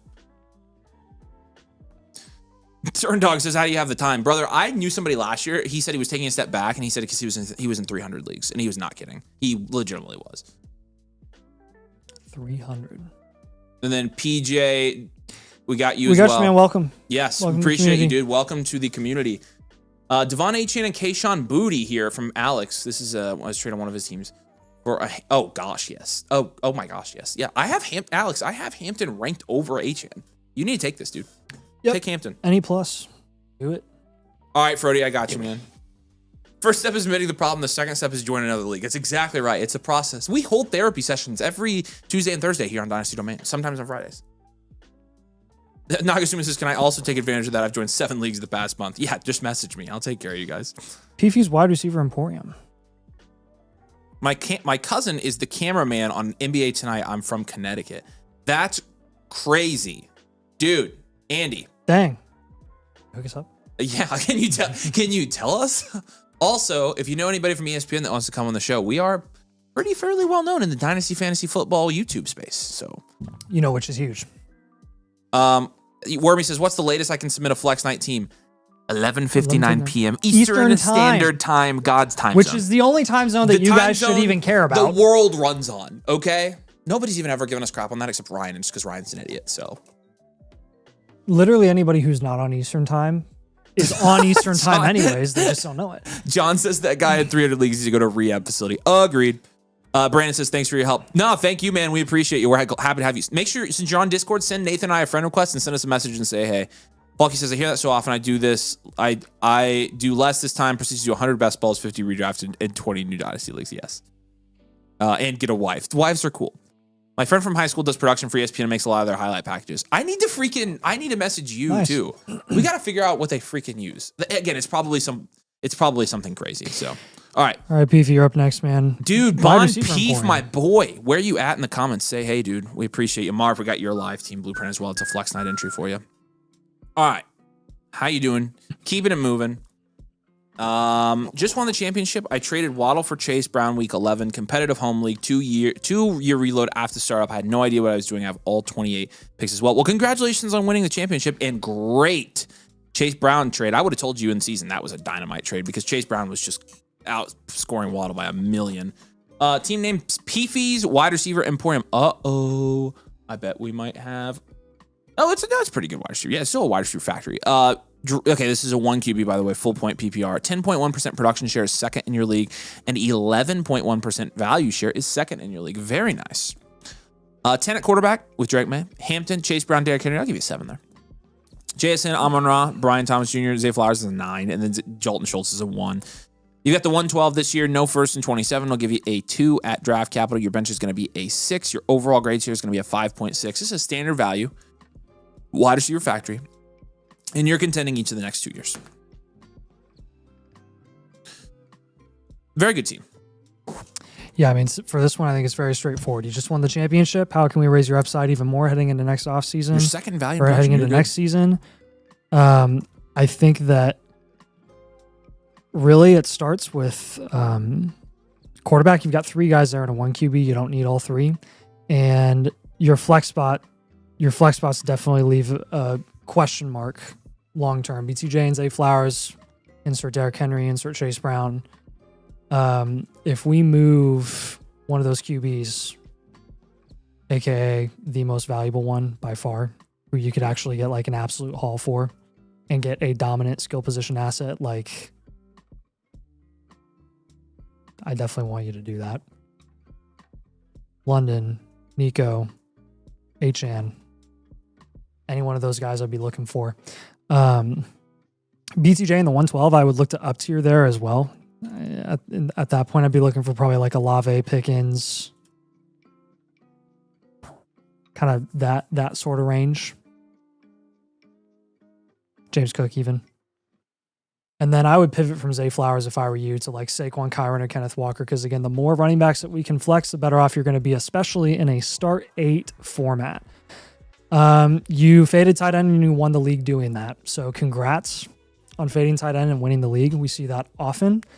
I would honestly continue that strategy unless you get a steal for an elite tight end. It really is only worth doing that. Unless you can get like Kittle for a bargain. If you can get Kittle for like pennies on the dollar with your irrelevant depth, then go for it. You have my blessing. But other than that, like just keep building a dominant running back and wide receiver mainly, and you're going to be chilling here and probably going to look to get a repeat championship this season. So, all right, Peefy. I don't think I see Peefy here. Crap. It's all right. He can ask us questions later. I gotta make sure he didn't ask me. I don't think he asked me to wait. No, he didn't. I'm gonna message him. Let us know if you have questions. Yeah. All right, I messaged you on Discord, dude. Please. Let us know. He'll Please give you a let trade us question know. as well. We appreciate you, dude. And let us know if you have any questions on this one. And I think we are clear of premiums. So again, if you would like to jump the queue and continue to get your entries in for Flex Night, you can do the Blueprint Premium, which is comes with 3 free trade questions. It comes with Infinite Blueprint, and it jumps the queue for the live streams. It's also the best looking blueprint. I just saw 2.0 again, and I literally cannot believe it. Like 2.0 sucked compared to this one. It's actually incredible. I'm telling you, dude, I hated 2.0 more than I hated. What things do I hate? Drake May. 2.0s. Yeah. I hated that more. I hated that more than Drake May. Wow. It's really hard for me to say. You hate what is another thing you hate? Loud noises. That's a good one. Thank you, Scott. I do hate loud noises. You say loud noises, yeah. All right, Frody's up next. Fro D, I think he's here. Fro D's, say hey, dude. We appreciate you. Andy did say VMix definitely fits us better. It gives you a better traditional TV broadcast. Frick, I do not. Dude, I am a Mac guy, and I've always been a Mac guy for production. Huh? VMix is Windows. Yeah, Scott says he doesn't want it, and Scott's our producer, so I don't think I can bring myself to do it anyways. Oh. All right. Frody. Is it really that much of a difference? Yeah, Scott said yes. I agree with him. I can't, for production stuff, I cannot do freaking Windows. No. I'm saying, is it really that much of a difference to do the Windows streaming stuff? Not enough for us to switch. We're not doing it. Traded away J. I'm sure it's the best software for us, but vMix is a pain in the butt for not doing Apple computers. JJ for Lad, the 103 and the 106. That's a good trade for like a team like this, probably. I know Avery isn't proud of that one. It's fine. I'm going to look at your team. If your team, it doesn't fit your team, I'm going to kill you for it. Is it worth trying to sell the 103, or should I draft one of the top 3 receivers? This is team Wide Receiver Factory LLC. This is a 10-team start 10. This is a super flex. This is a PPR league, and let's grade this thing out. Your production share here, 10.2% is 4th, and your value share, 10.5% is 5th. Burrow and Goff is a 6. Scattaboo, Javonte Williams, Kyle Monungai is a 5. Jamar Chase, Olave. Yeah, this is really that's a 9, if not a 10. And then Jake Ferguson's a 2. You've got the 103, and then a first next year. Draft capital is going to be a 4. Bench is going to be a 2. Overall 5.2 here for your score. This is a standard value wide receiver factory. Yep, contend. Definitely you're a wide receiver emporium here. So, or wide receiver factory LLC. No, wide receiver emporium was Peefy. I haven't heard from Peefy. Okay, sweet. Let's do this. Let me see his team. Well, you traded JJ for Lad, the one. Wait, the Lad, the 103, and the 306? I thought that said 106. Why? Ugh. What? Why did you do that? You didn't need to do that. Dude. It's not the worst trade. Like, you're going to get you're going to get Tate and Lad for JJ. That's not terrible. I just don't think you needed to. Whatever. It's fine. You knew I wasn't going to like it. Why? So. Oh my gosh. All right, cool. I think we really only need to do one down tier here, though. I think so too. Really, I think so too. From Burrow, it's a and then shallow we're going to be league, fine. So, yeah, we will take the Burrow. Yeah, and we'll down tier to Dak, Purdy, or Jackson Dart. Dak plus James Cook, Brock Purdy plus Kenneth Walker, Jackson Dart plus Chase Brown. Again, you can do a big down tier, middle down tier, or like small down tier. It's kind of up to you there, but all those kind of options are there for you. I would probably take QJ and Kyle Monungai and try to get up to a running back or wide receiver that we feel a little more comfortable with in your flex spot. Travis Etienne is a big guy right now. You already have Javonte, which is sweet. We like that. Derrick Henry's another guy to think about. Jordan Addison is another guy that you can shoot for. And then I think our third move, what would your third move be?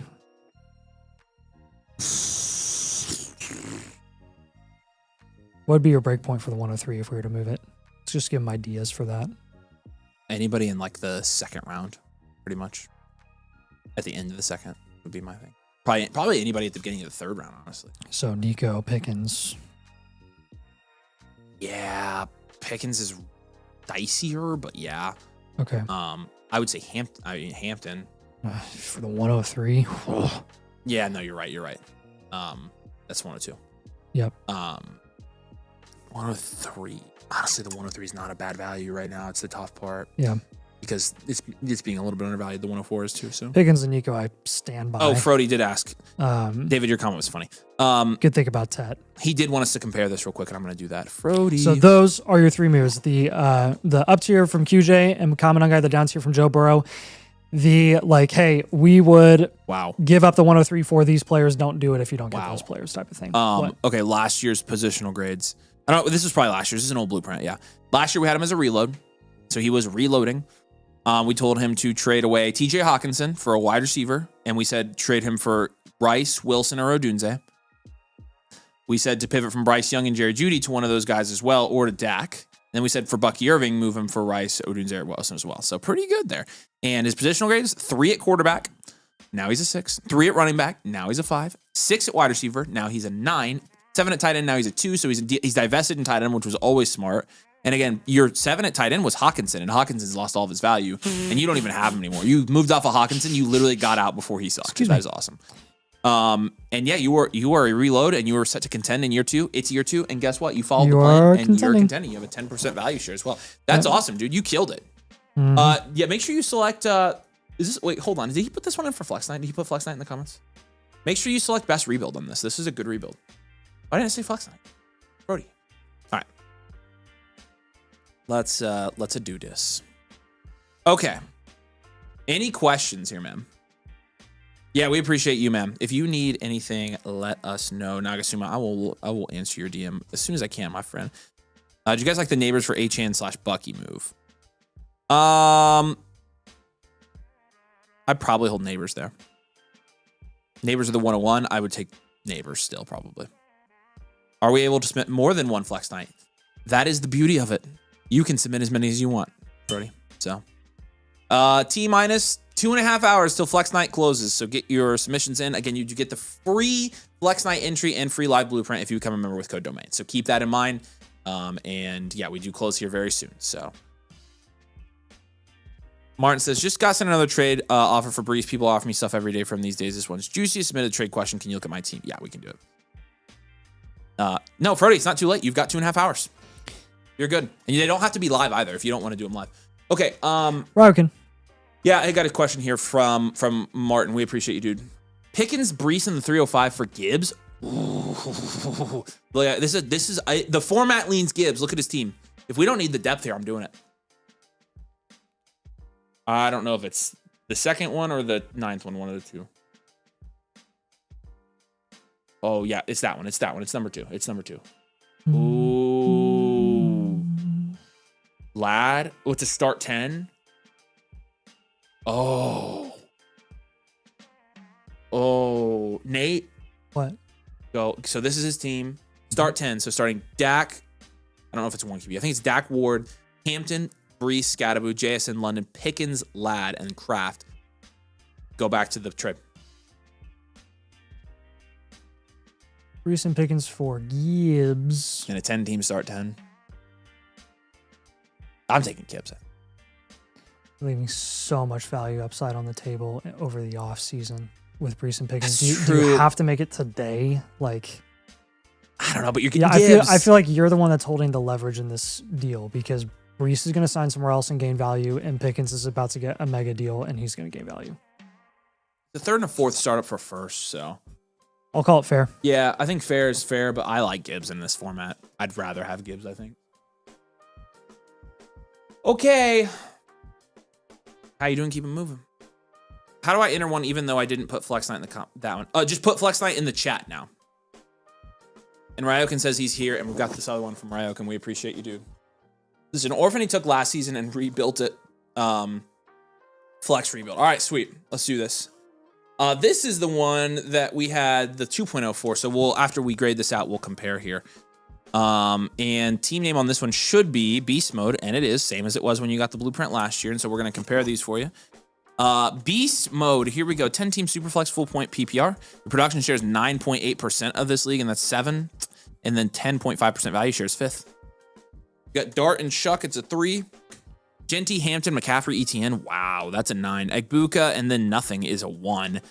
Brock Bowers is a 10. Wow, very all over the place team. You have the 102 and the 103. Your draft capital is going to be a 7 here. Your overall is going to be a 6. And your bench is a 1.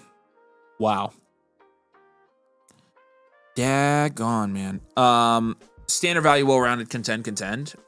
But I want to compare this to your last... I want to compare this to your one from last year real quick. So let me pull that up. Okay. So last year, for example, he had a 4 at QB. Now he's at a 3, so same. He's at a 7 at running back. Now he's at a 9. He had a 6 at wide receiver. Now he's at a 1. He had a 7 at tight end. Now he's at a 10. So kind of a little bit all over the place with your grades there. Your draft capital, you didn't have any first in 26 and had no first in 27. Now you have the 102 and the 103 for this year. Your overall grade has gone up. You've gone from a hard rebuild. Wow. And I'm not incorrect by saying he's contending, right? No, Nope. He's got enough value here. He's contending. Yeah, you turned this from a hard rebuild into a contending team in 1 year. That's very impressive. Congratulations. Sir. Congratulations. Now we have some down tiers that are going to help you out. Oh, dude, if you would have moved Hampton for JSN, you'd be cooking right now. Yeah, that's a bar. We also said to move Kittle for Loveland. Oh. Although, you got Bowers, so it worked out. All right, sick. Yeah, so I think our first down tier is going to be from Dart, Bo Nix, Dak, or Purdy. Get like Devonta Smith on top of Bo, Scatterman on top of Dak, Addison on top of Purdy. I would also look at it in a Ibuka down tier as well, because there are some guys that are ranked below him that are just as risky that are cheaper. So if you're going to take a risky bet on a young wide receiver, do the cheaper guys. So Rome Odunze plus Terry, Marv plus Derrick Henry. Like if you did Travis Hunter plus Walker, I would love that as well. And then the other one would be like a Brock Bowers down tier, so like James Cook and Rome, Pickens plus Brees, Devon Achane plus Michael Pittman if you want to do like a small down tier and get a little plus on top. That's going to work wonders for your team, really, is especially in a non-tight end premium. Tight end just isn't our priority right now. And you have a very low grade at wide receiver. Just translate that tight end value to wide receiver. You're going to be golden here. Jake Ferguson and Juwan Johnson, you can easily get by at tight end with those guys starting. And it's not going to really hurt you at all when you're improving wide receiver so much. So focus primarily on building the insulated positions, wide receiver and running back, before we look anywhere else. Try to insulate quarterback a little bit more. Your QB2 is Shuck. I would rather Shuck be my QB3. But again, priority is going to be wide receiver to start. Just keep in mind, like, hey, at some point we're going to want to potentially try to get quarterback a little bit safer. Don't pay up for a super premier option, though. It's not worth it. And that's what we got for this team, man. Do you have any questions about that?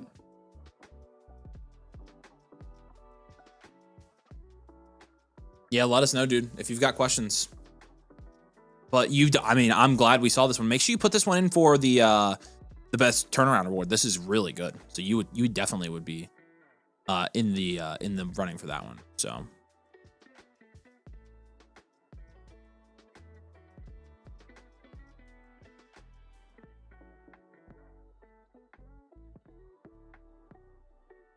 all right.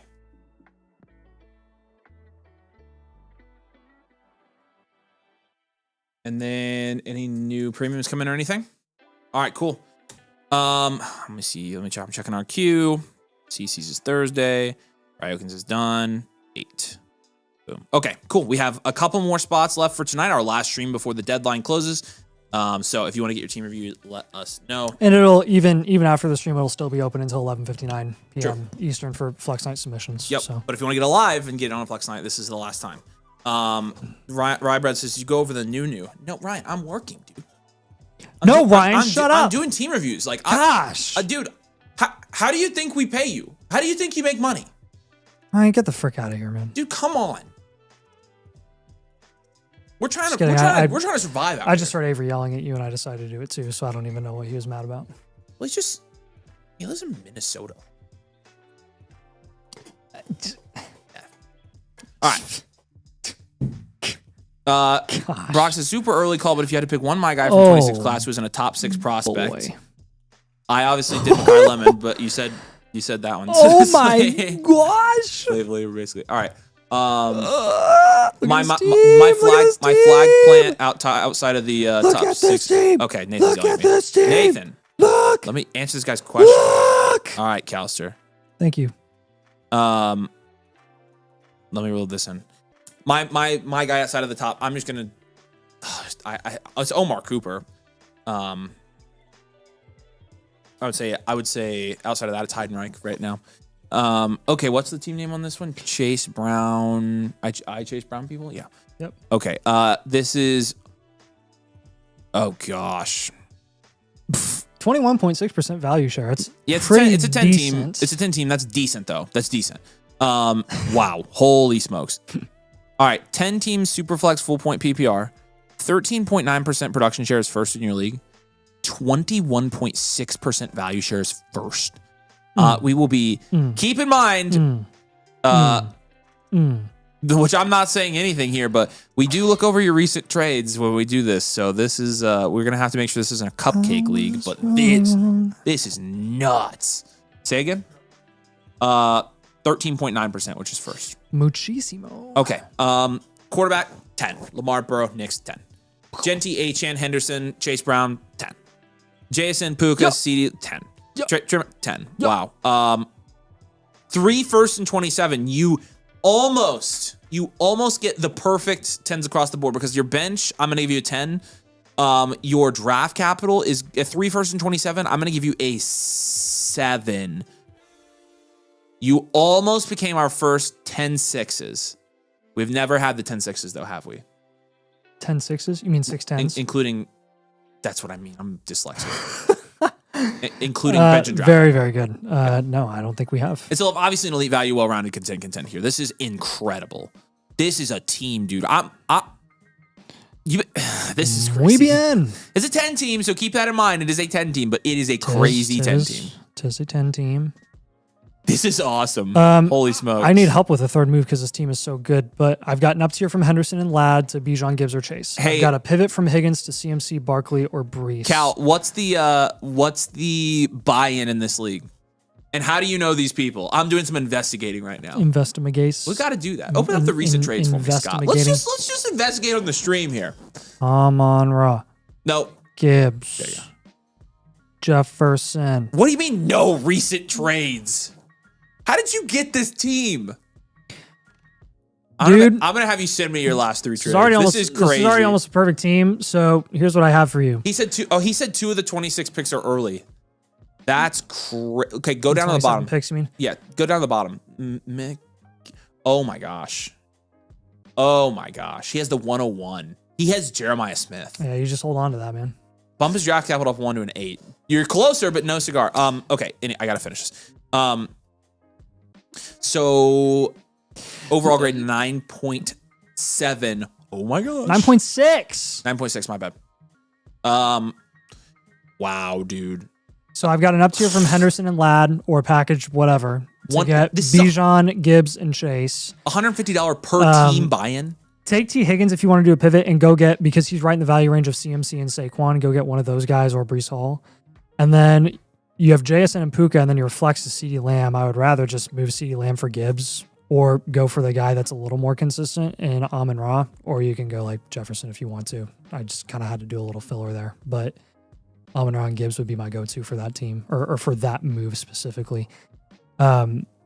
Quarterback, honestly, I don't want you to make any moves at quarterback because Burrow is injury prone enough that it's kind of nice to have Bo Nix as your third QB, and you can afford that luxury in a 10 team when you're not going to get as much value return for them anyways. Just so you guys know, what I plan on doing is the top 10 or 15 teams for the grand prize winner.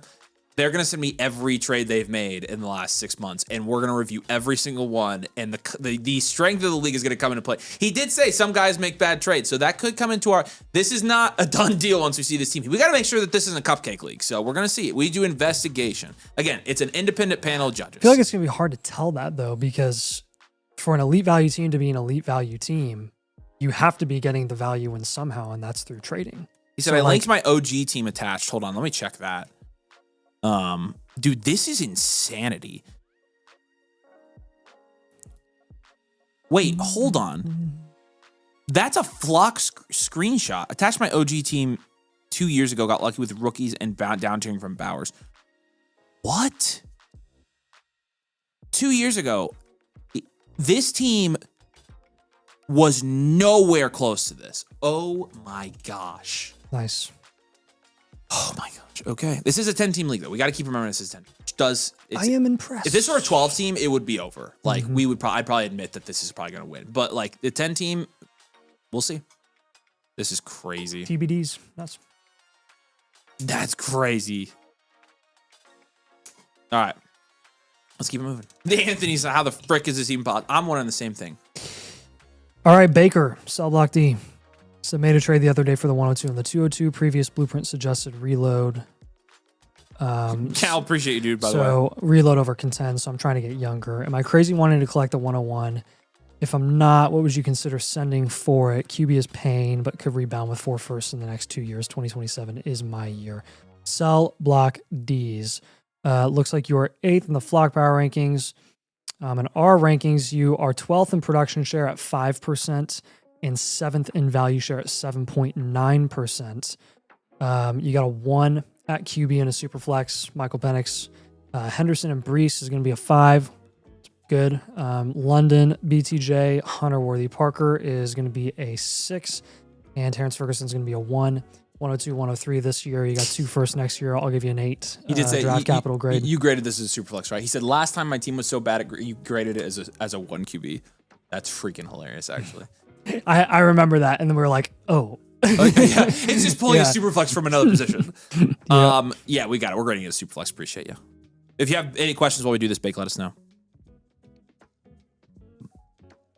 Wow, Cal, that was crazy. I can't get over that, dude. Sold JJ before this season. How did you know? Those are great moves that you're talking about, so I can't short you on those, dude. Can you start telling me what to do? Yeah, that league is absolutely toast. That's a league ruiner. Yeah, so at least one down tier idea here for you. The 102 and the 103, honestly, for this team, I think are pretty decent. I would just hold on to them at the moment if we can help it. Let's take Henderson and down tier. We can go like Olave plus Addison, maybe Marvin, Saquon, Quinshawn, and Harvey. I would take, Xavier Worthy definitely catches my eye. Parker Washington, you can hold on to if you want to. Since Charbonnet just got hurt, he's kind of, it's hard to move him. Let's just pivot from Worthy to a better play in that range. I think Pierce is a better play. I think Pittman's a better play because if he gets cut, he's going to go somewhere else. If he gets paid, he's going to get extended. That extends his life of being productive and relevant, which means you can move him at a premium heading into the season, or you can go for Wandell, who's also a free agent this offseason. I like those free agent wide receivers. I think they have a lot of room to move up boards. And then your third move, I am going to give you a couple of down tier ideas for Drake London. What? Sorry. Archetype is we landed on 1 year reload last time, didn't we? I think so. Yeah, 1 year reload, well rounded.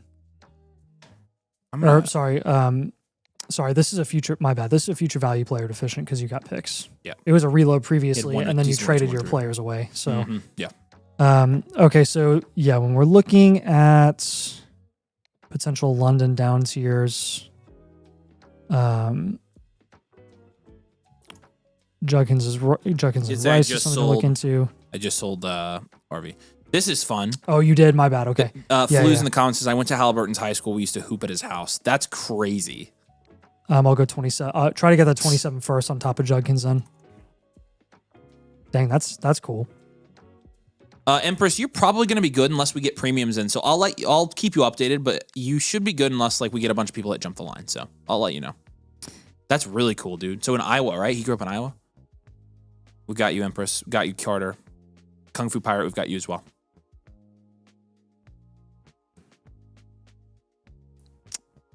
Some other.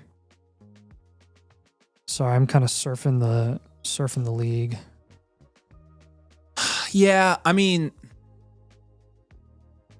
he's truthfully not in that bad a shape at all. So, oh yeah, if you want to go QB route, he did say he won't get Judkins. It was a pain trading with that guy for his last trade. So, we'll give you somebody else there. Is that in the Henderson move? Dak and Rome, yeah. You could go K-Dub if you wanted to. Play the value and resell him. Yeah. Walker and Bucky. You could go like Rome plus Dak when you're down tiering from Drake London. You can try. I'm honestly not against you looking to get a QB here in addition to a wide receiver when you're down tiering from London, like going to a foundational guy. So you could try. Wisconsin. Yeah, that's right. Oshkosh North. That's cool, dude. You still know him? What? Yeah, try like Purdy and Olave or something like that. Yeah, adding a quarterback to this team, not a bad idea. Even under future value. Don't reach for Fernando, by the way. I can already tell you're trying. Don't do it. You don't need him. Nope.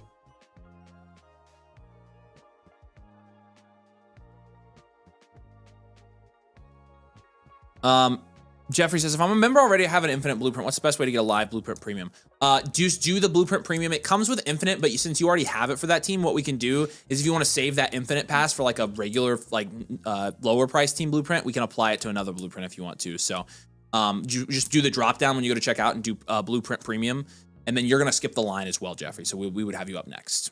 So, Do you have any questions on this one, man? yeah, Bake, what do you think? He did say, was Rice for Harvey the 102 and the 202 a good move for me? I felt like the value was there. Rice and Harvey for the 102. Yeah, in the 202. Yeah, that's even. Yeah. That's fair. Like, obviously, I think we're taking the 102 over Rice pretty consensus right now, but like Harvey, gets you there. The 202 kind of evens it out. So, yeah, I like it. All right, But we got... we'll see who get the 102, and we'll see how strong that is. Hopefully, it's very strong this year. But Bake, we appreciate you, man. If you is Kung Fu Pirate new? yep, Here. Kung Fu Pirate, if you're here, say hey. We appreciate you. Ember says they're telling you not to reach for Fernando because they don't want to see him die on your team. Yeah, well, I mean, it could be because we want to trade for him because he's our boy. So, we love Fernando, but people are talking. Every quarterback needy team we see at the 102, 103 is saying they're going to take Fernando. It happens every year, every single year. And people are trying to do it this year, and we're just like, well, just hold your horses. Let's see what happens. Maybe he ends up being the pick there, dude. Like, what if the wide receivers all fall? Then we're going to go for it. But like, until that happens, no. Hold on to your horse.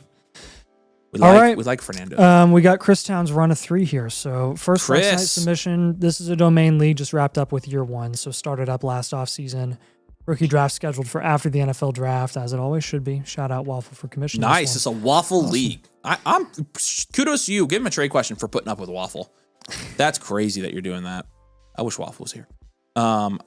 I just want to hear me make fun of him. Injured reserve. You're making excuses, Chris. That's what's happening. Yeah, so, all right, let us know you're here, Chris. I'm assuming you are, but we appreciate you. Let's do this thing. Again, domain rules. 10.8% production share is first. 10.9% value share is second. If this is a domain league, yeah, it is a domain league.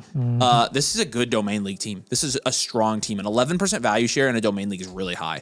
Standard value well-rounded here for you. You got Joe Burrow and Trevor Lawrence. It's an 8. You got James Cook, Bucky, Chase Brown, 7. That's nice. Almost an 8 with Swifty. Chase, Odunze, Marv, Luther Burden, 7 again. And then George Kittle is a 3. You got the 107, and you got your first next year. This is really nice. Your draft capital give you a 5. Your bench will give you a 3. Overall, 5.8 here. Standard value, well-rounded, contend.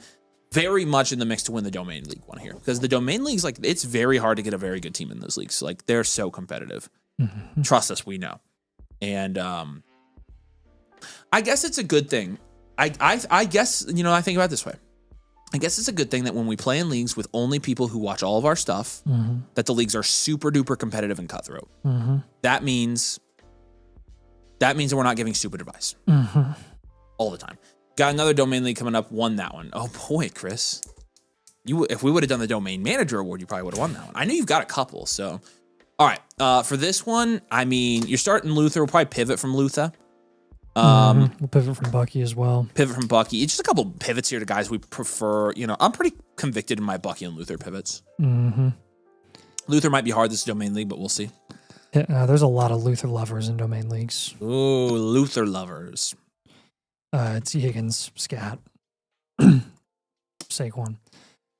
Then our third move, generally in most leagues, would be the 107, but this is a domain league. You can hold on to that pick because it's probably undervalued. What would our third move be here? Probably an up tier. Let's take Christian Watson and Marks an up tier. Yeah.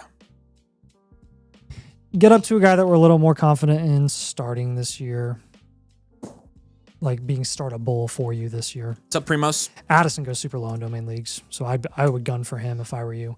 So those are your 3 moves. Burden for Higgins, Scatter, Saquon. Pivot from Bucky to Brees, Quinshon, or Ladd. And then up tier from Woody Marks and Christian Watson to Henry, ETN, or Jordan Addison. This is a good first team from a domain league. This is very well done. Yeah, this is really good. Let's go to your next one here. It's a 10. This is a 10-team start night. So this is not. This one's the non-domain league, I think, here for you. But you are in for the best manager award. Superflex 10-team start 9 here, with your team name being next year, our year. Say that again. Oh, okay. We'll jump to the premium here. I already started. Actually, those are 2 premiums, aren't there? Yeah. Okay. All right. Well, we're gonna finish this one and we'll go to the premiums or skip the line. So, okay. 10 team. 10 team. 1 QB. Full point PPR to half point tight end premium. 9.6% production shares 6th in your league for this one, Chris, and then 10.8% value shares 3rd in your league.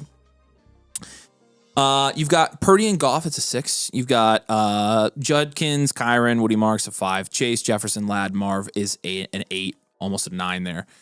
And I know Andy is here, by the way. Calling out Dirty McCurdy. Let us know if you're here, man, on the stream. Yep.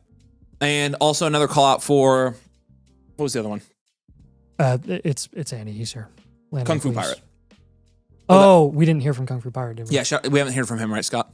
Shout out to Kung Fu Pirate. If you're here on the stream, let us know. Actually, does this say Flex Night? The Kung Fu Pirate one? He might not be here. Okay. Colson Loveland's at 8. So overall grade here, 6.8. So tight end 8, overall 6.8. Bench 3. Draft capital, you've got nothing this year, but 3 first next year. Nice. 6 or 7. 6 in a 10 team. And then, yeah, we'll go standard value wide receiver factory. Contend. Wide receiver will give you an 8 here. An 8. Okay. So, yeah, solid team. Your starting lineup looks good. Like, you just need, and I love that what you've done with quarterback. You don't really have, this is an interesting team. You have mostly holds.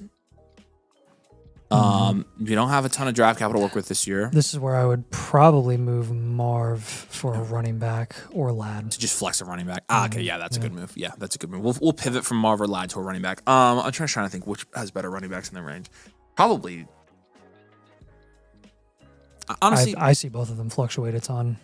I do too. I'm thinking Brees probably is really my go-to. But probably Marv, and we'll go Brees, James Cook, and CMC. Yeah, or Bucky. And the Marv for CMC moves, those could blow up in our faces so easy, dude. Bucky could blow up less. True. So keep that in mind. But literally, like, can you imagine like trading Marvin Harrison Jr. for CMC and Marv pops off and CMC tears his Achilles? We would be in shambles. Yeah, that's why I almost never do it. That's very risky. So I agree. Never do it. Probably not smart. Probably avoid that. Yes. Okay. We'll up tier from Marks and Michael Wilson. Yeah, I want those guys off your team. Dirty McCurdy is here. That's Jeff. Appreciate you, Jeff. Thank you, sir. Yeah, Kung Fu Pirate is a heck of a name. Yeah, we can move Kung Fu's over. I don't think I've seen. Not in for Flex Night, so he's probably watching a video or something. How many free blueprints if I hook you up with Tyrese? You would get free blueprints for an entire year. You can get as many as you want. With Tyrese Halliburton, yes, I'd give you as many blueprints as you want for an entire year. I'm not kidding. I'd do a blueprint for you every day. That would be the best thing that ever happened to us. Mm-hmm. All right. So, I like that. I like the Woody Marks move. We need one more. Yes, sir, we do. Yeah, this is, again, good team. This is tough. Maybe just package his thirds together for a little bit of a better upside shot, like going pretty late. How about Corum and like... You can Corum in a third. Yeah. And package him. Because Corum's price is pretty high. Mm-hmm, yeah. You could probably go for Swift. Dude, is this a super flex? These are super flex rankings on Keep Trade Cut. Dude, Kyler is not even a round ahead of Corum. Yeah, I know. Get Kyler. What? That cannot be right. He's been sitting there for all offseason. That is so dumb. Adams is a good one. Wandale even. Adams, Swift, Wandale. Yeah, we'll probably stay realistic. Yeah, but that's if good. Kyler's price no way. If Kyler's price like that. Try for Kyler though. See what you need to add on top of corner. Get Kyler. If the Kyler owner's, I don't know, brain dead, I guess. Yeah. That would be crazy. That would be crazy. Yep. Any questions on this team? Yeah, on Chris. Team 2 of on 3? Number 2, and we'll come back to number 3 because we got a couple premiums here, but I gotta go PP. Actually, I'll go PP. I have to go PP too. Okay, then you go first. I'm gonna start his. We're gonna do Andy's first. Andy, say hey, man. We appreciate you taking a very large lead in our monthly supporter. Flex Night 26 is one of my tougher leagues. It's 14 teams. It's 2 QB, not super flex. We'll see that on our end. Love my wide receiver room. I'm definitely trying to improve other areas. Running back, tight end, quarterback. Uptiering is at QB is tough in this league. Appreciate you, Andy. You're the man, dude. Texas Chainsaw Massacres. Okay, Scott, give him as many trade questions as you want to, by the way. He can ask any trade questions for any. I know. So he can literally, I don't care. He can have as many trade questions as he wants. Okay, so let's grade this thing out. You've got a 9.8% production share. That is second in your league. You have an 8.1% value share. That is fifth in your league. Okay. Yeah, and it's a 14 team. Not bad for your production share is high. Your value share is middle of the road. Or I mean, really, it's top third for a what's up, dude? For a 14 team, your value share is sitting pretty high here. It's a tough league, but you're doing fine. You know, Stroud and Young is going to be like a 3. Judkins and DeAndre Swift is going to be like is going to be like a 5. JSN, Jefferson, Rice, Marv. I'm going to give out a 10 easily in this. Wow, your wide receivers are crazy. Brenton Strange will give it 2. Overall is going to be a 5 here. Standard value, wide receiver factory, contend. Let's go into some of your advanced analytics here. Again, just so we're aware in terms of value share for both your positional value shares and your overall value shares. When you're expecting about a 7.1% to 7.2% would be average. So, you know, your value share being 8.1%, like well above average. Seems like there's some parity in this league between the top and the bottom. Listen to this, guys. 69.9% of his value is at wide receiver. Scott, I need you to say nice because Nathan's not here. Nice. Nice. Okay, cool. Running back is 17%. Quarterback is 11.8%. Wow. And then your value share, 3% value share at quarterback, 6% value share at running back, 18% value share in a 14-team league, dude. At wide receiver, that's crazy. And then 1.4 at tight end. Your 3 factors are kind of all over the place here. 5.8 insulation score, really bogged down by tight end and quarterback. Production bogged down by quarterback, 7 though, and situational is pretty solid across the board, 7.5. We've got you at 6th in this league. You have 3 cornerstones, it's your highest category, 3 serviceables, your second highest category, 3 Jag Insurance, your third highest, foundational and mainstay, your 4th and 5th, with 2 of those each. Really, for a 14 team, man, this is really solid. To have 5 cornerstones and foundationals, 14 team, that's really solid. So, yeah, this is a solid team for a 14. You're definitely contending. Again, your wide receiver room is broken, nuts, crazy, but we're going to make some moves starting with your quarterbacks here. So I think that's where Nate's going to start with some of your moves, and we'll kind of go from there. It's no time premium. You have Strange. Maybe we try to get somebody cheaper there. You have Kelsey, but whatever. Yeah, Bryce Young and CJ Stroud just have kind of cap value ceilings, and they just don't produce. Like, if you're going to get a guy that has cap value ceiling, just get a quarterback that's actually going to produce at a higher level more consistently. So like Goff for Bryce Young, or just move to, again, a higher value upside guy like Shuck or Kyler Murray. Same thing with CJ Stroud here. I mean, I would be going for Dak, be going for Baker Mayfield. You can go for Love if you want to. Literally anybody but Stroud, honestly. One thing that I would look into here is probably translating some of your wide receiver value to running back, because you are so dominant at the running back position or at the wide receiver position that you can afford to make some of those adjustments.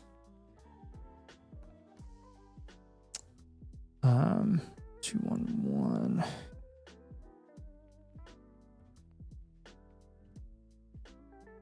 And with Marv, we're probably looking in the Brees, Bucky, James Cook range.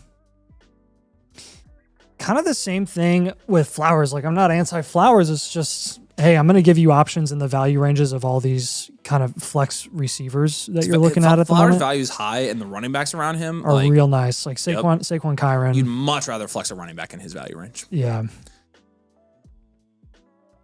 Luke says, what's been the highest value share so far? Tonight, it's been 21%. What's the highest you've I've ever seen is 25%. In what? How many teams in that league? 10 or 12? 12. That's crazy. Dude. Yeah. That's actually broken. He had a quarter of the value in the league. So I don't know if that was a Flex Night submission either. I don't think it was. I think it was before. That was an off screen. I don't think he ever made it back from Flex Night. Man, that's wild. Yeah. I like that you have Dowdle and Chuba on this team. That's really nice, actually. Yeah, that is nice. Brenton Strange actually has some value right now. There are a couple of tight ends in Brenton Strange's price range where I would consider moving off of him. He has Jake Ferguson right there. Kittle is also very close to there. So those are a couple of guys that I would consider in his range. I mean, Ferguson is right by him.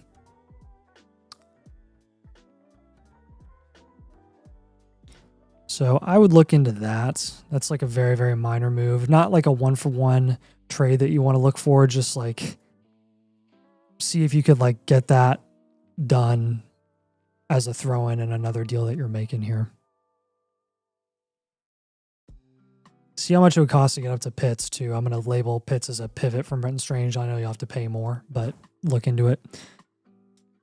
And then our third move here, if you want to go for a little more safety, pivot from Rashee Rice, you can gun for like a Nico, Olave, or Pickens.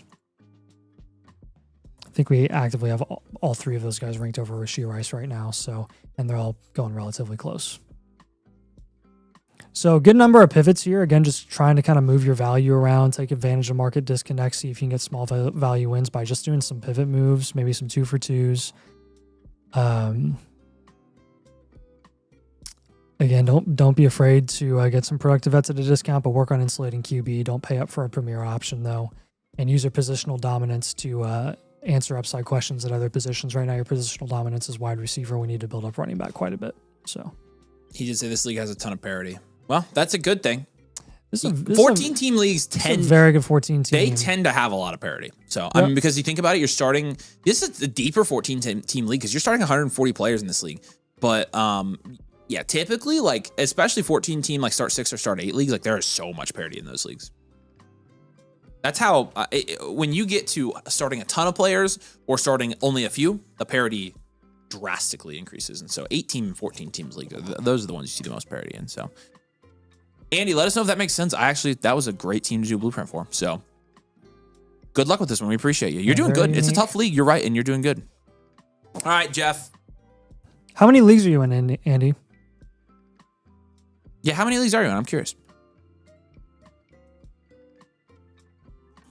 We appreciate you, dude. NFL owner did a live last year. You guys had me do a hard rebuild in a good spot now. Wondering what to do next. Besides, NFL owner. He did. That's his team name.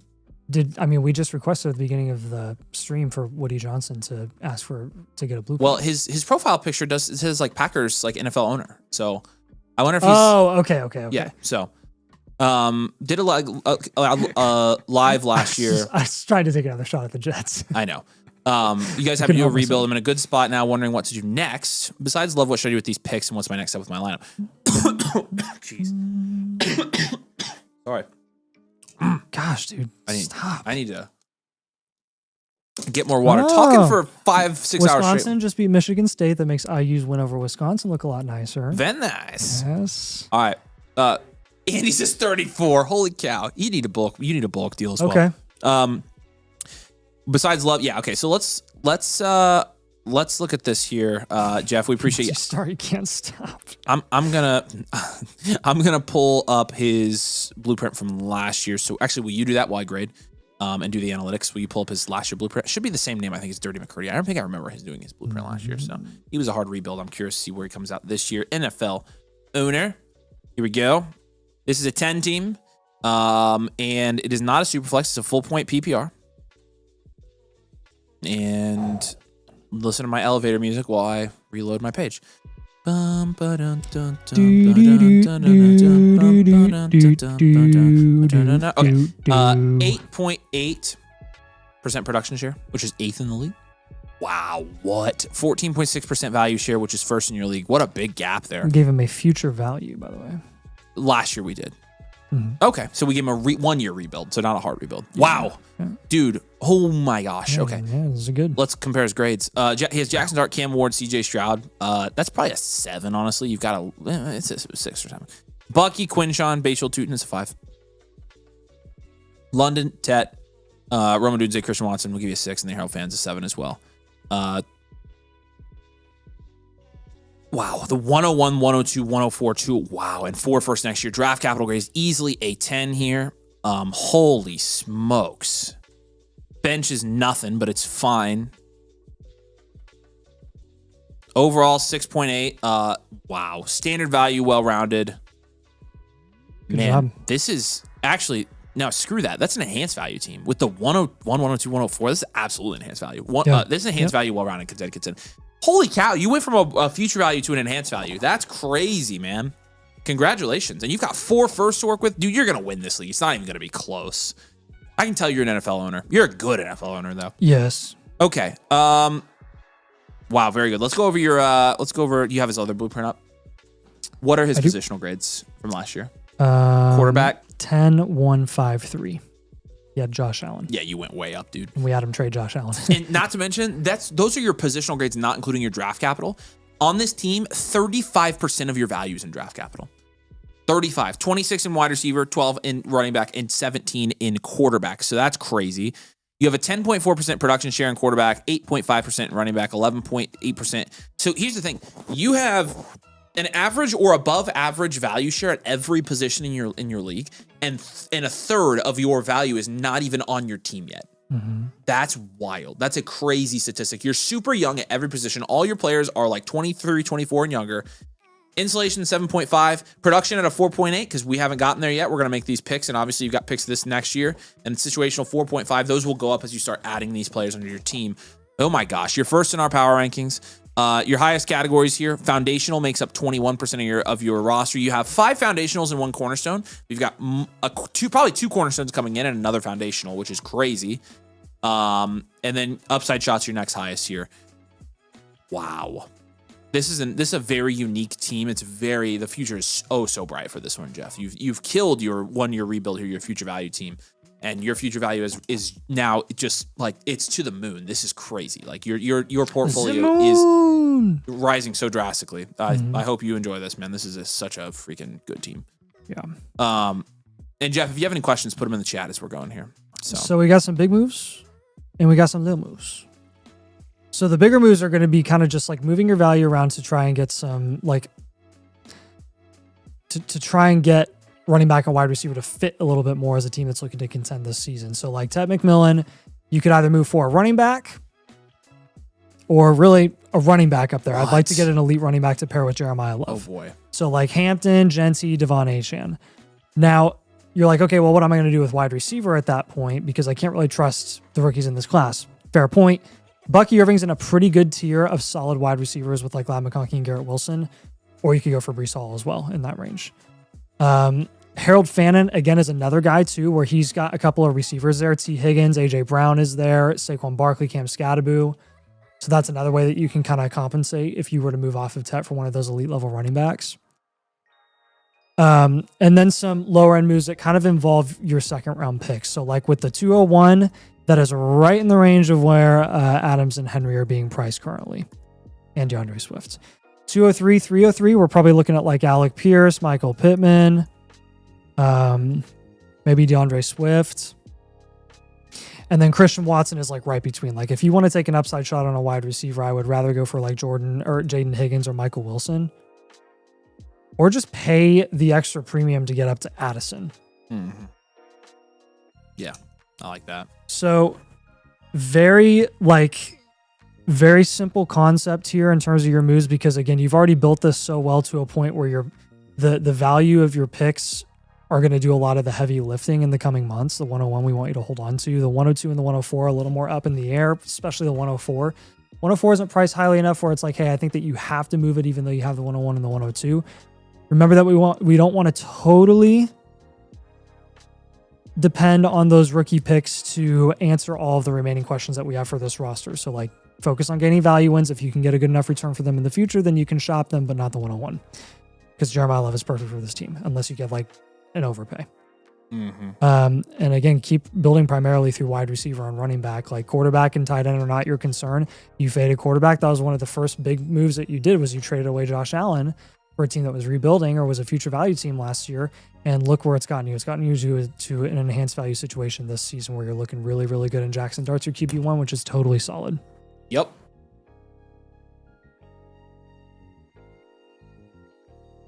Do you have questions on this, man? Yeah, I haven't seen any comments from him yet, but I'm assuming he's still listening, and hopefully he's... Oh, yeah, there we go. He says, I might be able to get Cook for the 104. Yep. That is where you would sell the 104. Yep, that's where he'd sell the 104. I like that a lot. Cook's going ahead of the 104 most in almost every. The 104 is going at the 4-5 turn consistently. Cook should be going at the 3-4 turn. So it's about a round value jump there. What were you reacting to what about earlier? You were like, what? Cameron Wolf said that the Jaguars plan to play Travis Hunter as a full-time cornerback and part-time wide receiver in 2026. I don't know if I believe him. Why? I don't know if I believe him, but he's a somewhat credible. Why would he do that? I think that is. Why are they doing I think that is the dumbest decision of all time. Like I think it that might is be either. so stupid. They're gonna waste him. Yeah, they are. He's not that good of a corner. Like he's literally not. No, he's not. He is like a He's slightly like above average in a corner. Yes. That. Like he's not an elite cornerback. He could be an elite wide receiver. Yes. I agree with you. Did the Infinites go off for Dirty February? McCurdy, Yes, you are the man. they did. Vice. So check out the announcements on the Discord. And by the way, Luke Collier, if you are still here, send me a message on Discord and I can help you. Jeff, any other questions, my man? We appreciate you, dude. Hopefully that helps. You've done a great job since your last blueprint. I mean, I have nothing else to say. Like that's. He said, "What about the 102 for Nico?" Close. That one's fair. It's fair. I would probably still say hold because I think I you would might be able lean- to get more for the 102 come draft time. 103 is my point for Nico, where I'm like, yeah, I would move the 103 for Nico, but Yeah, I agree with that. I do be agreeing with you. All right. JB Snoo says he's not that good of a receiver. So what's he good at then? I think he can be that good of a receiver. He has the athleticism and the ball skills to be that good of a receiver. And the route running, I think he is that good of a receiver. I just don't think you've ever seen him put it all together because he's been playing cornerback half the time. all right, Christian, you're up next, man. All right, this is his other domain Christian's league number here. 3. This is third Flex Night submission, another domain league started up last offseason, won the ship. Congrats, man. Dude, winning a domain league that must be nice. I wonder how it feels. Yeah. All right, Must be nice. Must be awesome. Bugle Must be fan. super cool and Very stuff. oh man, very interesting. This is an interesting team. I'll tell you right now, because interesting. your production share is 10.2%, which is third in your league, and value share 7.1%, which is 10th in your league. This is a reload. What? This is definitely reloading this year. Or it's an aging value. Yeah. Well, let's grade this out and then How we'll many decide. old boys do we have? 6 for Not quarterback, that many old boys, really just CMC. 8 for running back with Bucky, CMC, Kyron. Yeah. Chase, Ladd, Christian Watson, Kobe Myers is like a 6, and Laporte is like a 6. You've got 2, your first next year, but none this year. 3 at draft capital, 1 at bench. Honestly, you probably do have to contend until you don't. Let's go aging value here. Aging value. With Christian contend, McCaffrey, I think you reload. just go until you do. So contend, reload. We're gonna have you reloading next year and trying to contend this year. If you need to reload mid-season, do it. CMC's a special case. He is a special case. He's a special boy. 84 lines of code special. Causes a lot of problems. Causes a lot of problems. A lot of problems on that. A lot of problems. You know, all right, how, and then you know overall, how long it took me to 5.8. fix that problem? 5 seconds. Ka-chow. The roster archetype will be aging, well-rounded, probably. Yeah. We are going to move Bucky. We're going to move him for Brees. I love to play the market with Brees this offseason. Honestly, Judkins, I would not be against that idea as well. If you want to move him for a wide receiver in that range, feel free. Saw Bucky go pretty early in one of the mocks today. See if you can get like a Garrett. Baker and Goff is a good quarterback room. This is very reminiscent of Steely's team with less depth. Sam Laporte is another guy that we're going to move. I like Josh Jacobs in that value range. If you want to go for a wide receiver, probably like a Devonta Smith or a Zay Flowers. And then Christian Watson, we're going to pivot off of him. We're going to take your 26 second as well. Just up tier.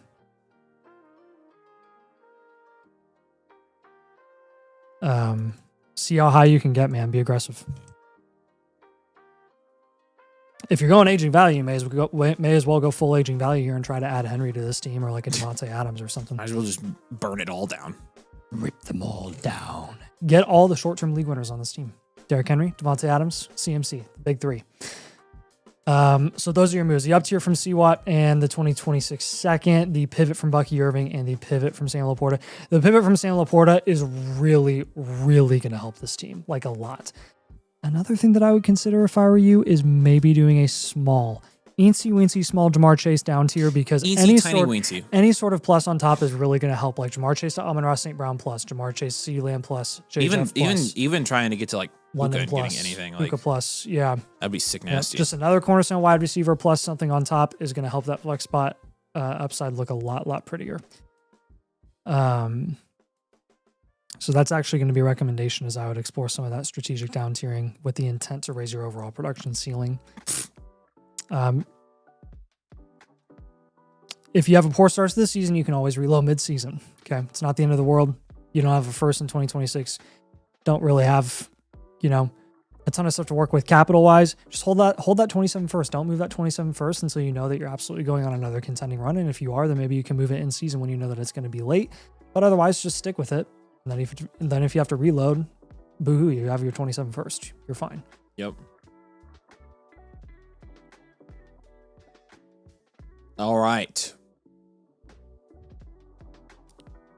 Dragoons? Any questions? I don't know if Chris is hanging around still or not. Chris, you have any? Oh yeah, here it is. Would you guys recommend shopping CMC? Feel like I can contend next year. He's already gave me a chip, kind of thinking about seeing what I could get. You can see shop what him. you get. If you do sell him, you probably pivot to a reload. Yeah. So see what you can get. If you can get something crazy, then yeah. That would change your outlook. Generally, we don't find it like to be the most bestest return that I've ever seen for CMC in the offseason. Generally, the offseason is a bad time to sell CMC, which is why we kind of just assume that you hold him. But if you can get what he should be worth, then I'm all for it. Hey, Brandon, aka Joe Burr, you still here, man? Let us know, dude. We appreciate you. If you are, we're going to go ahead and get started on yours right now. I haven't either, so I'm going to make sure he's still here. We'll come right back to his. Let's go to... He was here earlier, though. I just want to make sure he's still here. Let's go to PJ's. PJ, we appreciate you, man. And left us a message here. It's a Flex9 Blueprint. Said, hey, guys, love your content. It's my oldest and favorite Dynasty team. Took it over with little no assets, but Jamar Chase, the 23-101, and a prayer. Wow, that's crazy. With lots of trading and some solid draft picks, I ended up with what you see now. I thought I had a chance to win last year. A few of my trades really disappointed. Came in fourth. Fourth. I already sold my 26 and 27 capital. I'm not sure where to go from here. Appreciate the help. Yeah, we got you, man. A lot of people get into this situation. Oh, that's Brandon. All right, Brandon, you're up next, man. I just want to make sure you're still here. We appreciate you, dude. And PJ DSN, if you're here, man, say hey in the comments as well. We're doing yours real quick. I just shot Marvin. Here we go. This is a 12-team super flex. It's a half-point PPR without a tight end premium league. What?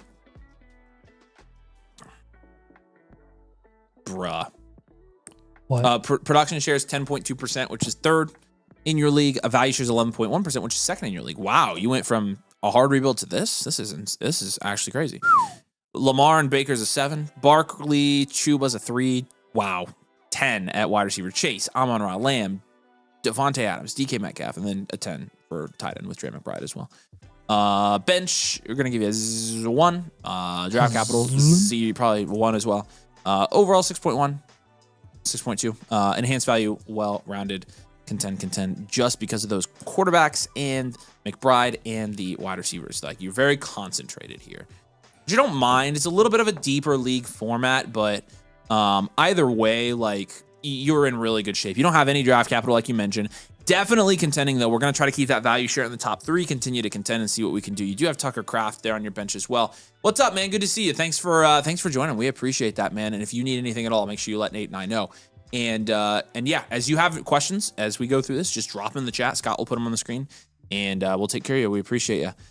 This is a good team. Like, you're not hurting at all. I think the main thing here is you're flexing a ton of wide receivers, and your running back room's a little bit, I think we're going to move. I think we're going to get some running backs on this team. So, like, that's going to be the primary goal of this. I think we are going to do a down tier. I would rather down tier from Lamar than one of your wide receivers. 100%. That's what I'm thinking as well. Yeah. And you ain't starting Russell Wilson. So we're going to down tier from Lamar. Hopefully get a stud running back and then probably a cheap quarterback. I'd rather just punt quarterback here and go like Purdy or Goff or Dak or something. And then get like Dak and Pickens, Dart and Rasheed, Purdy and T. Higgins. Yeah. Like, any one of those I'm totally cool with. You can Me too. Yeah. That gives you flexibility to move one of those receivers eventually for a running back if you need to. Tucker Kraft actually in a pretty decent value range for like solidly productive running backs. So I would look into that with him. Probably looking at Scatterboo, Kyron, Saquon. Yeah, Jeff, you can put your blueprint and Flex Night. Just put Flex Night 26 in the comments and you're good, dude. And then DK Metcalf is again, pivot from him to Jordan Addison, Derrick Henry, Travis Etienne. I think this one is very straightforward, man. Your biggest question is running back, and we can answer that question very, very quickly with these moves. You already have Saquon as a target or as a player, by the way. So like Scatterboo, Kyron Walker. But the down tier from Lamar is really going to work wonders for this team to help you fix your running back issue since you don't have capital to do that. Yep. And draft capital. And then the Kraft and DK pivot are kind of just like a little maintenance on this team since you don't need Kraft to back up McBride. Your other backups are fine. Gesicki's a fine backup. And then your flex spot option being DK, like we can get that a little bit better in our opinion. So, yeah. Do you have any questions on this? It's a good team. I mean, I think you're fine. The fact where you came from just having Chase in the 101, that's crazy. And honestly, you got to contend anyways because you don't have those picks in the future. And so, again, reallocating some of our value because you've got plenty of it I think is the way to go. Don't worry about the first team in your league. I know they have a lot of value, but you only need one good week to get on the opposite side of the bracket and beat them, and you'll be fine. Your wide receivers can contend with anybody's in this league, by the way. You have the top wide receiver in this league by far. So, yeah. He says it all makes sense. All right, man. If you do have follow-up questions, make sure you send Nathan and I a friend request on Discord. We do the initial blueprint, but if you're not familiar with our process, you can follow up with us anytime. We kind of help you make these trades. You also have I gave you a couple free trade questions here as well. So you have that, and yeah, you can just reach out to us anytime with questions. You also get Infinite with that team as well, so you get an updated team review with new targets every month. So we appreciate you, dude. Welcome, and if you need anything, let us know. Yeah, let's do Joe Burr's real quick since I skipped his, and then we'll go to Andy's next. So Andy, you're on deck, my friend. Andy, is that your first blueprint that you've ever bought? All right. I think it might be. I think it might be his first. Yep. All right. Let's do this thing. So, Joe, we appreciate you, my friend. Sorry for the trouble. I don't know what was happening there. I need to check, make sure the link is still working, I guess. But thank you for being patient with us, and we appreciate you signing up, man. He says, Brandon, who messaged you, yep, what's up? Sign up some other Flocker Smiths, Team Review Flex Night. Love getting a high stakes with you guys. We're gonna have more of those, by the way. The demand is really high, so we're gonna put some more. Link your Discord with that button on your Flock account page, and then keep an eye on the Domain Leagues channel. There will be some there. And become more involved in the community. Maybe even win some prizes. The best team is submitted. It's my best one out of 15 leagues. Wow, Holy cow. You're pretty active here. Oh, this is a 12-team team. And let's see this. This is the went back-to-back team here. So you have to have a pretty good team if you went back-to-back. It's a 12-team Superflex full point PPR with a 13.6 production share, which is first in your league. And oh my gosh, an 18.5% value share, which is first in your league. Dude, I can tell you right now, like you are very much in the running for the top 10, which would put you in our high stakes league here. This is elite value for sure. This is an elite value, well-rounded contend team. Oh my gosh. This team is so ridiculous. Oh, and the picks too. Okay. May and Burrow, 10. I mean, you got Murray.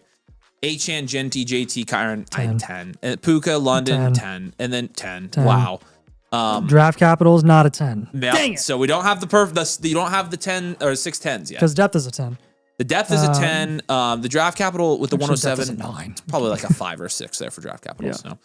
So still incredible. Bench is 10, draft capital is 6. So overall 9.2. Wow, this is incredible. What a team, dude. Congrats. And by the way, you're in 15 leagues. This is a great crown jewel that you have going on here.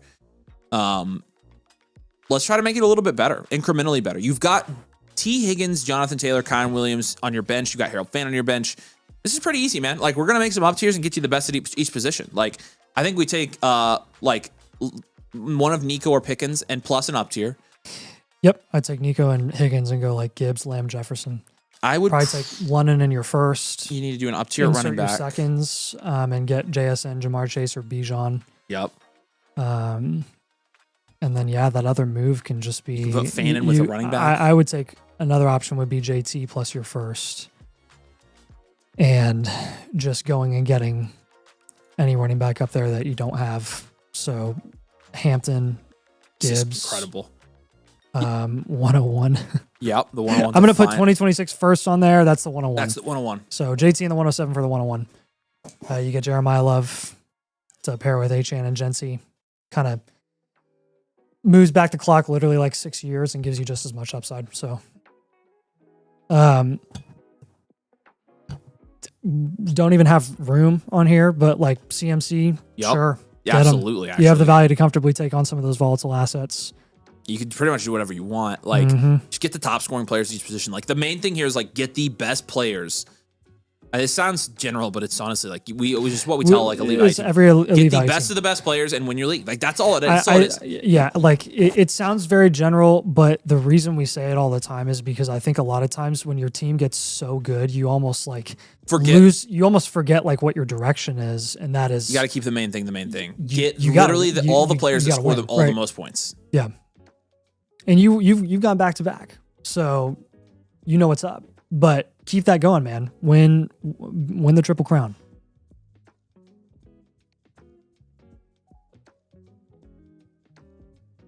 You have any questions on this one, man? This is a great submission. And Yeah, this is awesome. I'm glad you submitted. I'm really glad you joined too. See, 15 Dynasty leagues. Yeah, you can make your money back on a membership with one win. So he said, love watching the vids weekly. Wow, we appreciate you, man. Dude, that's awesome. So I use that 107 to up tier. You can, yeah. I think that's probably the best use for it. And then we gave you that like the London in the first, like trying to get into first round guys and stuff like that. Yeah, because again, like anybody you pick at the 107, you're not starting them. So you're just looking primarily to up tier with all the guys on your bench already. Like that's going to be the main thing. So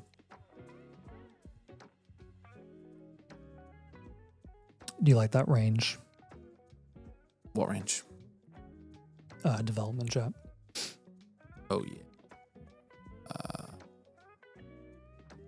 Yes. That's much better. Okay.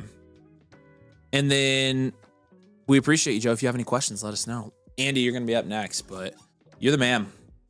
That was This is awesome. a big money league. Thomas says, is there a deal if I get 2 infinites? Sure, I'll give you a deal. What deal you want? 2 infinites? Buy one, get one half off? How's that? Let me know. We can do whatever. You want a swag box? What do you want? Appreciate you, Brandon. Let us know if you have send us any a DM other too. question. Who, Thomas? Yeah. Yeah, you can also send us a DM. We can help you with that as well. So, but whatever you want to do, we got you. All right, y'all. Just letting you know, shouting it out.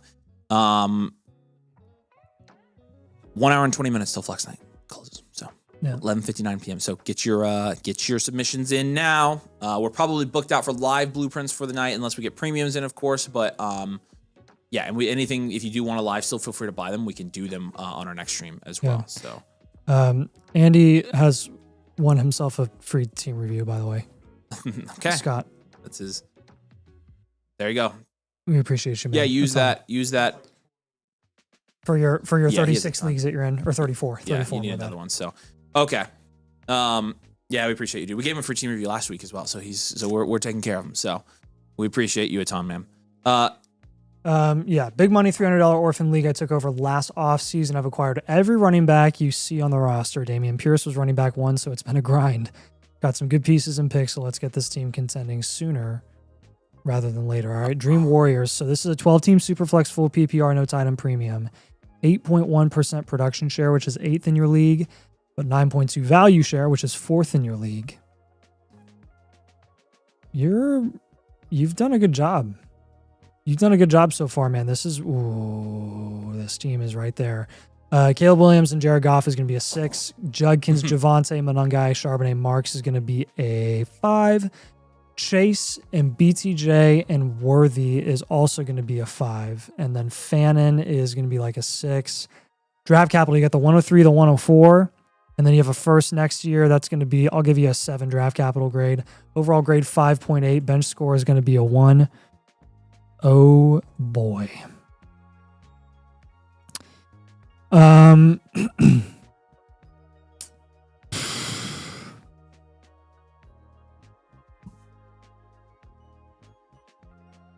The picks make me consider.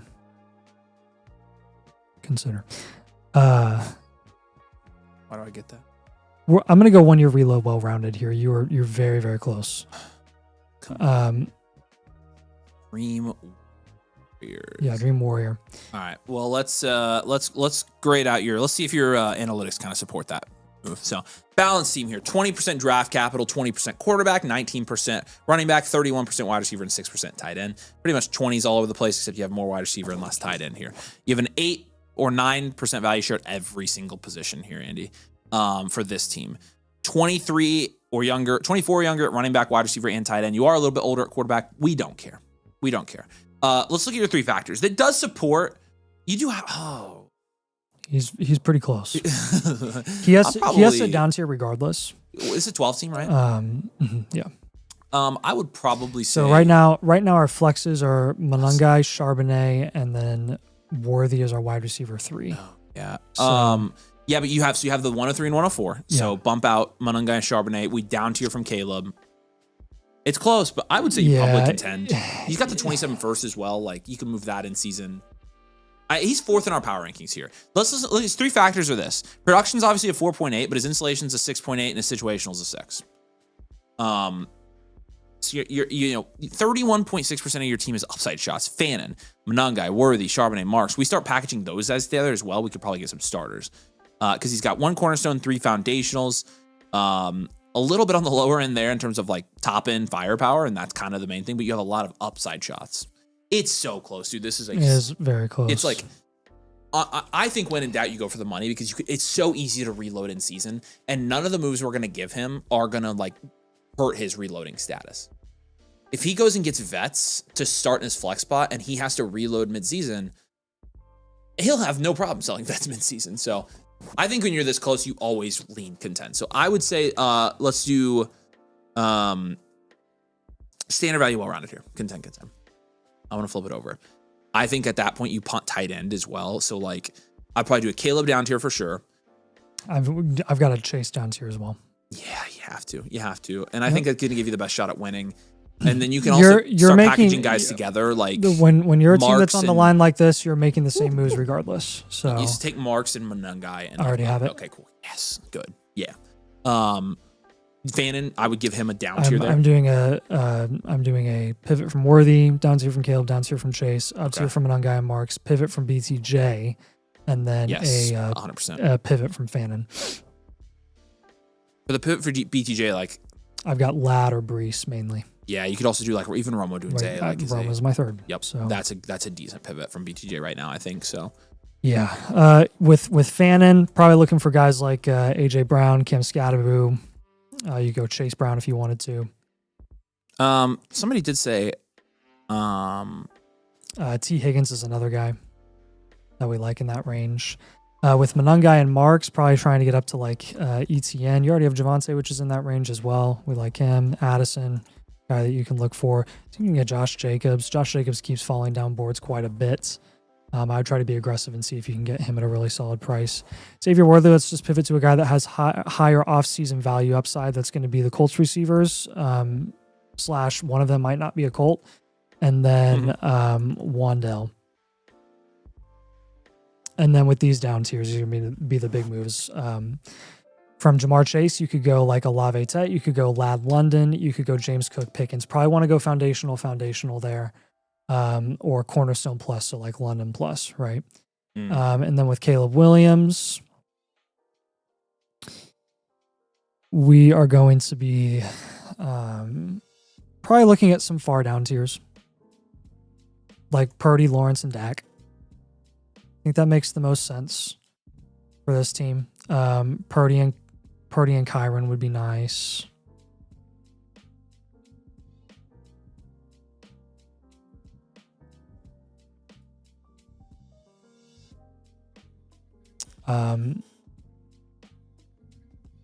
You could go like Bo Nix and Capital. And then like maybe a Dak and Pickens. If you could swing that would be nice as well. So a lot of concepts involving like some of those foundational wide receivers that we've mentioned. The down tier from Chase and Caleb should help you quite a bit. Again, we're making that move regardless whether you're contending or not. And look, worst case scenario, let's say it doesn't work out and you have a really slow start to the season and it's not looking very pretty. you can always reload mid-season. So any team that's on the verge like this, they're only on the verge because they have enough value where it's like, oh, you could get there, and it's not too risky to go for it as a contender where you can't like easily recover from that, because if it doesn't work out, you have your 27 first. So. All right.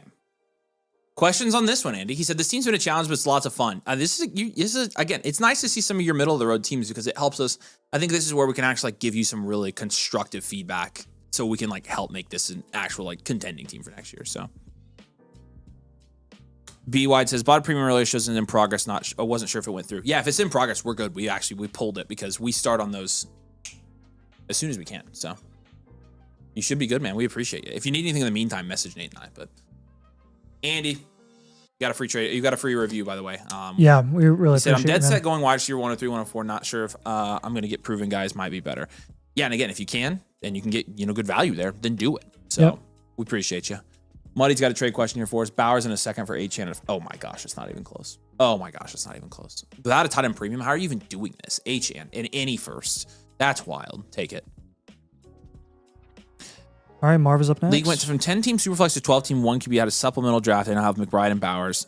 Dude, Jared, you're killing that trade, dude. Like, you need to just do it. So, okay, a couple things. Real quick. I will take Marv, Empress, and Carter. Let us know if you're here. I will take volunteers to move to early next week, and I will give you goodies if you do. So, Andy, we appreciate you, man.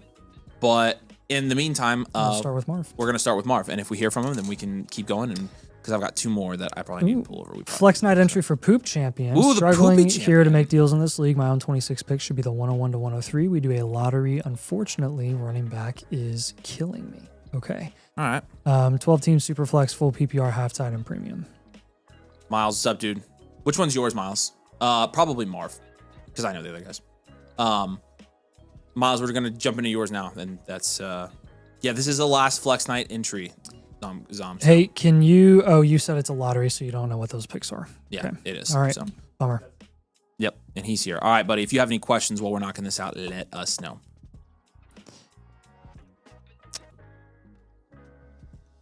You there. 6.6% production share, which is 11th in your league. Value share, 7.8%, which is 5th in your league.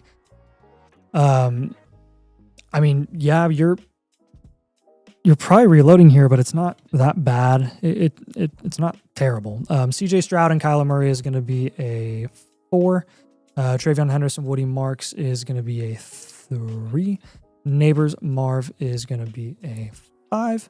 And Aronde Gadsden is also going to be a 5. 26 picks, you got 3 of them, plus your first in 2027. That's going to be a 7 grade. Overall grade 4.8. Bench score is going to be a 1. We're going to go 1 year reload for this team. Well-rounded. Okay. As a 1 year reload, very straightforward for me since we don't know what picks you have yet. I'm not going to recommend any most likely 101 through 103, 106 to 108, and 111. So. Okay, cool. Let's wait until we know for sure. But again, that later first, we're probably going to want to shop, see if you can get an overpay for it. We're going to down tier from Neighbors, and we're going to down tier from Henderson, and we're going to pivot from CJ Stroud. CJ Stroud, literally any other quarterback in his value range, we prefer over him. That includes Dak Prescott, Jordan Love, Baker Mayfield. Not limited to those guys, though. Anyone in the value range of CJ Stroud, the highest, most valuable guy that you can get, go for it. Now to the sweet old down tiers. You could do a small one. You could do CeeDee Lamb and get Javonte Williams on top. You could do a little bit of a bigger one, which would be like Tet McMillan plus Judkins on top, maybe Tet plus Loveland on top.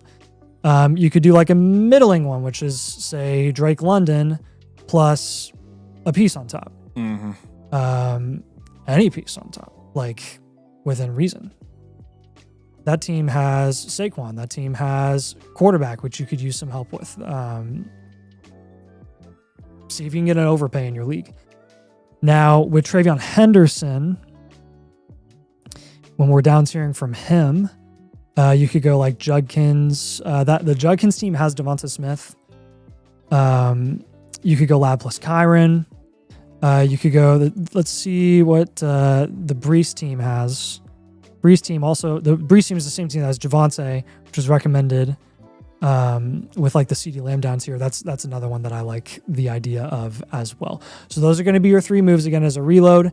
Kind of your more valuable guys where you can down tier and still have not really sacrifice much value upside, actually increase your value upside opportunity, get multiple assets, spreading out your value as much as possible, making as many trades as you can, getting assets that have yet to reach their value ceiling, getting injured cornerstones, perceived underperformers at a discount. And really, at the end of the day, I'm worried less about age and more about 9-month market plays and value installation. Like the more trades that you make here, the quicker this reload is going to be. You're already in a pretty solid situation because you have those projected early picks plus the mid to later one. Hopefully, cross some fingers that that's going to be as early as possible, like the 101. That's going to give you a ton of flexibility. And then I think you're going to be well on your way to like contention status heading into 2027. Yeah, I think so too. All right, Miles, what questions do you have? I want to stick around here and answer your questions for a minute if we can, but we'll give you a free trade question here so that way you'll get another one as well, but that way you can message us anytime. So.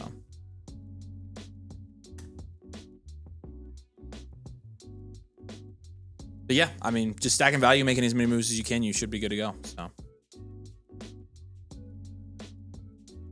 As a reload, should I be holding my 27 first? Absolutely. Do not trade that thing for the world. Don't trade that. No. Do not. In fact, you should only be acquiring more 27 firsts, if that makes sense. Lamar for Purdy a first in the 111. Ugh. Is it really an early first? Is it really? I don't think I like this. Hold Lamar here. That's not enough. Dumb. What else, Miles? We appreciate you, dude. Yep. All right. Love the help to get my direction going. Appreciate you both. Now we appreciate you, man. If you have any questions in the meantime, just message us on Discord. So, all right. He wants a 26-second back. No. He's not. You're not doing that. Don't do it, dude. Trust me. You need more than that, dude. I also don't need lottery tickets when I'm down tiering from Lamar. Okay, let's do Alex's third one here real quick. Alex, appreciate you, dude. Say hey in the chat. This is a flex night. Made a few moves since my last blueprint. I traded Laporta Harvey in the 108 for McBride. Yeah, I remember that trade. Also traded Pat Bryant Hawkinson in 304 for Kittle in 301. That's brilliant. Trying to add one more running back, pair with Brees and Judkins. Not sure who I should prioritize as a target for this team. This is a very strong team, dude. All right, let's do this. This is the Wolves of Ball Street here. This is a 10 team. It's a 10 team start, 9 super flex, full point PPR. And nice. Wolves of, that's his team name, right? What's up, dude? Yeah, it's gonna be May. Oh, whoops. Oh, that's the league name. Yeah, I see. Okay. Yeah, here we go.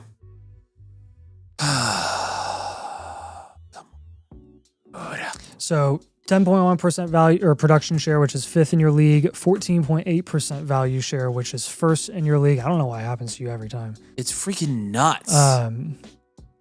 Like it's kind of annoying for me, but it doesn't happen every time. 14.8% value share. That's very, very good. Yeah, I knew it was going to be high. Yeah, Drake May and Kyler Murray is going to be a 6. Brees Hall and Quinshawn is going to be a 5. JSN, Jefferson, London, Tet, Nico's a 10. Trey McBride with Kittle's a 10. You've got 1 first in 2027. Draft capital grade is going to be a 3. Bench score is going to be a 5. We're going to go enhanced value. Well-rounded here. You're very close to elite as well here. This is very, very good. Wide receiver is a massive strength here. Like to a point where you literally are incapable of starting all wide receivers, even with your flex spots. Can't start Nico. So yeah, we'll just take Tet and we'll move him for like Hampton, Genty, or Achan. Yeah, and I remember doing your last blueprint things. You recommended the Laporta to McBride move I was able to do without trading Nico, which is crazy. Holy moly. Yeah, because that was the Laporta Harvey in the 108 for McBride, which is nuts. You did well, too. Then the Kittle move was great, even though you don't technically need him.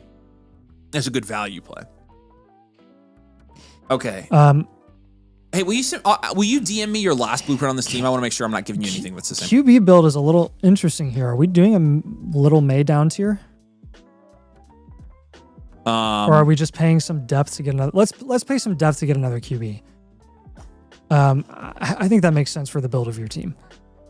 We'll do like Marks and Charbonnet. I legitimately don't care what depth it costs or what it takes you to just go get one of the other cheap guys like Goff or Shuck. especially in a 10 team, these guys should be pretty cheap. Baker's another candidate down there in a 10 team. They should not be that expensive. That would give me a little more peace of mind at the quarterback position without you having to down tier from May, which I don't think you need to, because what are you going to do with the extra depth? You're just going to sit on your bench. It's just going to sit on your bench, and you only have so much room to up tier at this point because you have so many high-end assets. Again, in a 10 team, I would rather flex running backs than wide receivers. It's just the way I roll. So take one of Jefferson or London and go get one of the running backs that we mentioned as well. Mm-hmm. Pay whatever plus it gets to, even get as high as Bijan. But Bijan, Gibbs, by 2026 first, the 101. Just trying to get those. I literally listed all 6 of the other cornerstone running backs. Mm-hmm. All 6 cornerstone running backs that you don't have. And I think with the value that you have on this team, you absolutely should be able to get some of those. So pivot from Tet, the pivot from insert Jefferson or London, whichever one you want to move, it doesn't really matter to me. And then the up tier, the small up tier from Marks and Charbonnet to kind of help bolster quarterback a little bit. Yeah. Don't pay up for a premier option, though. It's not worth it. You're getting closer and closer to elite value. You're within 1% of value share, I think. Yeah, you are very close. All right. And if you have questions, let us know. But that's probably your best flex 19, I think. So it's really good. So, all right. Appreciate you, dude. Let us know if you have questions. All right. Let's do ARC Sports Trade. Give him another voucher. Appreciate you, dude. The top one, the premium at the top is one we're doing next week. I have the 101 also. We'll probably try to move Young and upgrade QB after moving Hurt like Goff. Okay, cool. Ooh, you have the 101. So this is wow. Okay. Okay, so let's just say let's say James Cook and Ladd equal Bijan, Herbert, London. Yeah, take Bijan, London. Take it. Yep. It's a 10 team too. So yeah, you're taking. I think this is great for your format. So I like this move for you, especially with the 101 as well. So yeah, we appreciate you, dude. All right, Empress, say hey in the chat. Alex says I do have a possible trade for Nico for Ladd in the 109. Last time you said get a bit more on top. Still, I just don't think it's enough yet. It's on that team too. Yeah, you don't need to be down tiering. No way. No. So, nah, I'm good. All right. Let us know what other questions you have, bub. All right, Empress, what's up? Good to see you. This is a live draft. Feel like I'm in a good spot despite criticism. Who criticized you?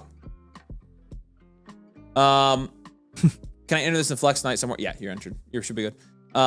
AZ Forever 92. What? Hold on. Who criticized? Was I criticizing you? Did I criticize you? Dude, I feel like I remember this. Was this a domain live draft? Was it I? Carter, can we do yours on the next stream? Do you care? I'll give you free stuff. Let me know, dude. Okay. 8.1% production share here, which is 9th. Yeah. 8.3% value share, which is 5th. I think I remember this one. This is a domain league, right? You drafted Loveland in the 3rd. I told you it wasn't bad for Loveland in the 3rd. Bo Nix and Jordan Love is going to be a 7. Gency alone is going to be a 4. Maybe not. Nico alone, well, not alone. Michael Wilson, Pittman, and Alec Pierce, and Wendell and Shakir is like a Carter, appreciate ya. 4 or 5. We'll give you a free trade. Give you a 4, and then Loveland and Fannin is a 9. That's very good. You got the 101, which is going to be an 8 there. So overall grade 6.4. Bench is going to be a 2. Again, this is out of a startup.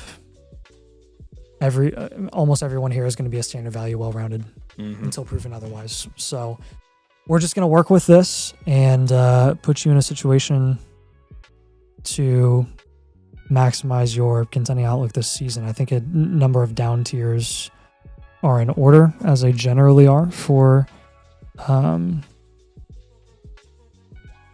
lot of teams.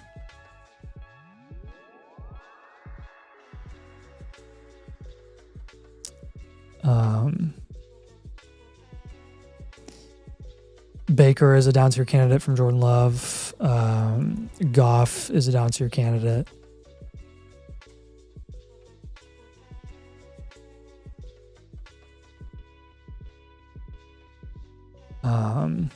Another down tier candidate would be No, differently probably was told Darnold. your draft is shit. I definitely didn't say that, dude. So I'm not the one that said that, right? No, there's no way. I wouldn't have said that. Were we criticizing your draft? I don't think your draft's bad, but I can see you got the 101 with Genty. So you went Genty, 101, Nico. I don't so when Loveland and then Nix and then Love. I don't see how this is a bad draft. This is a fine draft. Looks like you're a little top heavy though. I think I'm missing some of the 5th through 8th round guys here. Did you make a trade up by chance? Now you have Fannin, and then 7th. I guess your 7th round pick. It's starting to add up a little bit. Okay, it wasn't me. You took Michael Wilson high maybe in this draft. You got Wandale. I like that pick. I don't mind this at all. But and your value share came out fine, 8.3%. That's fine. Yeah. You want to do like a big down tier from Love? That's an option for you as well. So like a Kyler or something if you want to. Yeah, that's fine. Goff is fine. Yeah. Yeah. So this guy is Javonte, the Kyler and Purdy team. I would look into that.